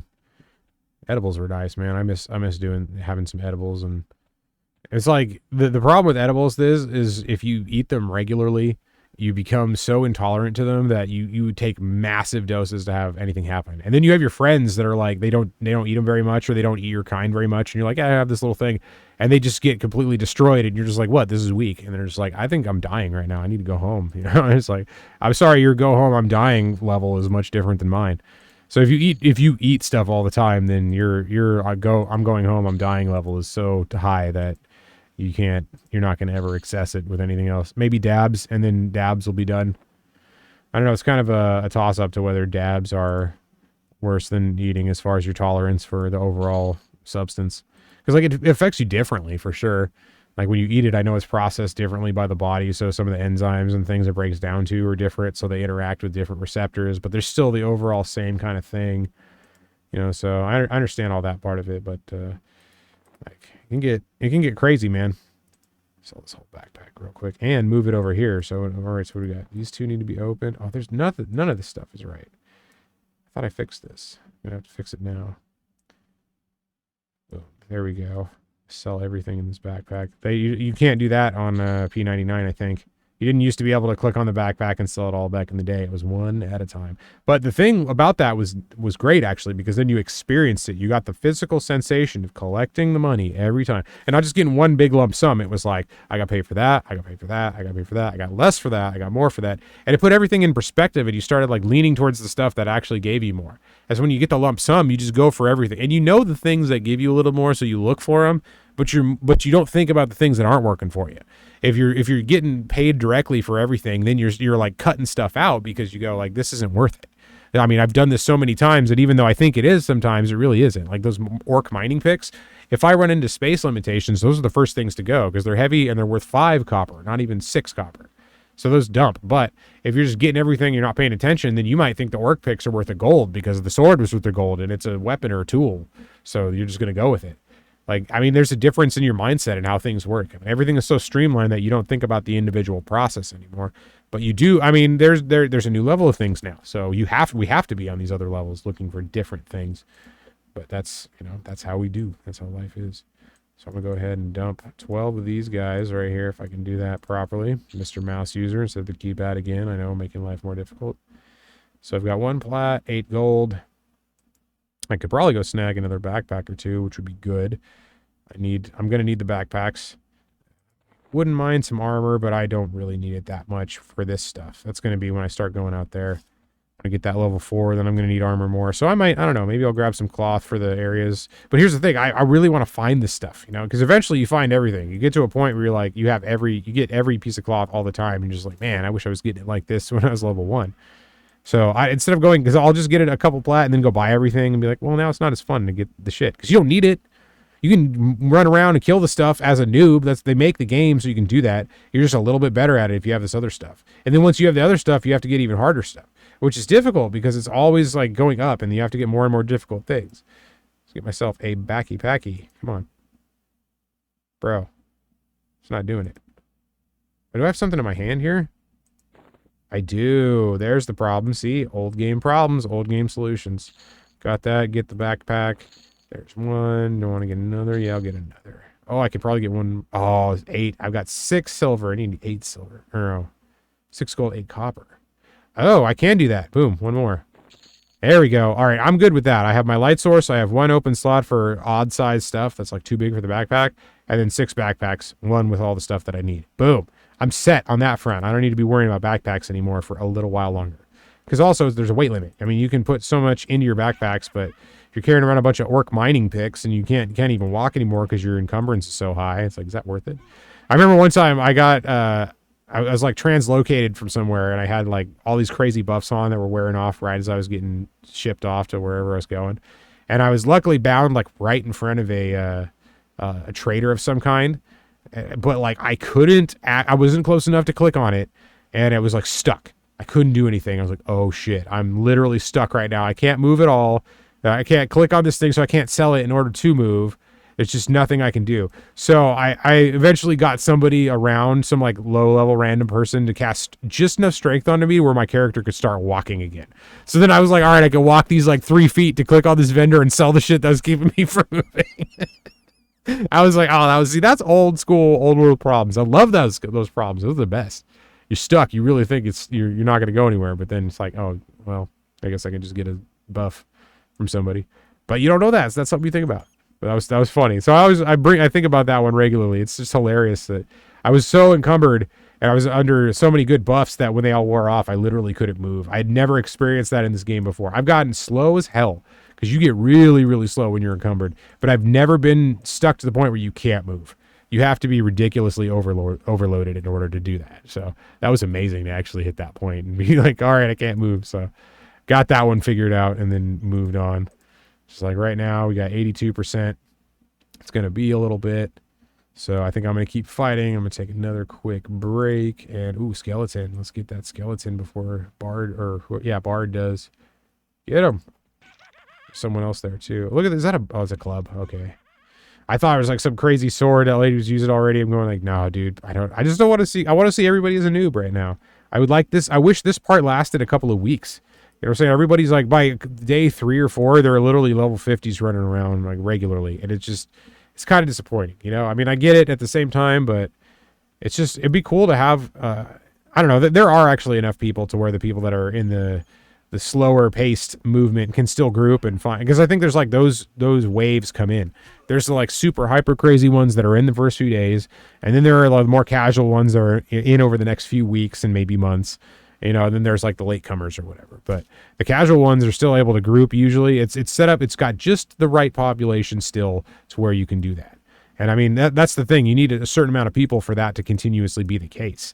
I mean, I've almost like never had a problem finding a group. Well, not never, but like rarely had a problem finding a group in recent years. And I thought years ago with how quickly the game became unpopular that would happen sooner, you know, but at a certain level, there's like the right amount of, it's like buyers and sellers in the market, the right amount of buyers for the right amount of sellers, and the prices are stable.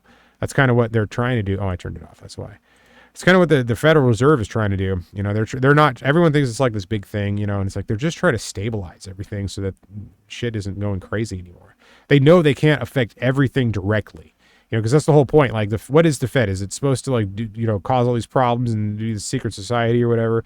Or is it just supposed to like put a stopgap in place for the financial system? That's what it is. It's just supposed to be a stopgap. It's at a very simple level. That's all it's trying to do, is be like one little area where things can sit around for a while we make a decision. Because if you move too quickly, then you can ruin some things that you don't need to ruin in order to try to make things better. And maybe you ruin things that you can't live without. So having a stopgap in place to make sure shit like that doesn't happen is a good idea. But anywhere you put any kind of a stop, you have people that are going to take advantage of it. And that's exactly what's happened in the markets. I mean, people took advantage of these inadequacies and were able to create these like huge wealth gaps. And it's not like they intended for there to be wealth gaps like that. It's just that was the consequence of what they did. And now we're stuck in the system that works from, so we can't get out of it without having to change certain things that are very, very difficult to change. And it's like we argue just about the fundamentals of those things, much less actually acting on those things. So, I mean, it's a big mess, which is why, again, I like to come back here and kill skellies, because it's so much easier to just kill a skeleton than it is to try to solve all the world's problems. You know, it's like, is debt ceiling going to be fixed? Yeah, but it's good. You know, there's people involved in it. There's people having like health emergencies right now because they're so stressed. Like, there are people dying literally of stress trying to get this thing done. Stuff that we know is going to be done. It's going to happen in some way or another. It's not just like it's over. Like all these people want to get reelected. All the people in power want to keep the system that keeps them in power. They're not going to let this thing fall just because a couple of people decided they want to have a pissing contest. It's not going to happen like that. It's going to take a lot more than that to destroy the shit. Like, don't get me wrong. We are very unstable and could be destroyed any moment. But there are certain ways in which it's more likely than others. And this is a way where it's not, because the system that keeps these people going is the system that they want to keep in place, and they're going to do everything they can to make sure stays in place. So as long as you at least go with the rules of that system, you can take advantage of that, which is what I'm trying to do. Do I morally condone the system? No. Do I think it's a necessity? Yes. But do I think people don't understand certain parts of the system and think things are bad that aren't? Yes, I think that's true too. I think a lot of people don't understand the system and think a lot of this is bad. And it's like, a lot of these things you think are mind control and propaganda and all that are just like the natural consequences of all the different choices we have. Like, at a certain point, people are going to do what works best. And even if it's what people don't like, if it works better in the long run for other reasons, those reasons are going to outweigh the shit that you're worrying about. Like, we're all trying to fight these political battles on very narrow points of view in specific areas. But if everything around that becomes better and can actually generate more income and more productivity, it's going to win out over time, even if you try to suppress it, which people will, because their livelihood is based on it. But that's just the way like shit works. That's natural selection. You know, people think it's like the survival of the fittest. It's like, no, the shit just works over time. And if you're there to stay, like, you're good enough. It's not that you're the best, it's that you're good enough. And the situation allowed people that are good enough to excellent to survive. And then sometimes the situation crunches down and only the excellent can survive. Like big, like the Younger Dryas thing we were talking about earlier. If that happened, like you wouldn't have the ability to just be like, no, I'm going to sit around and play video games. It's like, no, the world's gone, dude. You don't have any grocery stores. You don't have anything. Like there's no food. What do you do? You're just, all you've been doing is playing this game for 24 years. You haven't moved. You don't know what you're like. How are you going to go catch food if there even is any food around to catch? How are you going to forage for it and all that? Like, shit can be dropped on a dime. Shit can be completely destroyed if we're not paying attention. If we're getting too caught up in the minute, that we end up like sacrificing some of the good stuff in the majority that we actually need to do the things we know are right. It's like we're all caught up in this thing. We don't know if we're right. Nobody knows if they're fucking right. You just have to be okay with the fact that, like, maybe you're right, maybe you're wrong. You're doing your best. You believe some things. You're going to freak out about them and push things too far sometimes.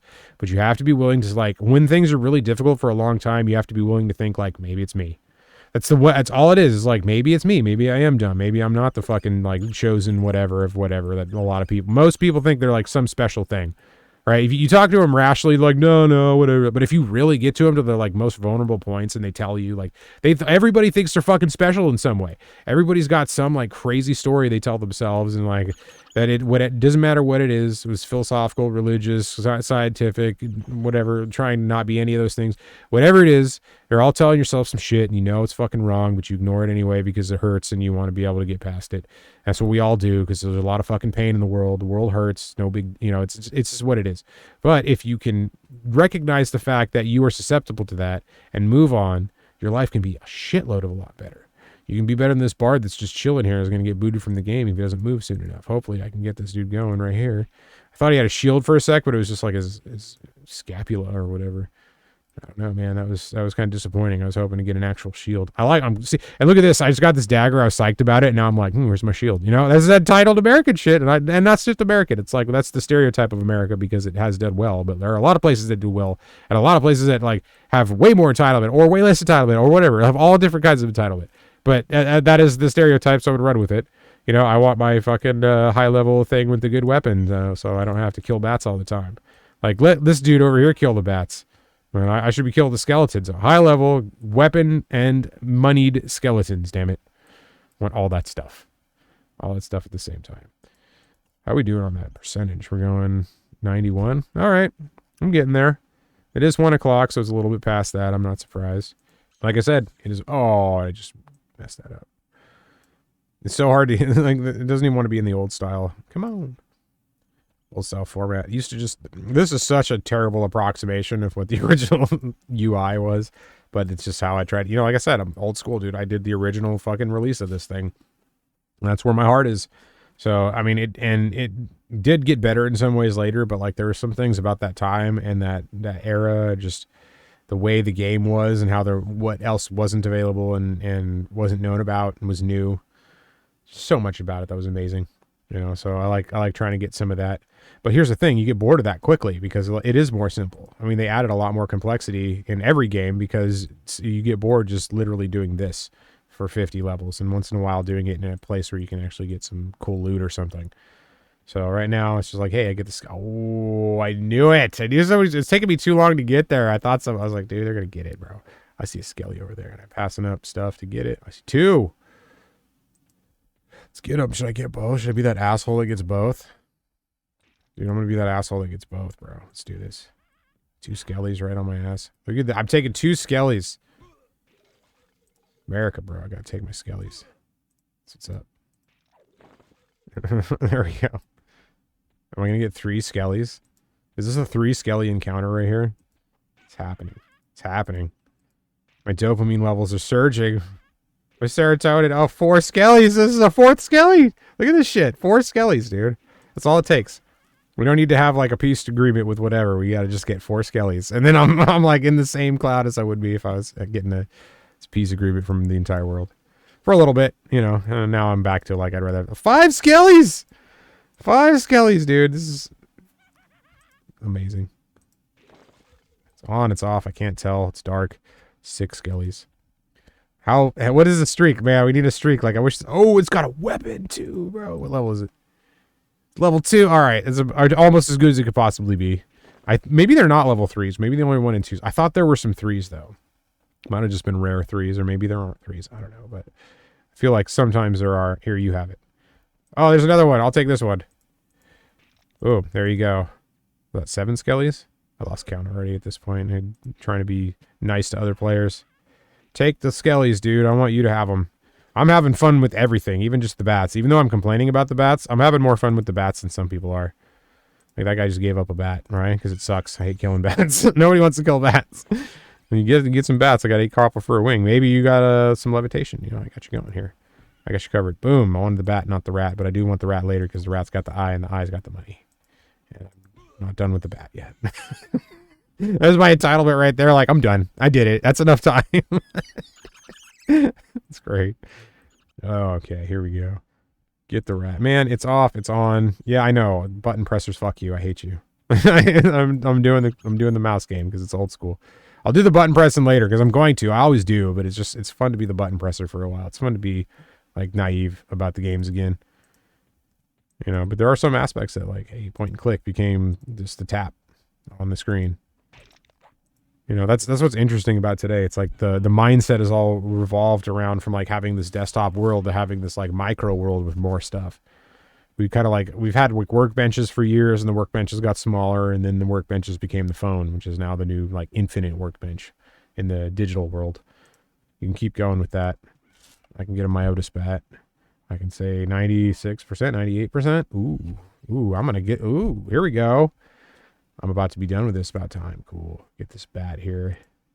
And then I'm going to memorize that spell, sell, and call it a night. Because this is cool, man. Getting up to level 4, just fucking around with bats and skellies. Normally, I'd be bored halfway through level 2 and already trying to be going out into common lands. That's why having something else to go with it was really nice. It's like, let's look at some stocks, let's talk a little bit, let's hang out and like not pay attention to chat for way too long, and then look at it and be like, okay, cool, barely anything happened. And then every once in a while, like, oh shit, I missed somebody's thing.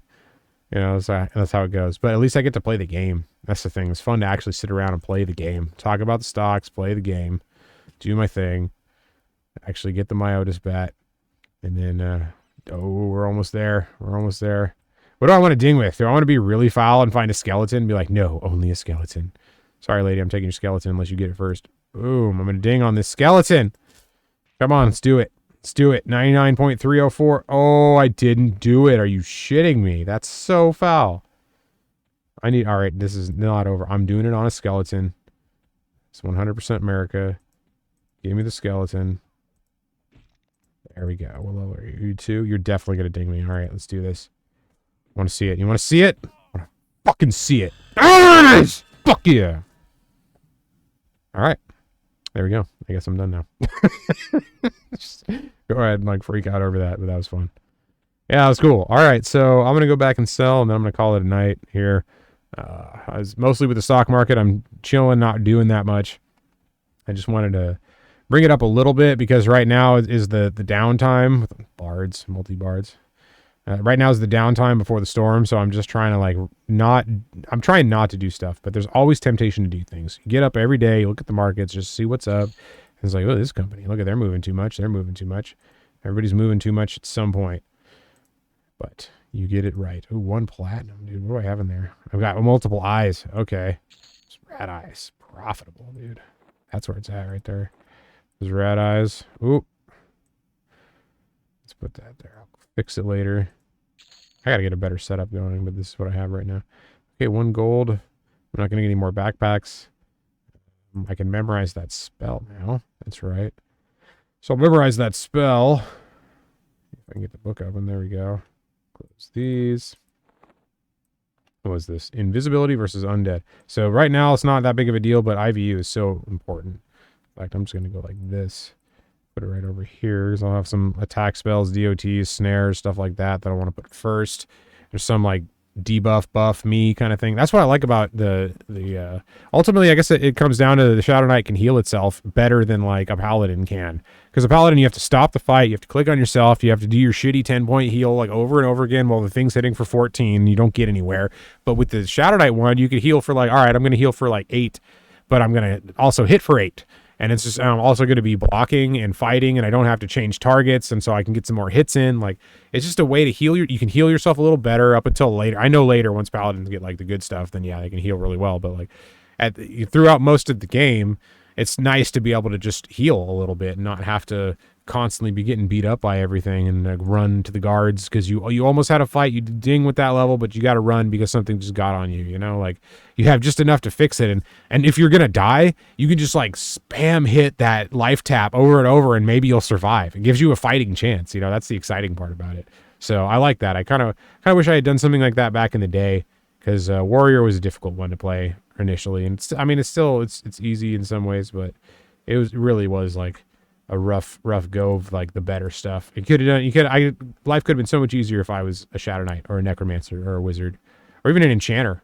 You know, I did like a Cleric and a Bard later, and that was cool, but it would have been cooler to do it early on. We got a Dwarf already over here. Look at this guy. Problem, huh? See, everyone's getting those like main regular names. But all right, I'm fighting again. I don't need to be doing that. So I'm going to call this, man. This was cool to hang out and do the stream. Did I win? I won, dude. I won 100%. I'm going to get back over there and call this stream. So I'm going to do another Sunday Night Finance at some point. I want to do some more game streams. They may not be as crazy as this. I might actually like focus on the game more and not just like super ramble into oblivion. But this was cool. It was nice to just get out here and do this shit. Be done with it. Let some stuff out, man. It's like, you know, whatever you got to do, let your shit out. That's it. So, all right. If there's anything else anybody want to talk about, any like stocks or anything, I'm down. But otherwise, I'm going to sign off now. It was cool. Thank you for coming out, hanging with me. I really appreciate it. I'll be doing this more, so we'll get it going again. So have a great night, and, you know, be cool. Don't be a fucking piece of shit.